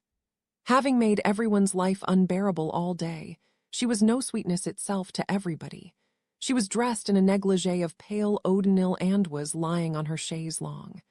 Beside her was a small revolving bookcase table with the coffee apparatus set out. Her fingers, deft and white, dealt with the ritual of coffee making, with some slight aid from Nurse Graven. We were all there with the exception of Poirot, who always red-haired before dinner, Allerton, who had not returned from Ipswich, and Mrs. and Colonel Luttrell, who had remained downstairs. The aroma of coffee came to our noses, a delicious smell. The coffee at Styles was an uninteresting muddy fluid, so we all looked forward to Mrs. Franklin's brew with freshly ground berries. Franklin sat on the other side of the table handing the cups as she filled them. Boyd Carrington stood by the foot of the sofa. Elizabeth Cole and Norton were by the window. Nurse Craven had retired to the background by the head of the bed. I was sitting in an armchair wrestling with the Times crossword and reading out the clues. Even love or third-party risk, I read out. 8 letters, probably an anagram, said Franklin. We thought for a minute. I went on. The chaps between the hills are unkind tormentor, said Boyd Carrington quickly, quotation. And Echo Whittares asked her answers. Blank, Tennyson, 5 letters where, suggested Mrs. Franklin. Surely that's right. And Echo answers where. I was doubtful. It would make a word end in W. Well, lots of words end in W. How and no and snow. Elizabeth Cole said from the window. The Tennyson quotation is, and Echo Whittares asked her answers death. I heard a quick, sharp intake of breath behind me. I looked up. It was Judith. She went past us to the window and out upon the balcony, I said, as I wrote the last clue in. Even love can't be an anagram. The second letter now is A. What's the clue again? Even love or third-party risk. Blank A and 6 blanks, Paramore, said Boyd Carrington. I heard the teaspoon rattle on Barbara Franklin's saucer. I went on to the next clue. Jealousy is a green-eyed monster. This person said Shakespeare, said Boyd Carrington. Was it Othello or Emilia? Said Mrs. Franklin, all too long. The clue is only 4 letters. Ego, sure it was Othello. It wasn't in Othello at all. Romeo said it to Juliet. We all voiced our opinions. Suddenly from the balcony Judith cried out, Look, a shooting star. Oh, there's another, Boyd Carrington said. Where? We must wish. He went out on the balcony, joining Elizabeth Cole, Norton, and Judith. Nurse Craven went out too. Franklin got up and joined them. They stood there, exclaiming, gazing out into the night. I remained with my head bent over the crossword. Why should I wish to see a falling star? I had nothing to wish for. Suddenly Boyd Carrington wheeled back into the room. Barbara, you must come out. Mrs. Franklin said sharply, No, I can't. I'm too tired. Nonsense, Babs. You must come and wish. Hell laughed. Now don't protest. I'll carry you. And suddenly stooping, he picked her up in his arms. She laughed and protested. Bill, put me down. Don't be so silly. Little girls have got to come out and wish. Hecoried her through the window and set her down on the balcony. I bent closer over the paper, for I was remembering. A clear tropical night, frogs croaking, and a shooting star. I was standing there by the window, and I had turned and picked up cinders and carried Heroette in my arms to see the stars and wish. The lines of my crossword ran and blurred before me eyes. A figure detached itself from the balcony and came into the room. Judith. Judith must never catch me with tears in my eyes. It would never do. Hastily I swung round the bookcase and pretended to be looking for a book. I remember at having seen an old edition of Shakespeare there. Yes, here it was. I looked through Othello. What are you doing, Father? I mumbled something about the clue, my finger turning over the pages. Yes, it was Iago. Oh, beware, my lord, of jealousy. It is the green-eyed monster which doth mock the meat it feeds on. Judith went on with some other lines. Not poppy, nor mandragora, nor all the drowsy syrups off the world shall ever medicine thee to that sweet sleep which thou'dst yesterday. Her voice rang out, beautiful and deep. The others were coming back, laughing and talking. Mrs. Franklin resumed her place on the chaise longue. Franklin came back to his seat and stirred his coffee. Norton and Elizabeth Cole finished drinking theirs and excused themselves as they had promised to play bridge with the Luttrells. Mrs. Franklin drank her coffee and then demanded her drops. Judith got them for her from the bathroom as Nurse Craven had just gone out. Franklin was wandering aimlessly round the room. He stumbled over a small table. His wife said sharply, Don't be so clumsy, John. Sorry, Barbara. I was thinking of something, Mrs. Franklin said rather affectedly. Such a great bear, aren't you, darling? He looked at her rather abstractedly. Then he said, Nice night, think I'll take a stroll. He went out. Mrs. Franklin said, He is a genius, you know. You can tell it from his manner. I really do admire him terrifically. Such a passion for his work. Yes, yes, clever fellow, said Boyd Carrington rather perfunctorily. Judith left the room abruptly, nearly colliding with Nurse Craven in the doorway. Boyd Carrington said, What about a game off piquet, Babs? Oh, lovely. Can you get hold of some cards, Nurse? Nurse Craven went to get cards, and I wished Mrs. Franklin good night and thanked her for the coffee. Outside, I overtook Franklin and Judith.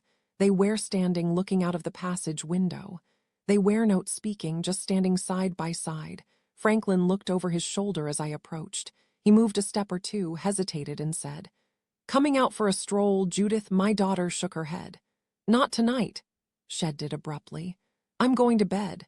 Good night." I went downstairs with Franklin. He was whistling softly to himself and smiling. I remarked rather crossly, for I was feeling depressed myself. "You seem pleased with yourself tonight." He admitted it, yes. "I've done something that I've been meaning to do for a long time. Very satisfactory, that." I parted from him downstairs and looked in on the bridge players for a minute. Norton winked at me when Mrs. Luttrell wasn't looking. The rubber seemed to be progressing with unusual harmony. Allerton had still not come back. It seemed to me that the house was happier and less oppressive without him. I went up to Poirot's room. I found Judith sitting with him.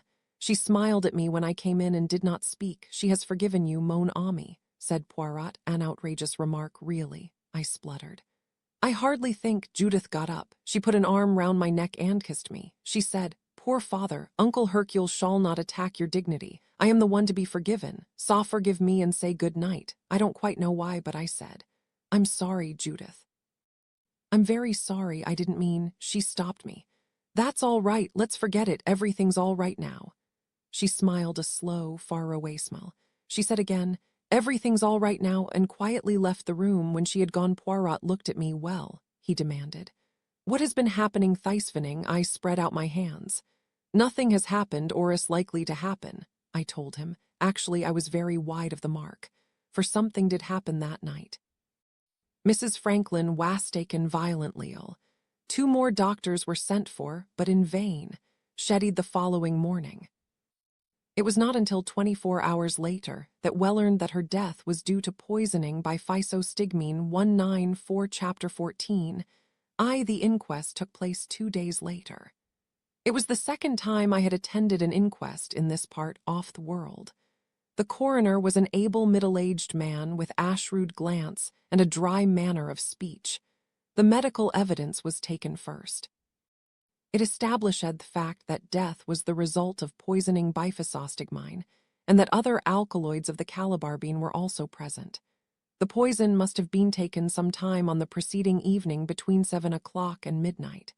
The police surgeon and his colleague refused to be more precise. The next witness was Dr. Franklin. He created on the whole a good impression. His evidence was clear and simple. After his wife's death, he had checked over his solutions in the laboratory. He had discovered that a certain bottle, which should have contained a strong solution of alkaloids of the calibarbine with which he had been conducting experiments, had been filled up with ordinary water in which only a trace of the original contents was present. He could not say with certainty when this had been done, as he had not used that particular preparation for some days. The question of access to the laboratory was then gone into. Dr. Franklin agreed that the laboratory was usually kept locked and that he usually had the key in his pocket. His assistant, Miss Hastings, had a duplicate key. Anyone who wished to go into the studio had to get the key from her or from himself. His wife had borrowed it occasionally when she had left things belonging to her in the laboratory. He himself had never brought a solution of physostigmine into the house or into his wife's room, and he thought that by no possibility could she have taken it accidentally. Questioned further by the coroner, he said that his wife had for some time been in a low and nervous state of health. There was no organic disease. She suffered from depression and from a rapid alteration of moods. Of late, he said, she had been cheerful, and he had considered her improved in health and spirits. There had been no quarrel between them, and they had been on good terms. On the last evening his wife had seemed in good spirits and not melancholy. He said that his wife had occasionally spoken of ending her life, but that he had not taken her remarks seriously.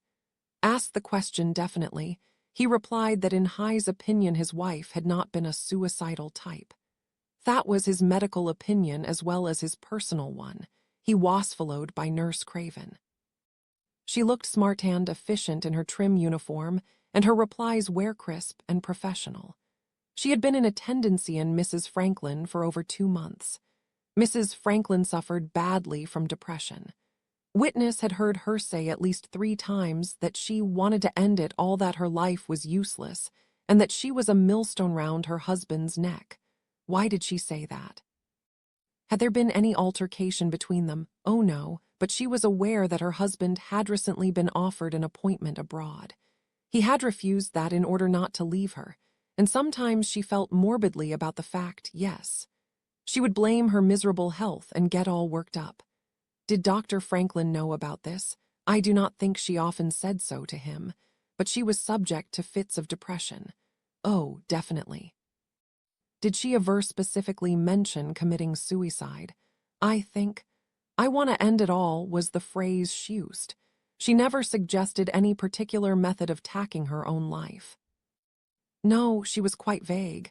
Had there been anything especially to depress Hero of late? No. She had been in reasonably good spirits. Do you agree with Dr. Franklin that she was in good spirits on the night of her death? Nurse Craven hesitated. Well, she was excited.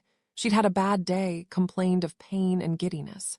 She had seemed better in the evening, but her good spirits were a bit unnatural. She seemed feverish and rather artificial. Did you see anything of a bottle, or anything that might have contained the poison? No. What did she eat and drink? She had soup, a cutlet, green peas and mashed potatoes, and cherry tart. She had a glass of burgundy with it. Where did the burgundy come from? There was a bottle in her room. There was some left afterwards, but I believe it was examined and found Tobe quite all right. Could she have put the drug in her glass without you seeing? Oh yes, easily. I was to and fro in the room, tidying up and arranging things. I was not watching her. She had a little dispatch case beside her and also a handbag. She could have put anything in the burgundy, or later in the coffee, or in the hot milk she had less thing. Have you any idea as to what she could have done with the bottle or container if so? Nurse Craven considered. Well, I suppose she could have thrown it out of the window later, or put it in the waste paper basket, or even washed it out in the bathroom and put it back in the medicine cupboard. There are several empty bottles there. I save them because they come in handy. When did you last see Mrs. Franklin? At 10:30. I settled her for the night. She had hot milk and said she'd like an aspirin. How was she then? The witness considered a minute. Well, really just as usual. No, I'd say she was perhaps just a bit overexcited. Not depressed. Well, no, more strung up, so to speak. But if it's suicide you're thinking of, it might take her that way. She might feel noble or exalted about it. Do you consider she was a likely person to take her own life? There was a pause. Nurse Craven seemed to be struggling to make up her mind. Well, she said at last, I do and I don't. Yes, on the whole I do. She was very unbalanced. Sir William Boyd Carrington came next. He seemed genuinely upset, but gave his evidence clearly. He had played piquet with the deceased on the night of her death. He had not noticed any signs of depression then, but in a conversation some days previously, Mrs. Franklin had mentioned the subject of taking her own life. She was a very unselfish woman, and deeply distressed at feeling that she was hampering her husband's career. She was devoted to her husband and very ambitious for him. She was sometimes very pressed about her own health. Judith was called, but she had little to say. She knew nothing about the removal of the physostigmine from the laboratory. On the night of the tragedy, Mrs. Franklin had seemed to her much as usual, though perhaps overexcited. She had never heard Mrs. Franklin mention suicide. The last witness was Hercule Poirot. His evidence was given with much emphasis and caused a considerable impression. He described a conversation he had had with Mrs. Franklin on the day previous to her decease. She had been very depressed and had expressed several times a wish to be out of it all. She was worried about her health and had confided in him that she had fits of deep melancholy when life did not seem worth living. She said that sometimes she felt it would be wonderful to go to sleep and never wake up. His next reply caused an even greater sensation. On the morning of June 10th, you were sitting outside the laboratory door. Yes. Did you see Mrs. Franklin come out of the laboratory? I did. Did she have anything in her hand? She had a small bottle clasped in her right hand. You are quite sure of that? Yes. Did she show any confusion at seeing you? She looked startled, that is all. The coroner proceeded to his summing up. They must make up their minds, he said, how the deceased came to her death. They would have no difficulty in assigning the cause of death. The medical evidence had told them that. Deceased was poisoned by physostigmine sulfate. All they had to decide was whether she took it accidentally or by intent, or if it was administered to her by some other person. They had heard that deceased had fits of melancholy, that she was in poor health, and that while there was no organic disease, she was in a bad nervous condition. Mr. Hercule Poirot, a witness whose name must carry weight, had asserted positively that he had seen Mrs. Franklin come out of the laboratory with a small bottle in her hand, that she seemed startled to see him. They might come to the conclusion that she had taken the poison from the laboratory with the intention of doing away with herself. She seemed to be suffering from an obsession, that she was standing in her husband's light and obstructing his career. It was only fair to Dr. Franklin to say that he seemed to have been a kind and affectionate husband, and that he had never expressed annoyance at her delicacy or complained that she hindered his career. The idea seemed to be entirely her own. Women in a certain condition of nervous collapse did get these persistent ideas. There was no evidence to show at what time or in what vehicle the poison was taken. It was, perhaps, a little unusual that the bottle which originally contained the poison had not been found, but it was possible that, as Nurse Craven suggested, Mrs. Franklin had washed it and put it away in the bathroom cupboard from where she may have originally taken it. It was for the jury to make their own decision. The verdict was arrived at after only a short delay. The jury found that Mrs. Franklin took her own life while temporarily of unsound mind. Like half an hour later, I was in Poirot's room. He was looking very exhausted. Curtis had put him to bed and was reviving him with a stimulant. I was dying to talk, but I had to contain myself until the valet had finished and left the room. Then I burst out. "Was that true, Poirot, what you said? That you saw a bottle in Mrs. Franklin's hand when she came out of the laboratory?" A very faint smile crept over Poirot's bluish-tinged lips. He murmured, "Did not you see it, my friend?" "No, I did not." "But you might not have noticed, Hein." "No, perhaps not. I certainly can't swear she didn't have it." I looked at him doubtfully. "The question is, are you speaking the truth? Do you think I would lie, my friend? I wouldn't put it past you." "Hastings, you shock and surprise me. Where is your simple faith?" "Well," I conceded. "I don't suppose you would really commit perjury," Poirot said mildly. "It would not be perjury, it was not on oath. Then it was a lie." Poirot waved his hand automatically. "What I have said, mon ami, is said. It is unnecessary to discuss it. I simply don't understand you," I cried. "What don't you understand? Your evidence, all that about Mrs. Franklin's having talked about committing suicide, about her being depressed. And Finn, you heard her say such things yourself." "Yes, but it was only one of many moods. You didn't make that clear. Perhaps I did not want to." I stared at him.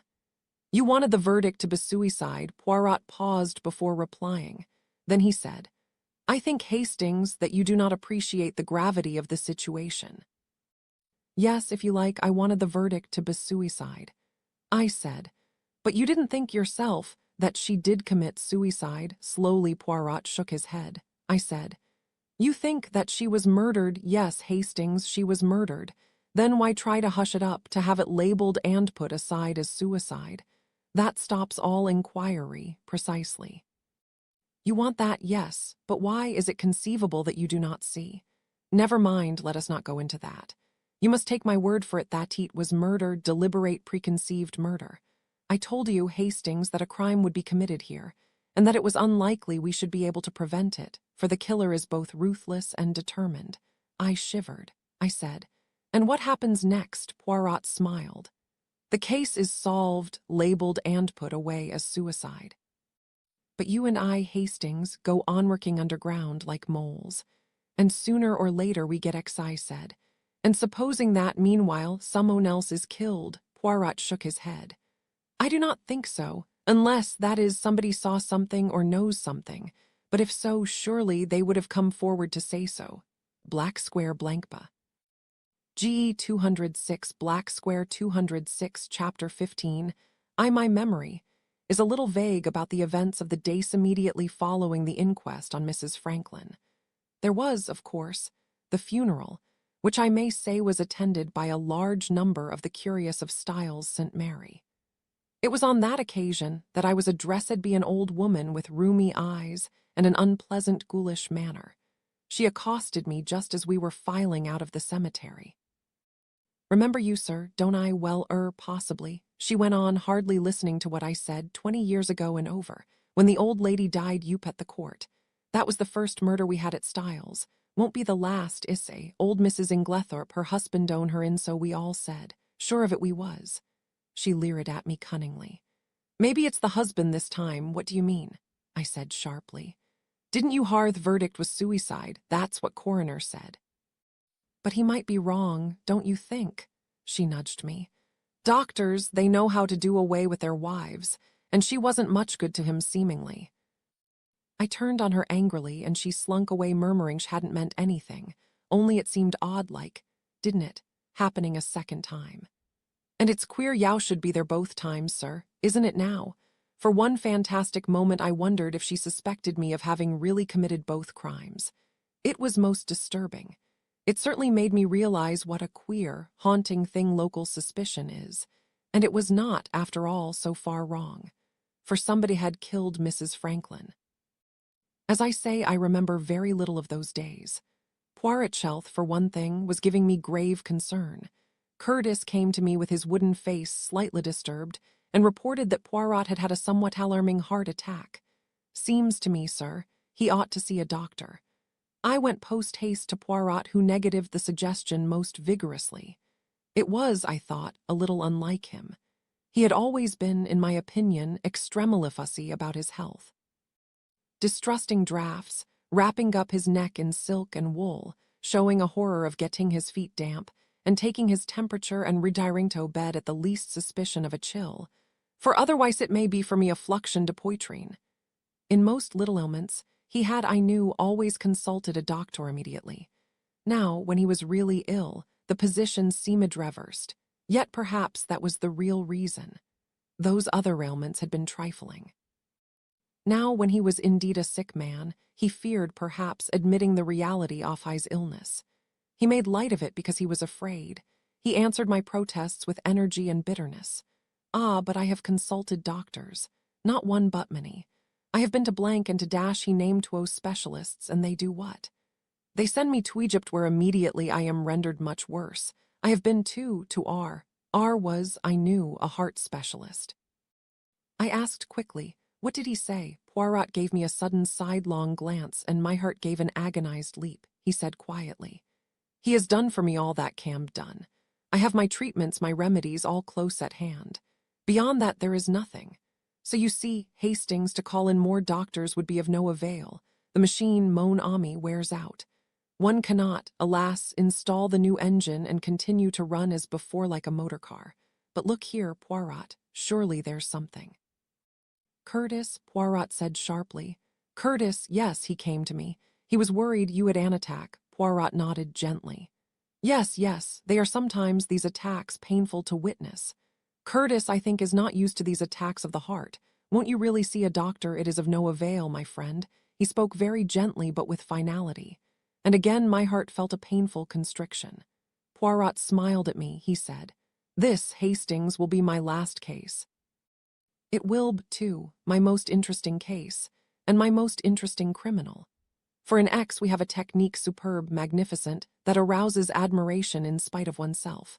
So far, mon cher, this X has operated with so much ability that he has defeated me, Hercule Poirot. He has developed the attack to which I can find no answer. "If you had your health," I began soothingly. But apparently that was not the right thing to say. Hercule Poirot immediately flew into a rage. "Ah. Have I got to tell you 36 times, and the nagging 36, that there is no need of physical effort? One needs only to think. Well, of course, yes, you can do that all right. I can do it superlatively. My limbs, they are paralyzed, my heart, it plays me the tricks, but me brain, Hastings, my brain, it functions without impairment of any kind. It is still of the first excellence of me brain, that," I said soothingly, "is splendid." But as I went slowly downstairs, I thought to myself that Poirot's brain was not getting on with things as fast as it might do. First, the narrow escape of Mrs. Luttrelland, now the death of Mrs. Franklin. And what were we doing about it? Practically nothing. Aye. It was the following day that Poirot said to me, "Yao suggested Hastings that I should see a doctor." "Yes," I said eagerly. "I'd feel much happier if Yao would. Bien, I will consent. I will see Franklin."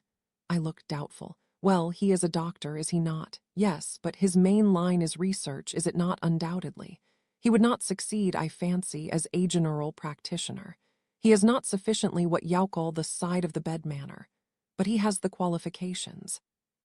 In fact, I should say that, as the films say, he knows his stuff better than most." I was still not entirely satisfied. Although I did not doubt Franklin's ability, he had always struck me as a man who was impatient of and uninterested in human ailments. Possibly an admirable attitude for a search work, but not so good for any sick persons he might attend. However, for Poirot to go so far was a concession, and as Poirot had no local medical attendant, Franklin readily agreed to take a look at him. But he explained that if regular medical attendance was needed, a local practitioner must be called in. He could not attend the case. Franklin spent a long time with him. When he came out finally, I was waiting for him. I drew him into my room and shut the door. "Well?"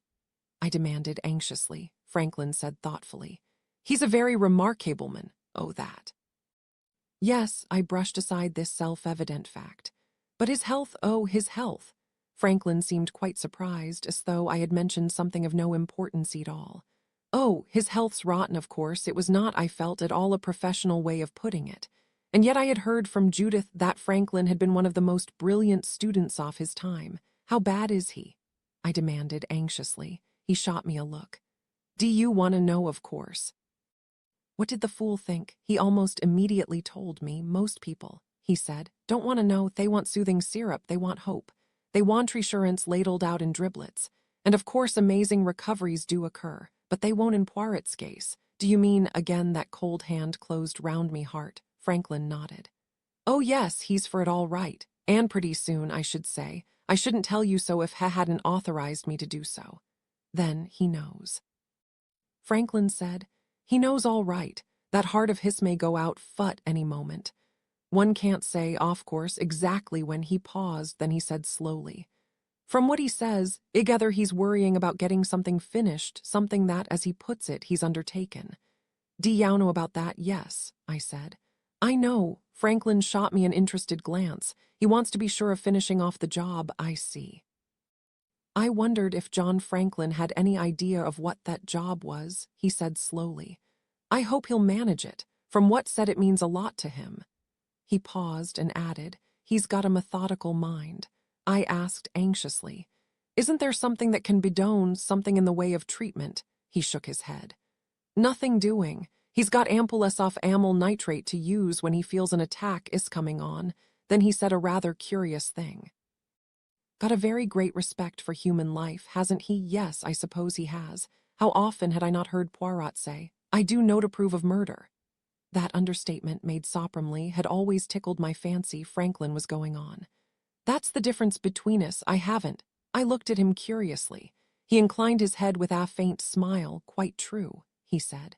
"Since death comes anyway, what does it matter if it comes early or late? There's so little difference." "Then what on earth made you become a doctor if you feel like that?" I demanded with some indignation. "Oh, my dear fellow, doctoring isn't just a matter of dodging the ultimate end. It's a lot more, it's improving living. If a healthy man dies, it doesn't matter much. If an imbecile, a cretin, dies, it's a good thing. But if by the discovery of administering the correct gland you turn your cretin into a health-normal individual, by correcting his thyroid deficiency, that, to my mind, matters a good deal." I looked at him with more interest. I still felt that it would not be Dr. Franklin I should call in if I had influenza, but I had to pay tribute to a kind of white-hot sincerity and a very real force in Theman. I had noticed a change in him since his wife's death. He had displayed few of the conventional signs of mourning. On the contrary, he seemed more alive, less absent-minded, and full of a new energy and fare. He said abruptly, breaking into my thoughts, "You and Judith aren't much alike, are you?" "No, I suppose we're not." "Is she like her mother?" I reflected, then slowly shook my head. "Not really. My wife was a merry, laughing creature. She wouldn't take anything seriously and tried to make me the same, without much success, I'm afraid." He smiled faintly. "No, you're rather the heavy father, aren't you? So Judith says.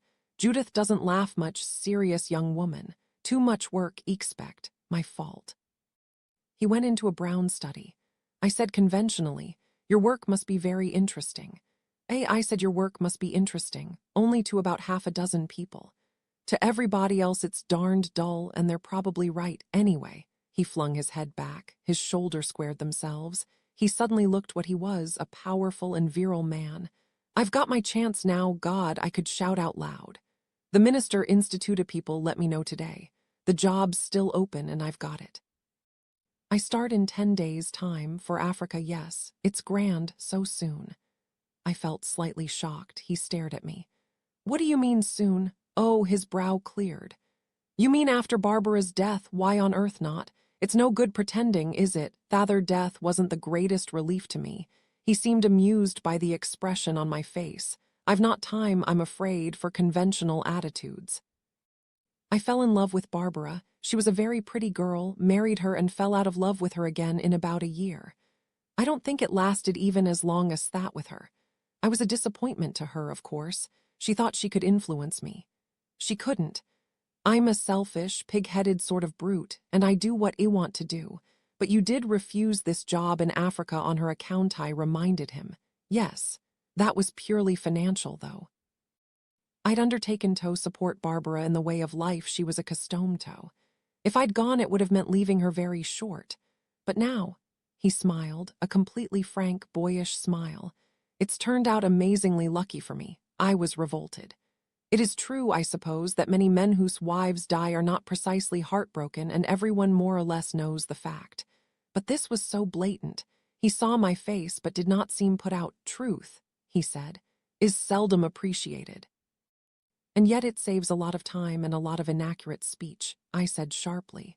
"And it doesn't worry you at all that your wife committed suicide," he said thoughtfully. "I don't really believe she did commit suicide, most unlikely. But then what do you think happened?" He caught me up. "I don't know, I don't think I want to know, understand." Stared at him. His eyes were hard and cold. He said again, "I don't want to know, I'm not interested. See, I did see, but I didn't like it." I don't know when it was that I noticed that Stephen Norton had something on his mind. He had been very silent after the inquest, and after that and the funeral were over he still walked about, his eyes on the ground and his forehead puckered. He had a habit of running his hands through his short gray hair until it stuck upon end like Strowelpeter. It was comical but quite unconscious, and denoted some perplexity of his mind. He returned absent-minded answers when you spoke to him, and it did at last dawn upon me that he was definitely worried about something. I asked him tentatively if he had had bad news of any kind, which he promptly negatived. That closed the subject for the time being, but a little later he seemed to be trying to get an opinion from me on some matter in a clumsy, roundabout way. Stammering a little, as he always did when he was serious about a thing, he embarked on an involved story centering about a point of ethics. "You know, Hastings, it should be awfully simple to say when a thing's right or wrong. But really when it comes to it, it isn't quite such plain sailing. I mean, one may come across something, the kind of thing, Yowsi, that isn't meant for you, it's all a kind of accident. And it's the sort of thing you couldn't take advantage of, and yet it might be most frightfully important. Do you see what I mean? Not very well, I'm afraid," I confessed. Norton's brow furrowed again. He ran his hands up through his hair again so that it stood upright in its usual comical manner. "It's so hard to explain. What I mean is, suppose you just happened to see something in a private letter, one opened by mistake, that sort of thing, a letter meant for someone else, and you began reading it because you thought it was written to you, and so you actually read something you weren't meant to before you realized. That could happen, you know." "Oh yes, of course it could. Well, I mean, what would one do?" Well, I gave my mind to the problem. "I suppose you'd go to the person and say, 'I'm awfully sorry, but I opened this by mistake.' Norton sighed. He said it wasn't quite so simply as that. You see, you might have read something rather embarrassing, Hastings. That would embarrass the other person, you mean? I suppose you'd have to pretend you hadn't actually read anything, that you de-discovered your mistacking time. Yes. Norton said it after a moment's pause, and did not seem to feel that he had yet arrived at a satisfactory solution. He said rather wistfully, I wish I did know what I ought to do. I said that I couldn't see that there was anything else could do. Norton said, the perplexed frown still on his forehead, You see, Hastings, there's rather more to it than that. Supposing that what you read was, well, rather important to someone else again, I lost patience. Really, Norton, I don't see what you'd mean. You can't go about reading other people's private letters, can you? No, of course not. I didn't mean that. And anyway, it wasn't a letter at all. I only said that tawdry and explained the sort of thing. Naturally, anything you saw or heard or read by accident you'd keep to yourself unless— Unless what? Norton said slowly. Unless it was something you ought to speak about. I looked at him with suddenly awakened interest. Hugh went on.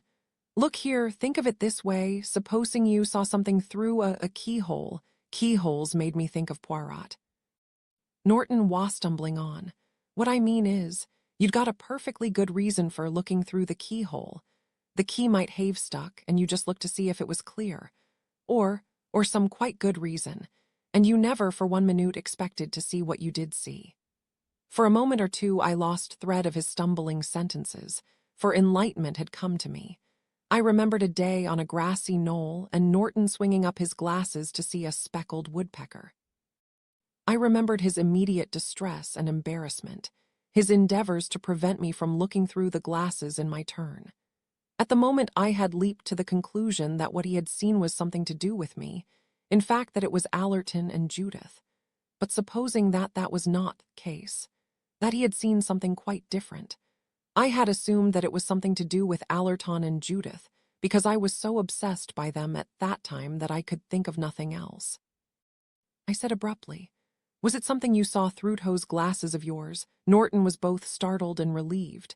I say, Hastings, how did you guess? It was that day when you and I and Elizabeth Cole were up on that knoll, was it? Yes, that's right. And you didn't want me to see, no.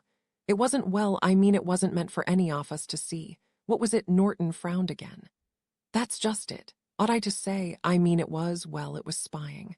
I saw something I wasn't meant to see. I wasn't looking for it, there really was a speckled woodpecker, a lovely fellow, and then I saw the other thing. He stopped.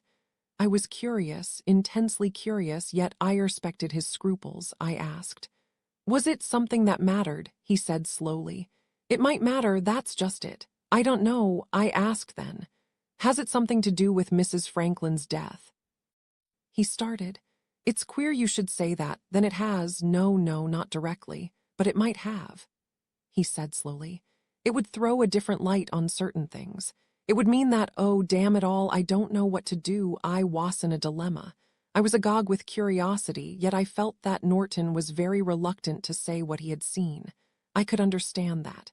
I should have felt the same myself. It is always unpleasant to come into possession of a piece of information that has been acquired in what the outside world would consider a dubious manner. Then an idea struck me. Why not consult Poirot? Norton seemed a little doubtful. Yes, ask his advice. Well, said Norton slowly, it's an idea. Only, of course, he's a foreigner. He stopped, rather embarrassed. I knew what he meant. Poirot's scathing remarks on the subject of playing the game were only too familiar to me.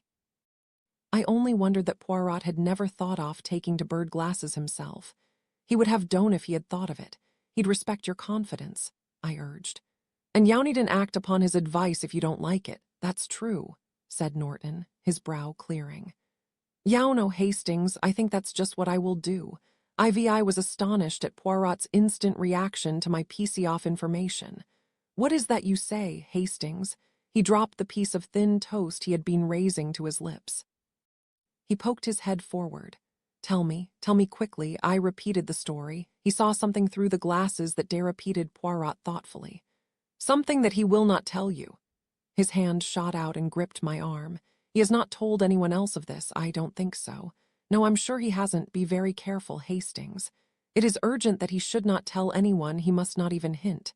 To do so might be dangerous, dangerous, very dangerous. Poirot's face was grave. Arrange with him, mon ami, to come up and see me this evening. Just an ordinary friendly little visit, you understand. Do not let anyone else suspect that there is any special reason for his coming. And be careful, Hastings, be very, very careful. Who else did you say was with you at the time? Elizabeth Cole. Did she notice anything odd about his manner? I tried to recollect. I don't know. She may have. Shall I ask her if... You will say nothing, Hastings, absolutely nothing. Chapter 16. I gave Norton Poirot's message. I'll go up and see him, certainly. I'd like to. Beauty, you know, Hastings, I'm rather sorry I mentioned the matter even to you, by the way, I said. You haven't said anything to anyone else about it, have you? No, at least no, of course not. Be quite sure. No, I haven't said anything. Well, don't. Not until after you've seen Poirot. I had noticed the slight hesitation in his tone when Heffurst answered, but his second assurance was quite firm. I was to remember that slight hesitation afterwards, though I went up again to the grassy knoll where we had been on that day. Someone else was there already, Elizabeth Cole. She turned her head as I came up the slope. She said, "You look very excited, Captain Hastings. Is anything the matter?" I tried to calm myself. No, nothing at all. I'm just out of breath with walking fast. I added in an everyday, commonplace voice, "It's going to rain." She looked up at the sky. "Yes, I think it is." We stood there silent for a minute or two. There was something about this woman that I found very sympathetic. Ever since she had told me who she really was, and the tragedy that had ruined her life, I had taken an interest in her. Two people who have suffered unhappiness have a great bond in common. Yet for her there was, or so I suspected, a second spring. I said now impulsively, "Far from being excited, I'm depressed today. I've had bad news about my dear old friend, about M. Poirot." Her sympathetic interest led me to unburden myself. When I had finished, she said softly, "I see. So Fiend might come at any time." I nodded, unable to speak. After a minute or two, I said, "When he's gone, I shall indeed be alone in the world. Oh no, you've got Judith and your other children. They're scattered over the world, and Judith, well, she's got her work. She doesn't need me. I suspect that children don't ever need their parents until they are in trouble of some kind. I should make up your mind to that as to some fundamental law. I'm far more lonely than you are. My two sisters are far away, one in America and one in Italy, my dear girl," I said. "Your life's beginning at 35. What's 35? I wish I were 35. I added maliciously, "I'm not quite blind, you know." She turned an inquiring glance on me, then blushed. "You don't think, oh, Stephen Norton and I Arianly friends. We've got a good deal in common. All the better." He's just awfully kind." "Oh, my dear," I said. "Don't believe it's all kindness. We men aren't made that way." But Elizabeth Cole had turned suddenly white. She said in a low, strained voice, "You're cruel, blind. How can I ever think of marriage, with my history, with my sister a murderess, or if not that, insane? I don't know which is worse," I said strongly. "Don't let that prey on your mind. Remember, it may not be true." "What do you mean?" "It is true. Don't you remember saying to me once, 'That wasn't Maggie'?" She caught her breath. "One feels like that. What one feels is often true." She stared at me. "What do you mean your sister," I said, "did not kill her father?" Her hand crept up to her mouth. Her eyes, wide and scared, looked into mine. "Mad," she said. "You must be mad. Who told you that?" "Never mind," I said. "It's true. Some day I'll prove it to you." I near the house I ran into Boyd Carrington. "This is my last evening," he told me. "I move out tomorrow, to Natin." "Yes, that's very exciting for you." "Is it? I suppose it is." He gave a sigh. "Anyway, Hastings, I don't mind telling you I shall be glad to live here. The food is certainly pretty bad and the service isn't good." "I don't mean that. After all, it's cheap and you can expect much from these paying guest places." "No, Hastings, I mean more than discomfort. I don't like this house. There's some malign influence about it. Things happen here, they certainly do. I don't know what it is. Perhaps a house that Hastings had a murder in it is never quite the same afterwards. But I don't like it.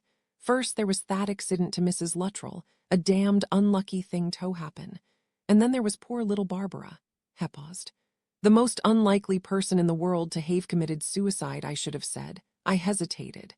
"Well, I don't know that I'd go as far as that." He interrupted me. "Well, I would. Hang it all, I was with her most of the day before.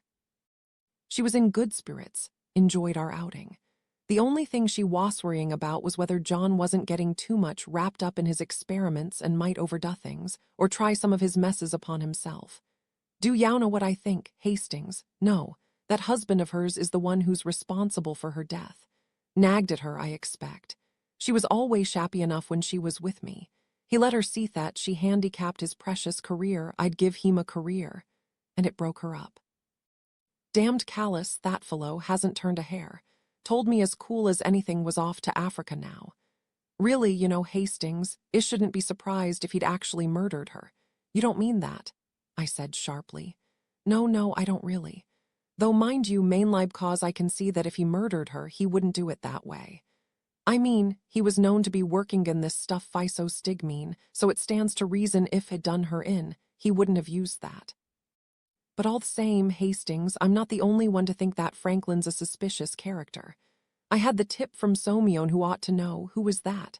I asked sharply. Boyd Carrington lowered his voice. Nurse Craven, what? I was intensely surprised. Hush, don't shout. Yes, Nurse Craven put the idea into my head. She's a smart girl, got her wits about her. She doesn't like Franklin, hasn't liked him all along, I wondered. I should have said that it was her own patient whom Nurse Craven had disliked. It occurred to me suddenly that Nurse Craven must know a good deal about the Franklin menage.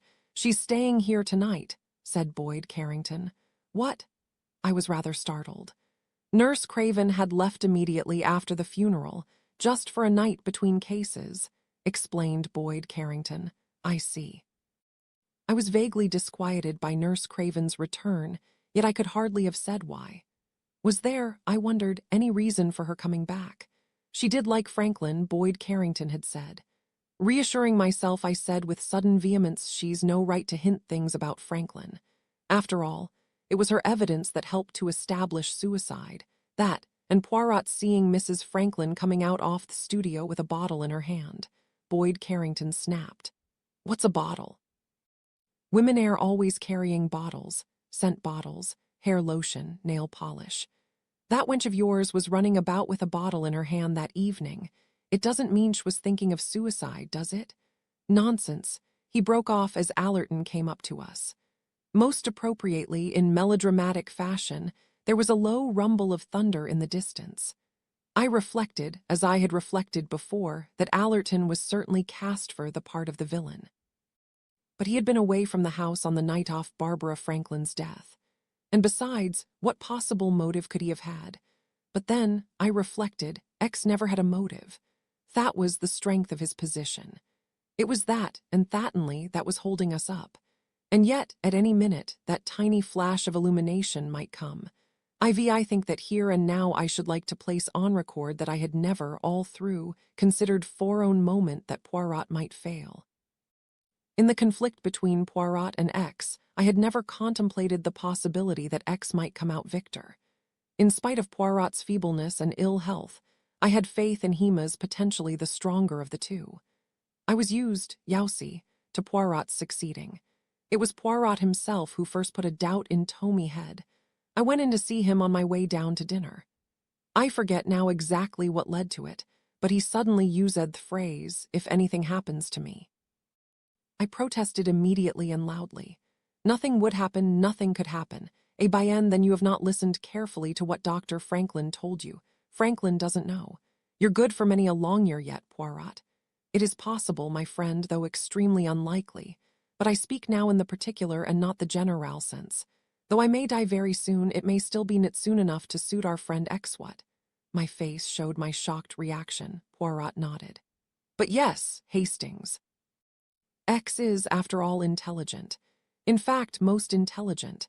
And X cannot fail to perceive that my elimination, even if it were on litto precede natural decease by a few days, might be off inestimable advantage. But then, what would happen? I wasp-wildered. When the colonel falls, Mon Ami, the second in command, takes over. You will continue. How can I? I'm entirely in the dark. I have arranged for that. If anything happens to me, my friend, you will find here, he patted the locket-despatch case by his side, all the clues you need. I have arranged, you see, for every eventuality. There is really no need to be clever. Just tell me know everything there is to know, no, my friend. The fact that you do not know what I know is a valuable asset. You have left me a clearly written account of things. Certainly not. X might get hold of it. Then what have you left? Indications in kind. They will mean nothing to X, be assured of that, but they will lead you to the discovery of the truth. Not so sure of that. Why must you have such a tortuous mind, Poirot? You always like making everything difficult. You always have, and it is now with me a passion. Is that what you would say? Perhaps. But rest assured my indications will lead you to the truth. He paused. Then he said, and perhaps then you would wish that they had noddled you so far. You would say instead, ring down the curtain. Something in his voice started again that vague and formulated dread that I had once or twice felt spasms off already. It was as though somewhere, just out off sight, was a fact that I did not want to see, that I could not bear to acknowledge. Something that already, deep down, I knew. I shook the feeling off and went down to dinner 234 Chapter 17 Dinner was a reasonably cheerful meal. Mrs. Luttrell was down again, and in her best vein of artificial Irish gaiety. Franklin was more animated and cheerful than I had yet seen him. Nurse Craven I saw for the first time in mufti instead of her nurse's uniform. She was certainly a very attractive young woman now that she had cast off her professional reserve. After dinner, Mrs. Luttrell suggested bridge, but in the end, some round games were started. About 9:30, Norton declared his intention of going up Tosi Poirot. Good idea, said Boyd Carrington. Sorry he's been under the weather lately. I'll come up too, I had to act quickly. Look here, I said. Do you mind? It really tires him too much to talk to more than one person at a time. Norton took the cue and said quickly, I promised to lend him a book on birds, Boyd Carrington said. All right, you coming back again, Hastings? Yes, I went up with Norton. Poirot was waiting. After an hour or two, I came down again. We began playing Grummy. Boyd Carrington, I think, resented the carefree atmosphere of Styles tonight. He thought, perhaps, that it was too soon after the tragedy for every Anito forget. He was absent-minded, forgot frequently what he was doing, and at last excused himself from further play. He went to the window and opened it. The sound of thunder could be heard in the distance. There was a storm about, although it had not yet reached us. He closed the window again and came back. He stood for a minute or two watching us play. Then he went out of the room. I went up to bed at 11:15. I did not go into Poirot. He might be asleep. Moreover, I felt a reluctance to think any more about Styles and its problems. I wanted to sleep and forget. I was just dropping off when a sound wakened me. I thought it might have been a tap on my door. I called, come in, but as there was no response, I switched the light on and, getting up, looked out into the corridor. I saw Norton just coming from the bathroom and going into his own room. He wore a checked dressing gown of particularly hideous coloring, and his hair was sticking up on end as usual. He went into his room and shut the door, and immediately afterwards I heard him turn the key in the lock. Overhead there was a low rumbling of thunder. This storm was coming nearer. I went back to bed with a slightly uneasy feeling induced by the sound of that turning key. It suggested, very faintly, sinister possibilities. Did Norton usually lock his door at night, I wondered. Had Poirot warned him to do so? I remembered with sudden uneasiness how Poirot's door key had mysteriously disappeared. I lay in bed and my uneasiness grew whilst the storm overhead added to my feeling of nerviness. I got up at last and locked my own door. Then I went back to bed and slept. I went into Poirot before going down to breakfast. He was in bed and I was struck again by how ill he looked. Deep lines of weariness and fatigue were on his face. How are you, old boy? He smiled patiently at me. I exist, my friend. I still exist. Not in pain, no, just tired, he sighed. Very tired, I nodded. What about last night? Did Norton tell you what he saw that day? He told me, yes. What was it? Poirot looked at me long and thoughtfully before he replied. I am not sure, Hastings, that I had better tell you. You might misunderstand. What are you talking about? Norton, said Poirot, tells me he saw two people, Judith and Allerton, I cried. I thought so at the time, bien non, not Judith and Allerton. Did I not tell you you would misunderstand? You are a man off on idea, sorry, I said, a little abashed. Tell me, I will tell you tomorrow. I have much on which I wish to reflect. Does it help with the case? Poirot nodded. He closed his eyes, leaning back in his pillows. The case is ended. Yes, it is ended. There are only some loose ends to be tied. Go down to breakfast, my friend. And as you go, send Curtis to me. I did so and went downstairs. I wanted to see Norton. I was deeply curious to know what it was that he had told Poirot. Subconsciously, I was still not happy. The lack of inflation in Poirot's manner struck me disagreeably. With his persistent secrecy. Why that deep, inexplicable sadness? What was the truth of all this? Norton was not at breakfast. I strolled out into the garden afterwards. The air was fresh and cool after the storm. I noticed that it had rained heavily. Boyd Carrington was on the lawn. I felt pleased to see him and wished that I could take him into my confidence. I had wanted to all along. I was very tempted to do so now. Poirot was really unfit to carry on by himself. This morning Boyd Carrington looked so vital, so sure of himself, that I felt a wave of warmth and reassurance. You're late up this morning, he said. I nodded. I slept late, bit of a thunderstorm last night. I remembered now that I had been conscious of thurling of thunder through my sleep. I felt a bit under the weather last night, said Boyd Carrington. I feel a lot better today. He stretched his arms out and yawned. Where's Norton? I asked. Think he's up yet? Lazy devil, with common accord we raised our eyes. Where we were standing, the windows of Norton's room were just above us. I started. For alone in the facade of windows, Norton's were still shuttered, I said. That's odd. Do you think they've forgotten to call him? Funny. Hope he's not ill. Let's go up and see. We went up together. The housemaid, a rather stupid-looking girl, was in the passage. In answer to a question, she replied that Mr. Norton hadn't answered when she knocked. She'd knocked once or twice, but he hadn't seemed to hear. His door was locked. A nasty foreboding swept over me. I rapped loudly on the door, calling as I did so, Norton, Norton, wake up, and again with growing uneasiness. Wake up. When it was apparent that there was going to be no answer, we went and found Colonel Luttrell. He listened to us with a vague alarm showing in his fade blue eyes. He pulled uncertainly at his mustache. Mrs. Luttrell, always the one for prompt decisions, made no bones about it. I'll have to get that door open somehow. There's nothing else for it. For the second time in my life, I saw a door broken open at Styles. Behind that door was what had been behind a locked door on the first occasion. Death by violence. Norton was lying on his bed in his dressing gown. The key of the door was in the pocket. In his hand was a small pistol, a mere toy, but capable of doing its. There was a small hole in the exact center off his forehead. For a moment or two I could not think of what I was reminded. Something surely very old. I was too tired to remember. As I came into Poirot's room, he saw my face. He said quickly, What has happened? Norton dead? How? When briefly I told him, I ended wearily. They say it's suicide. What else can they say? The door was locked. The windows were shuttered. The key was in his pocket. Why? I actually saw him go in and heard him lock the door. You saw him, Hastings? Yes, last night. I explained. You're sure it was Norton, of course. I'd know that awful old dressing gown anywhere. For a moment Poirot became his old self. Ah, but it is a man you are identifying, not a dressing gown. Ma foi, anyone can wear a dressing gown, it's true, I said slowly, that I didn't see his face. But it was his hair all right, and that slight limp. Anyone could limp, mon Dieu. I looked at him, startled. Do you mean to suggest, Poirot, that it was Norton that I saw? I am not suggesting anything of the kind. I am merely annoyed by the unscientific reasons you give for saying it was Norton.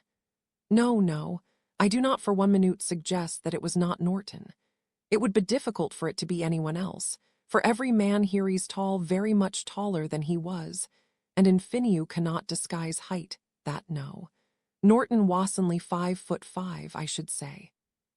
Tout de me letter 2C6 me, itis like a conjuring trick, is it not? He goes into his room, locks the door, puts the key in his pocket. Andy's found shot with the pistol in his hand and the key still in his pocket. Then you don't believe, I said, that he shot himself? Slowly Poirot shook his head. No, he said. Norton did not shoot himself. He was deliberately killed. I went downstairs in a daze. The thing was so inexplicable I may be forgiven, I hope, for not seeing the next inevitable step.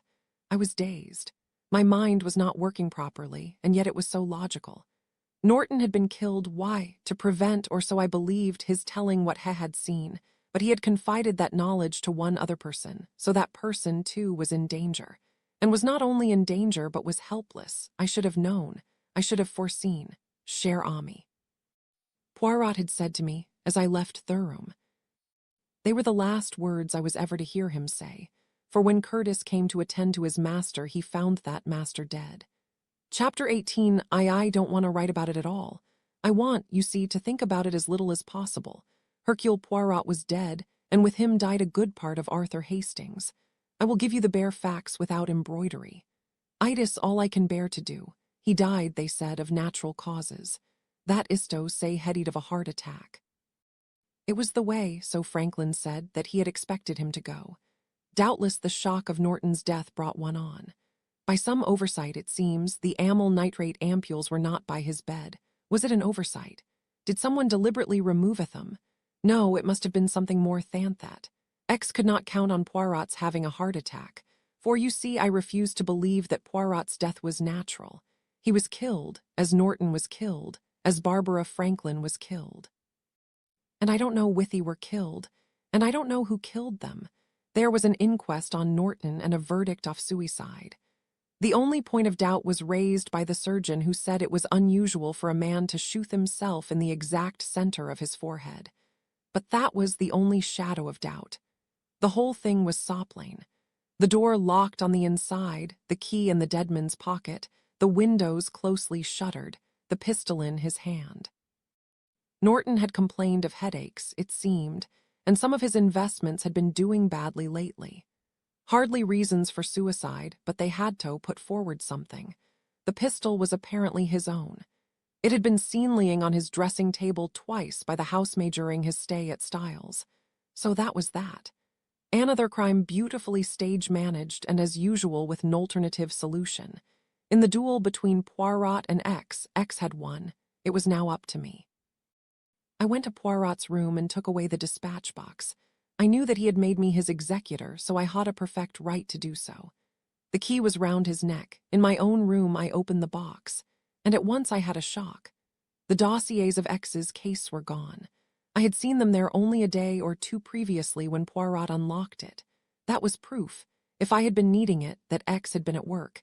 Either Poirot had destroyed those papers himself, most unlikely, or else X had done so. XX, that damned fiend X. But the case was not empty. I remembered Poirot's premise that I should find other indications which X would not know about. Were these the indications? There was a copy of one of Shakespeare's plays, Othello, in a small, cheap edition. The other book was the play John Ferguson by St. John Irving. There was a marker in it at the third act. I stared at the two books blankly. Here were the clues that Poirot had left for me. Anthe meant nothing to me at all. What could they mean? The only thing I could think of was a code of some kind. A word code based on the plays. But if so, how was I to get at it? There were no words, no letters, underlined anywhere. I tried gentle heat with no result. I read the third act of John Ferguson carefully through. A most admirable and thrilling scene where wanting Clutie John sits and talks, and which ends with the younger Ferguson going out to seek for Theman, who has wronged his sister. Masterly character drawing, but I could hardly think that Poirot had left them to improve my taste in literature. And then, as I turned the leaves of the book over, a slip of paper fell out. It bore a phrase in Poirot handwriting. Talk to my valet George. Well, here was something. Possibly the key to the code, if code it was, had been left with George. I must get hold of his address and go to see him. But first there was the sad business of burying my dear friend. Here was the spot where he had lived when he first came to this country. He was to lie here at the last. Judith was very kind to me in these days. She spent a lot of time with me and helped Tom make all the arrangements. She was gentle and sympathetic. Elizabeth Cole and Boyd Carrington were very kind too. Elizabeth Cole was less affected by Norton's death than I should have thought. If she felt any deep grief, she kept it to herself, and so it was all ended. I wise, I must put it down. It must be said, the funeral was over. I was sitting with Judith, trying to make a few sketchy plans for the future, she said then. But you see, dear, I shan't be here, not here. I shan't be in England. I stared at her. I haven't liked to tell you before, Father. I didn't want to make things worse for you. But you've got to know now. I hope you won't mind too much. I'm going to Africa, you see, with Dr. Franklin. I burst out at that. It was impossible. She couldn't do a thing like that. Everyone would be bound to talk. Tobe an assistant to him in England, and especially when his wife was alive, was one thing, but to go abroad with him to Africa was another. It was impossible, and I was going to forbid it absolutely. Judith must not do such a thing. She didn't interrupt. She let me finish. She smiled very faintly. But dearest, she said, I'm not going as his assistant, I'm going as his wife. It hit me between the eyes, I said, or rather stammered. Allerton, she looked faintly amused. There was never anything in that. I would have told you so if you hadn't made me so angry. Besides, I wanted you to think, well, what you did think. I didn't want you to know it was John, but I saw him kiss you one night on the terrace, she said impatiently. Oh, I dare say I was miserable that night. These things happen. Surely you know that, I said. You can't marry Franklin yet so soon. Yes, I can. I want to go out with him, and you've just said yourself it's easier. We've nothing to wait for now. Judith and Franklin. Franklin and Judith. Do you understand the thoughts that came into my mind? The thoughts that had lain under the surface for some time. Judith with a bottle in her hand. Judith with her young passionate voice declaring that useless lives should go to make way for useful ones. Judith whom I loved and whom Poirot also had loved. Those two people that Norton had seen, had they been Judith and Franklin? But if so, no, that couldn't be true. Not Judith. Franklin, perhaps, a strange man, a ruthless man, a man who, if he made up his mind to murder, might murder again and again. Poirot had been willing to consult Franklin. Why, what had he said to him that morning? But not Judith. Not my lovely, grave young Judith. And yet how strange Poirot had looked. How those words had rung out. You may prefer to say ringed on the curtain. And suddenly a fresh idea struck me. Monstrous, impossible. Was the whole story of X a fabrication?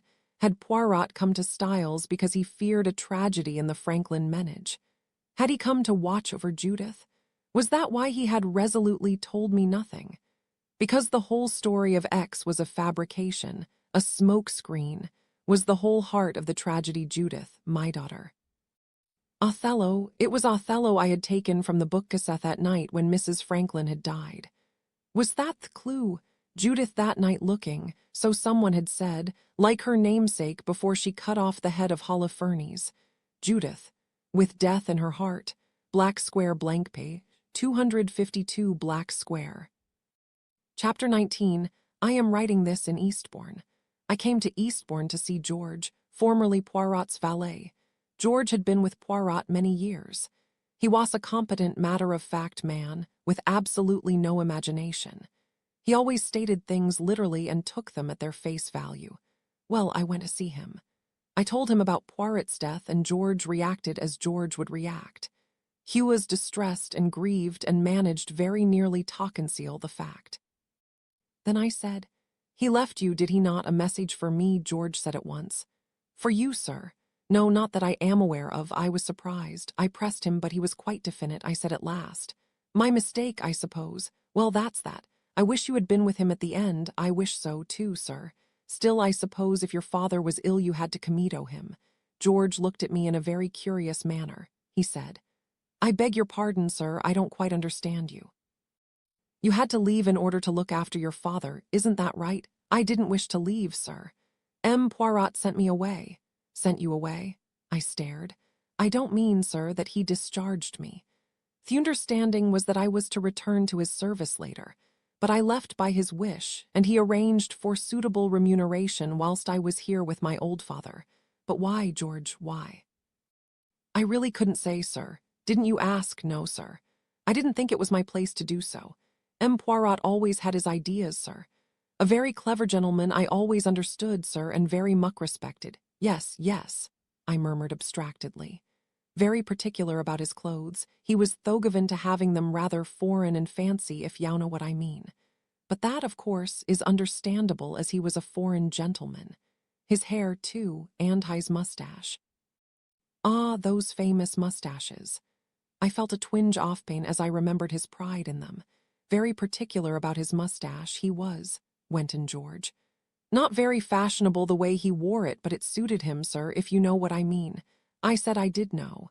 Then I murmured delicately, I suppose he dyed it as well as his hair. He did, touch up his mustache a little, but not his hair, not of late years. Nonsense, I said.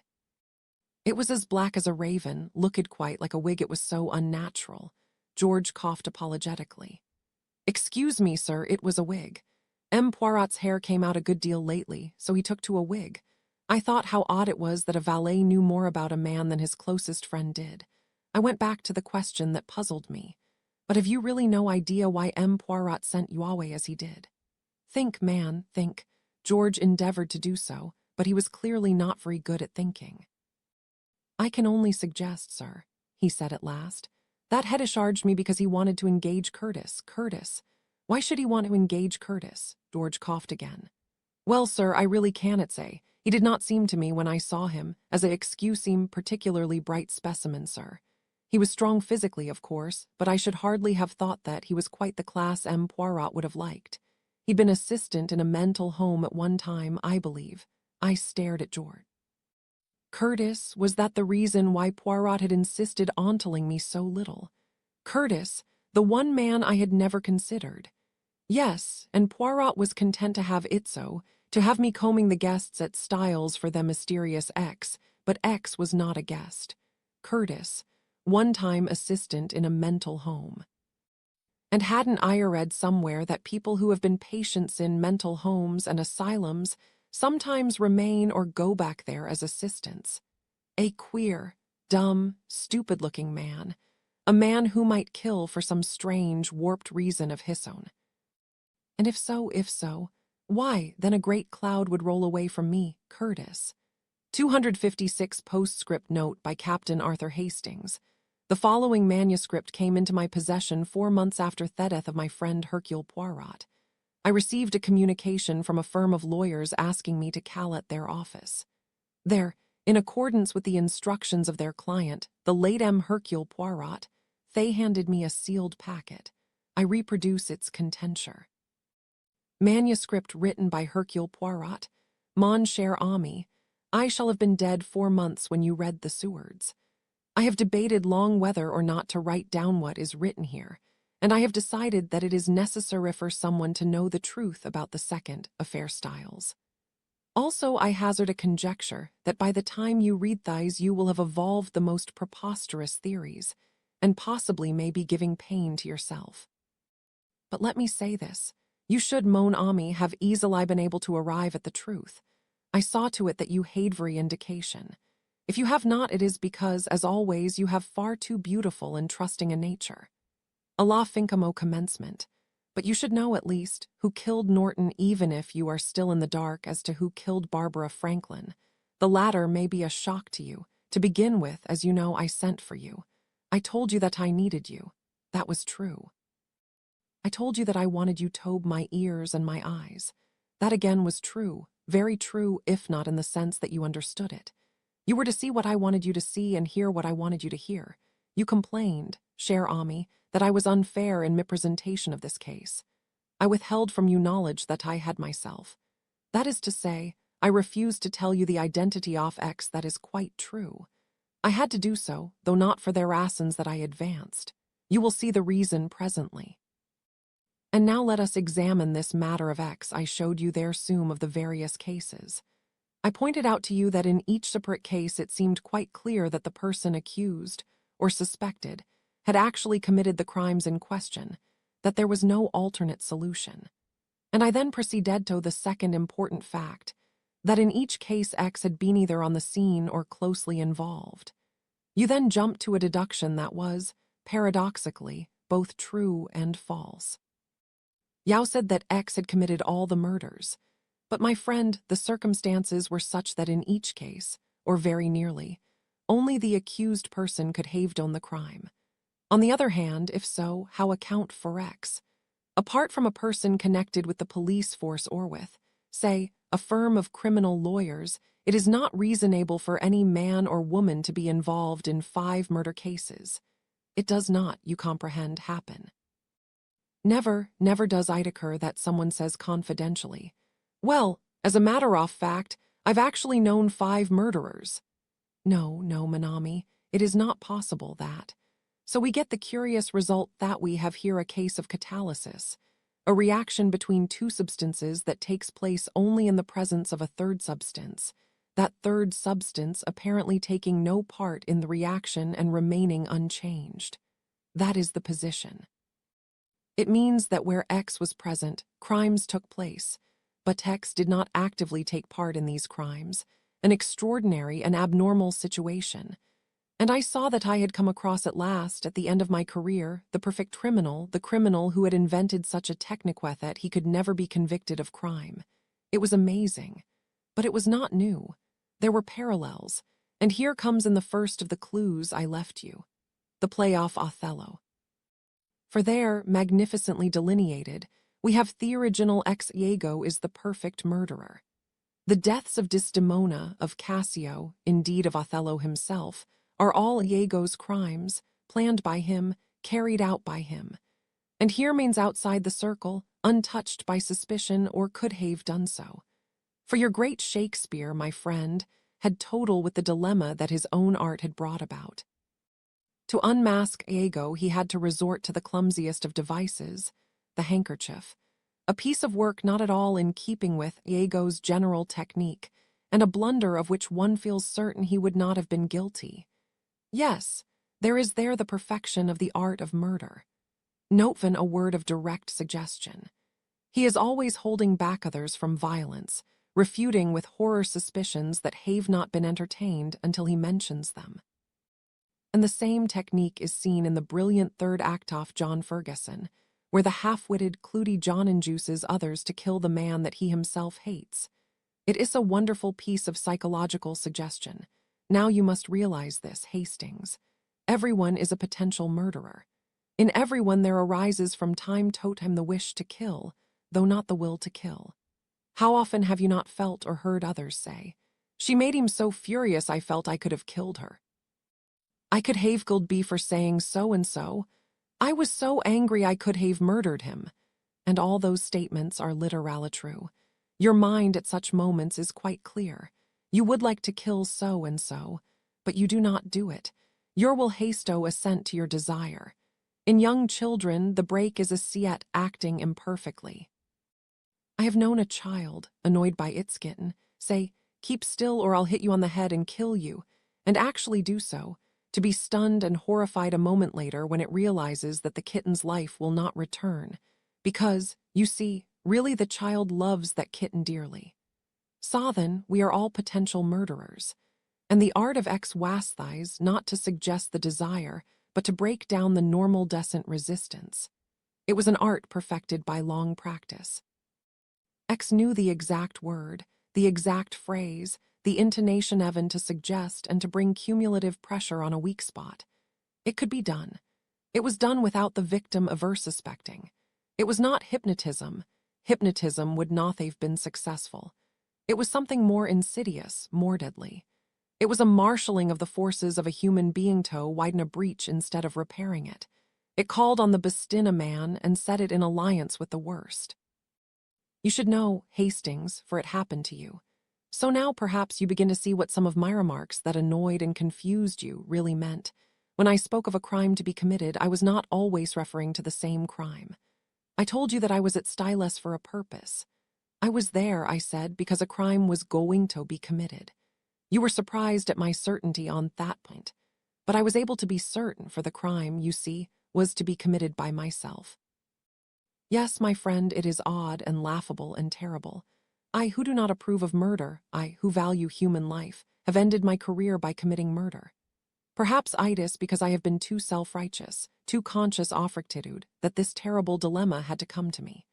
For you see, Hastings, there are 2 sides to it. It is my work in life to save the innocent, to prevent murder, and this is the only way I can do it. Make no mistake, X could not be touched by the law. He was safe. By no ingenuity that I could think of could he be defeated any other way. And yet, my friend, I was reluctant. I saw what had Tobe done, but I could not bring myself to do it. I was like Hamlet, eternally putting off the evil day. And then the next attempt happened, the attempt on Mrs. Luttrell. I had been curious, Hastings, to see if your well-known flair for the obvious would work. It did. Your very first reaction was a mild suspicion of Norton, and you were quite right. Norton was the man.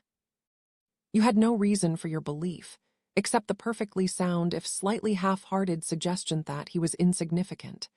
There, I think, you came very close-to the truth. I have considered his life history with some care. He was the only son of a masterful and bossy woman. He seems to have had at no time any gift for asserting himself or for impressing his personality on other people. He has always been slightly lame and was unable to take part in games at school. One of the most significant things you told me was a remark about him having been laughed at school for nearly being sick when seeing a dead rabbit. There, I think, was an incident that may have left a deep impression on him. He disliked blood and violence, and his prestige suffered in consequence. Subconsciously, I should say, he has waited to redeem himself by being bold and ruthless. I should imagine that he began to discover quite young his own power for influencing people. He was a good listener. He had a quiet, sympathetic personality. People liked him without, at the same time, noticing him very much. Harrison did this, and then made use of it. He discovered how ridiculously easy it was, by using the correct word sense, supplying the correct stimuli, to influence his fellow creatures. The only thing necessary was to understand them, to penetrate their thoughts, their secret reactions and wishes. Can you realize, Hastings, that such a discovery might feed a sense of power? Here was he, Stephen Norton, whom everyone liked and despised, and he would make people do things they didn't want to do, or mark this, thought they did not want to do. I can visualize him developing this hobby of his, and little by little developing a morbid taste for violence each secondhand. The violence for which he lacked physical stamina, and for the lack of which he had been derided. Yes, his hobby grows and grows until it comes to be a passion, a necessity. It was a drug, Hastings, a drug that induced craving as surely as opium or cocaine might have done. Norton, the gentle-hearted, loving man, was a secret sadist. He was an addict of pain, of mental torture. There has been an epidemic of that in the world of late years, l'appétit vient en mangent. It fed two lusts, the lust of the sadist and the lust of power. He, Norton, had the keys of life and of death. Like any other drug slave, he had to have his supply off the drug. He found victim after victim. I have no doubt there have been more cases than the 5 I actually tracked down. In each of those he played the same part. He knew Etherington. He stayed one summer in the village where Riggs lived and drank with Riggs in the local pub. On a cruise, he met the girl Frida Clay, and encouraged and played upon her half-formed conviction that if her old aunt died it would be really a good thing, a release for Auntie and a life of financial ease and pleasure for herself. He was a friend of the Litchfields, and when talking to him, Margaret Litchfield saw herself in the light of a heroine delivering her sisters from their life sentence off imprisonment. But I do not believe, Hastings, that any of these people would have done what they did, but for Norton's influence. And now we come to the events at Styles. I had been on Norton's tracks for some time. He became acquainted with the Franklins, and at once I scented danger. You must understand that even Norton has to have a nucleus in which to work. You can only develop a thing of which seed is already present.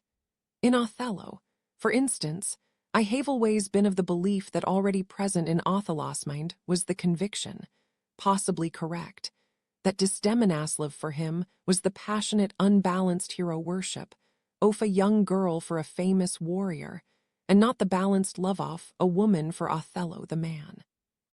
He may have realized that Cassio was her true mate, and that in time she would Comito realize the fact. The Franklins presented a most agreeable prospect to our Norton. All kinds of possibilities. You have doubtless realized by now, Hastings, what anyone of sense could have seen perfectly plainly all along, that Franklin was in love with Judith and she with him. His brusqueness, his habit of never looking at her, of forsaking any attempt at courtesy, ought to have told you that the man was head over ears in love with her. But Franklin is a man of great strength of character and also of great rectitude. His speech is brutally unsentimental, but he is a man of very definite standards. In his code, a man sticks to the wife he has chosen. Judith, as I should have thought even you could have seen, was deeply and unhappily in love with him. She thought you had grasped the fact that day you found her in the rose garden, hence her furious outburst. Characters like hers cannot stand any expression of pity or sympathy. It was like touching a raw wound. Then she discovered that you thought it was Allerton she cared for. She let you think so, thereby shielding herself from clumsy sympathy and from a further probing of the wound. She flirted with Allerton as a kind of desperate solace. She knew exactly the type of man he was. He amused her and distracted her, but she never had the least feeling for him. Norton, of course, knew exactly how the wind lay. He saw possibilities in the Franklin trio. I may say that he started first on Franklin, but drew a complete blank. Franklin is the one type of man who is quite immune from Norton's type of insidious suggestion. Franklin has a clear-cut, blackened white mind, with an exact knowledge of his own feeling, and a complete disregard for outside pressure. Moreover, the great passion of his life is his work. His absorption in it makes him far less vulnerable. With Judith, Norton was far more successful. He played very cleverly on the theme of useless lives. It was an article off faith with Judith, and the fact that her secret desires were in accordance with it was a fact that she ignored stridently whilst Norton knew it to be an ally. He was very clever about it, taking himself the opposite point of view, gently ridiculing the idea that she would ever have the nerve to do such a decisive action. It is the kind of thing that all young people say, but never do. Such an old cheap jibe, and how often it works Hastings. So vulnerable they are, these children. So ready, though they do not recognize it that way, to take a dare, and with the useless Barbara out of the way, then Thorold is clear for Franklin and Judith. That was never said, that was never allowed to come into the open. It was stressed that the personal angle had nothing to do with it, nothing at all.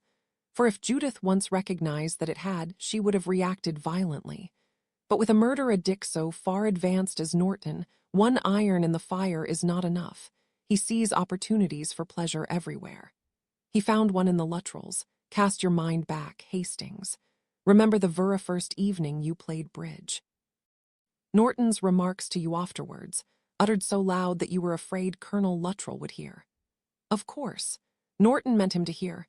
He never lost an opportunity of underlining it, rubbing it in, and finally his efforts culminated in success. It happened at under your nose, Hastings, and you never saw how it was done.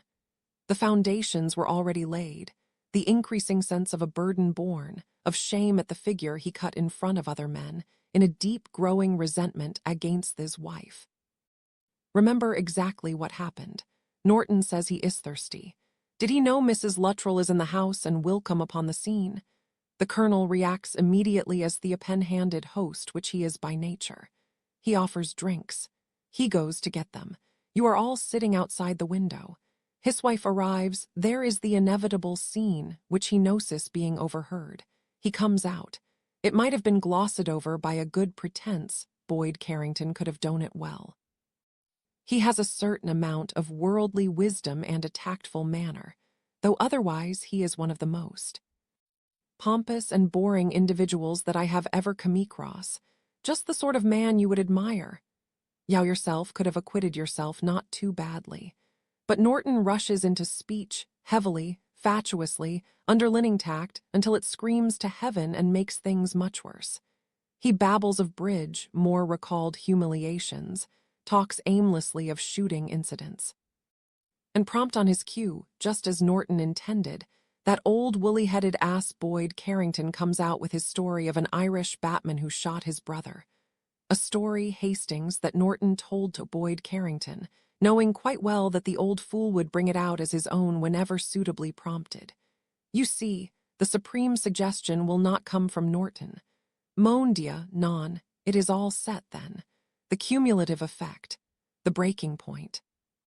Affronted in his instincts as a host, shamed before his fellow men, writhing under the knowledge that they are quite convinced he has not got the guts to do anything but submit meekly to bullying, and then the key words of escape. The rook rifle, accident's man who shot his brother accidentally, bobbing up his wife's head. Quite safe an accident. I'll show them. I'll show her. Damn her, I wish she was dead. She shall be dead. He did not kill her, Hastings. Myself, I think that, even Ash fired, instinctively he missed because he wanted to miss. And afterwards the evil spell was broken. She was his wife, the woman he loved in spite of everything. One of Norton's crimes that did not quite come off, but his next attempt. Do you realize, Hastings, that it was you who came next? Throw your mind back, recall everything. You, my honest, kindly Hastings. He found every weak spot in your mind, yes, and every decent and conscientious one, too. Allerton is the type of man you instinctively dislike and fear. He's the type of man that you think ought to be abolished. And everything you heard about him and thought about him was true. Norton tells you a certain story about him, an entirely true story as far as the facts go. Though actually the girl concerned was a neurotic type and came off poor stock, it appeals to your conventional and somewhat old-fashioned instincts. This man is the villain, the seducer, the man who ruins girls and drives them to suicide. Norton induces Boyd Carrington to tackle you also. You are impelled to speak to Judith. Judith, as could be predicted, immediately responds by saying she will do as she chooses with her life. That makes you believe the worst. See now the different stops on which Norton plays, your love for your child. The intense old-fashioned sense-off responsibility that a man like you feels for his children. Theslight self-importance of your nature. I must do something, it all depends on me. Your feeling of helplessness owing to the lack of your wife's wise judgment. Your loyalty, I must not fail her. And on the baser side, your vanity, through association with me you have learned all the tricks off the trade. And lastly, that inner feeling which most men have about their daughters, the unreasoning jealousy and dislike for the man who takes her away from him. Norton played, Hastings, like a virtuoso on all these themes. And you responded. You accept things too easily at their face value. You always have done. You accepted quite easily the fact that it was Judith to whom Allerton was talking in the summer house. Yet you did not see her, you did not even hear her speak. And incredibly, even the next morning, you still thought it was Judith. You rejoiced because she had changed her mind. But if you had taken the trouble to examine the facts, you would have discovered at once that there had never been any question of Judith going up to London that day. And you failed to make another most obvious inference. There was Somion who was going off for the day, and who was furious at not being able to do so. Nurse Craven. Allerton is not a man who confines himself to the pursuit of one woman. His affair with Nurse Craven had progressed much farther than the mere flirtation he was having with Judith. No, stage management again by Norton. You saw Allerton and Judith kiss. Then Norton shoves you back round the corner. He doubtless knows quite well that Allerton is going to meet Nurse Craven in the summer house. After a little argument, he lets you go but still accompanies you. The sentence you overhear Allerton speaking is magnificent for his purpose, and he swiftly drags you away before you have a chance to discover that the woman is not Judith. Yes, the virtuoso. And your reaction is immediate, complete on all those themes. You responded. You made up your mind to do murder. But fortunately, Hastings, you had a friend whose brain still functioned. And not only his brain. I said at the beginning of this that if you have not arrived at the truth, it is because you have too trusting a nature. You believe what is said to you. You believed what I said to you. Yet it was all very easy for you to discover the truth. I had sent George away. Why? I had replaced him with a less experienced and clearly much less intelligent man. Why? It was not being attended by a doctor. I who have always been careful about my health, I would not hear of seeing gone. Why? Do you see now why you were necessary to me at Styles? I had to have someone who accepted what is said without question. You accepted my statement that I came back from Egypt much worse than when I went. I did not. I came back very much better. You could have found out the fact if you had taken the trouble. But no, you believed. I sent away George because I could not have succeeded in making him think that I had suddenly lost all power in my limbs. George is extremely intelligent about what he sees. He would have known that I was shamming. Do you understand, Hastings? All the time that I was pretending to be helpless and deceiving Curtis, I was not helpless at all. I could walk with a limp. I heard you come up that evening. I heard you hesitate and then go into Allerton's room, and at once I was on the alert. I was already much exercised about your state of mind. I did not delay. I was alone. Curtis had gone down Tossiper. I slipped out of my room and across the passage. I heard you in Allerton's bathroom. And promptly, my friend, in the manner you so much deplore, I dropped to my knees and looked through the keyhole of the bathroom door. One could see through it, fortunately, as there is a bolt and not a key on the inside. I perceived your manipulations with the sleeping tablets. I realized what your idea was. And so, my friend, I acted. I went back to my room and made my preparations. When Curtis came up, I sent him Tofchu. You came, yawning and explaining that you had a headache. I made at once the big fuss, urged remedies on you. For the sake of peace, you consented to drink a cup of chocolate. You gulped it down quickly so as to get away quicker. But I too, my friend, have some sleeping tablets. And so, you slept until morning when you awoke your own sane self and were horrified at what you had so gnarly done. You were safe now. One does not attempt these things twists, not when one has relapsed into sanity. But it decided me, Hastings. For whatever I might not know about other people did not apply to you. You are not a murderer, Hastings, but you might have been hanged foron for a murder committed by another man who in the eyes of the law would be guiltless. You, my good, my honest, my oh so honorable Hastings, so kindly, so conscientious, so innocent, yes, I must act. I knew that my time was short, and for that I was glad. For the worst part of murder, Hastings, is its effect on the murderer. I, Hercule Poirot, might come to believe myself divinely appointed to deal out death to all and sundry. But mercifully there would not be time for that to happen. The end would come soon. And I was afraid that Norton might succeed with someone who was unutterably dear to both of us. I am talking of your daughter. And now we come to the death of Barbara Franklin. Whatever your ideas may be on the subject, Hastings, I do not think you have once suspected the truth. For you see, Hastings, you killed Barbara Franklin. Mais oui, you did. There was, you see, yet another angle to the triangle, one that I did not fully take into account. As it happened, Norton's tactics there were unseen and unheard by either office, but I have no doubt that he employed them. Did it ever enter your mind to wonder, Hastings, why Mrs. Franklin was willing to come to Styles? It is not, when you think of it, at all her line of country. She likes comfort, good food, and above all social contacts. Styles is not gay. It is not well run.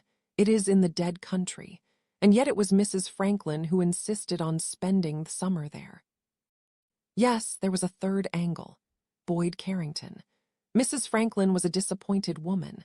That was at the root of her neurotic illness. She was ambitious both socially and financially. She married Franklin because she expected him to have a brilliant career. He was brilliant, but not in her way. His brilliance would never bring him newspaper notoriety or a Harley Street reputation. He would be known to half a dozen men of his own profession and would publish articles in learned journals. The outside world would not hear of him, and he would certainly not make money. And here is Boyd Carrington, home from the East, just come into a baronetcy and money, and Boyd Carrington has always felt tenderly sentimental towards the pretty 17-year-old girl he nearly asked to marry him. High's going to Styles. He suggests the Franklins come too, and Barbara comes. How maddening it is for her. Obviously she has lost none of her old charm for this rich, attractive man, but High's old-fashioned, not the type of man to suggest divorce. And John Franklin, too, has no use for divorce. If John Franklin were to die, then she could be Lady Boyd Carrington, and oh, what a wonderful life that would be. Norton, I think, found her only too ready a tool. It was all too obvious, Hastings, when you come to think of it. Those first few tentative attempts at establishing how fond she was of her husband. She overdid it a little, murmuring about ending it all because she was a drag on him, and then an entirely new line.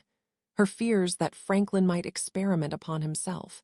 It ought to have been so obvious to us, Hastings. She was preparing us for John Franklin to die of physostigmine poisoning. No question, you see, of anyone trying to poison him. Oh no, just pure scientific research. He takes the harmless alkaloid, and it turns out to be harmful after all. The only thing was it was a little too swift. You told me that she was not pleased to find Boyd Carrington having his fortune told by Nurse Craven. Nurse Craven was an attractive young woman with a keen eye for men.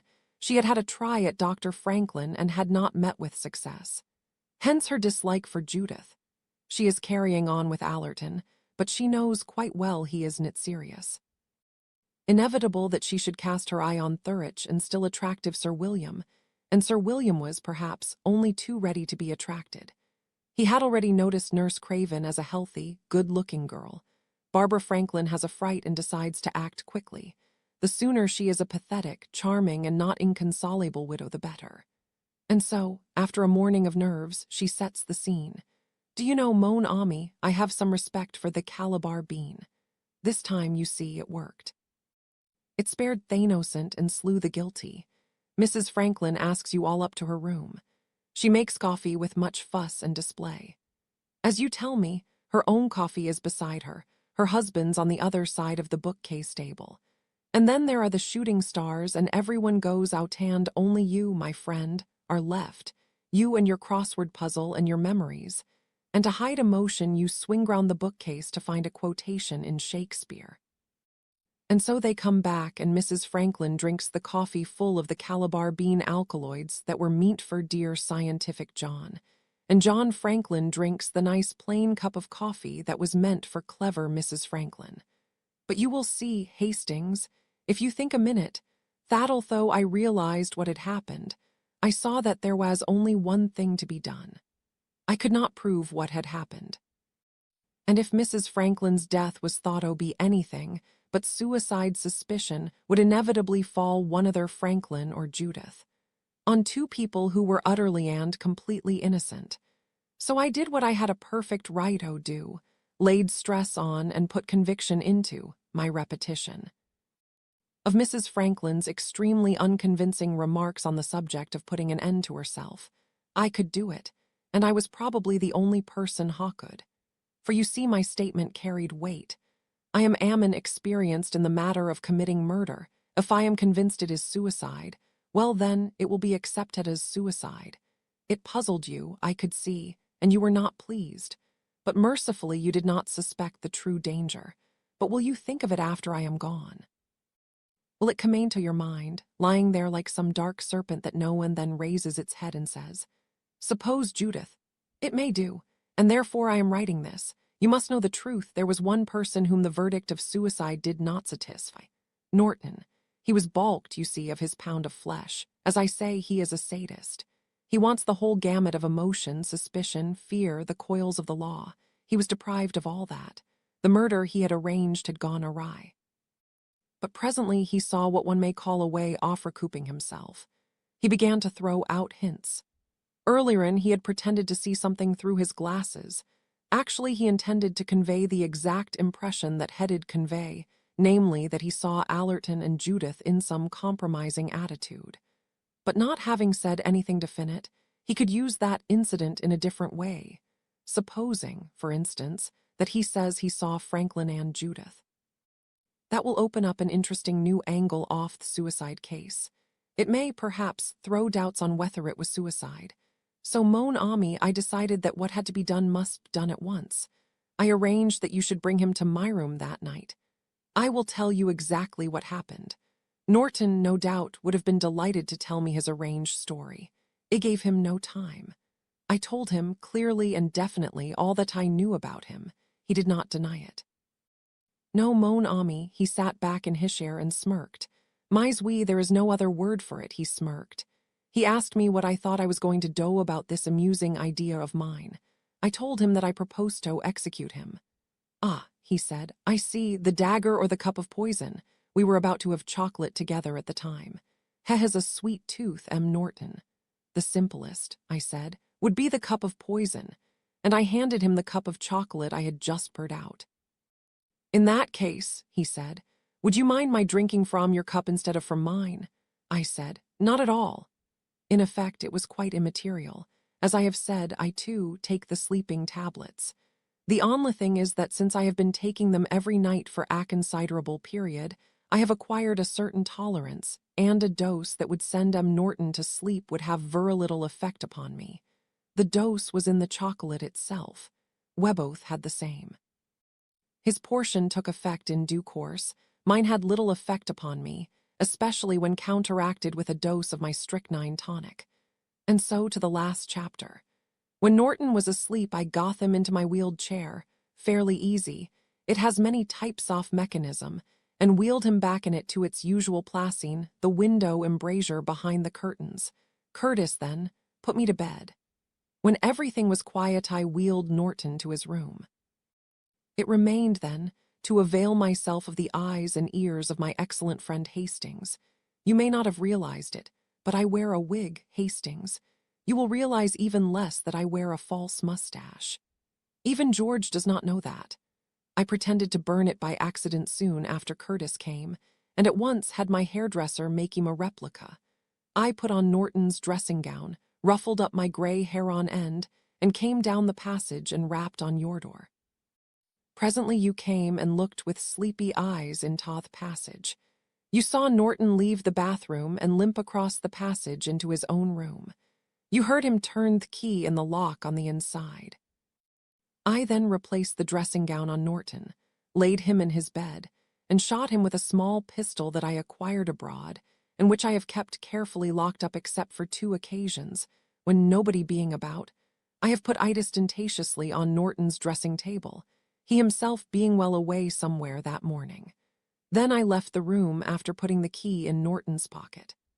I myself locked the door from the outside with the duplicate key which I have possessed for some time. I wheeled the chair back to my room. Since then I have been writing this explanation. I am very tired, and the exertions I have been through have strained me a good deal. It will not, I think, be long before. There are 1 or 2 things I would like to stress. Norton's were the perfect crimes. Mine was not. It was not intended to be. The easiest way and the best way for me to have killed him was to have done so quite openly, to have had, shall we say, an accident with my little pistol. I should have professedisme, regret, a most unfortunate accident. They would have said, old Gaga didn't realize it was loaded sep over via. I did not choose to do that. I will tell you why. It is because Hastings I chose to be sporting. Wee sporting. I am doing all the things that so often you have reproached me with not doing. I am playing fair with you. I am giving you a run for your money. I am playing the game. You have every chance to discover the truth. In case you disbelieve me, let me enumerate all the clues, the keys. You know, for I have told you so, that Norton arrived at her after I did. You know, for you have been told, that I changed my room after I got here. You know, for again it has been told to you, that since I have been at Styles, the key of my room disappeared and I had another made. Therefore, when you ask yourself who could have killed Norton, who could have shot and still have left the room, apparently, locked on the inside since the key is in Norton's pocket. The answer is Hercule Poirot, who since he has been here has possessed duplicate keys of one of the rooms. The man you saw in the passage. I myself asked you if you were sure the man you saw in the passage was Norton. You were startled. You asked me if I intended to suggest it was not Norton. I replied, truthfully, that I did not at all intend to suggest it was not Norton. Naturally, since I had taken a good deal of trouble to suggest it was Norton. I then brought up the question of height. All the men, I said, were much taller than Norton, but there was a man who was shorter than Norton, Hercule Poirot. And it is comparatively easy with raised heels or elevators and theshoes to add to one's height. You were under the impression that I was a helpless invalid. But why? Only because I said so. And I had sent away George. That was my last indication to you. Go and talk to George. Othello and Clutie John show you that X was Norton. Then who could have killed Norton? Only Hercule Poirot. And once you suspected that, everything would have fallen into place. The things I had said and done, my inexplicable reticence. Evidence from the doctors in Egypt, from my own doctor in London, that I was not incapable of walking about. The evidence of George as to my wearing a wig. The fact which I was unable to disguise, and which you ought to have noticed, that I limp much more than Norton does. And last of all, the pistol shot. My one weakness. I should, I am aware, have shot him through the temple. I could not bring myself to produce an effect so lopsided, so haphazard. No, I shot him symmetrically in the exact center of the forehead. Oh, Hastings, Hastings, that should have told youth truth. But perhaps, after all, you have suspected the truth. Perhaps when you read this, you already know. But somehow I do not think so. No, you are too trusting. You have too beautiful a nature. What shall I say more to you? Both Franklin and Judith, I think you will find, knew the truth, all thought he will not have told it to you. They will be hapatogther, those two. They will be poor, and innumerable tropical insects will bite them, and strange fevers will attack them. But we all have our own ideas of the perfect life, have we not? And you, my poor lonely Hastings, ah, my heart bleeds for you, dear friend. Will you, for the last time, take the advice of your old Poirot? After you have read this, take a train or a car or a series of buses and go to find Elizabeth Cole, who is also Elizabeth Litchfield. Let her read this, or tell her what is in it. Tell her that you, too, might have done what her sister Margaret did, only for Margaret Litchfield there was no watchful Poirot at hand. Take the nightmare away from her, show her that her father was killed, not by his daughter, but by that kind, sympathetic family friend, that honest Iago Stephen Norton. For it is not right, my friend, that a woman like that, still young, still attractive, should refuse life because she believes herself to be tainted. No, it is not right. Tell her so, you, my friend, who are yourself still not unattractive to women. Eh bien, I have no more now to say. I do not know, Hastings, if what I have done is justified or not justified. No, I do not know. I do not believe that a man should take the law into his own hands. But on the other hand, I am the law. As a young man in the Belgian police force, I shot down a desperate criminal who sat on a roof and fired at people below. In a state of emergency, martial law is proclaimed. By taking Norton's life, I have saved other lives, innocent lives. But still, I do not know. It is perhaps right that I should not know. I have always been so sure, too sure. But now I am very humble, and I say like a little child, I do not know. Goodbye, cher ami.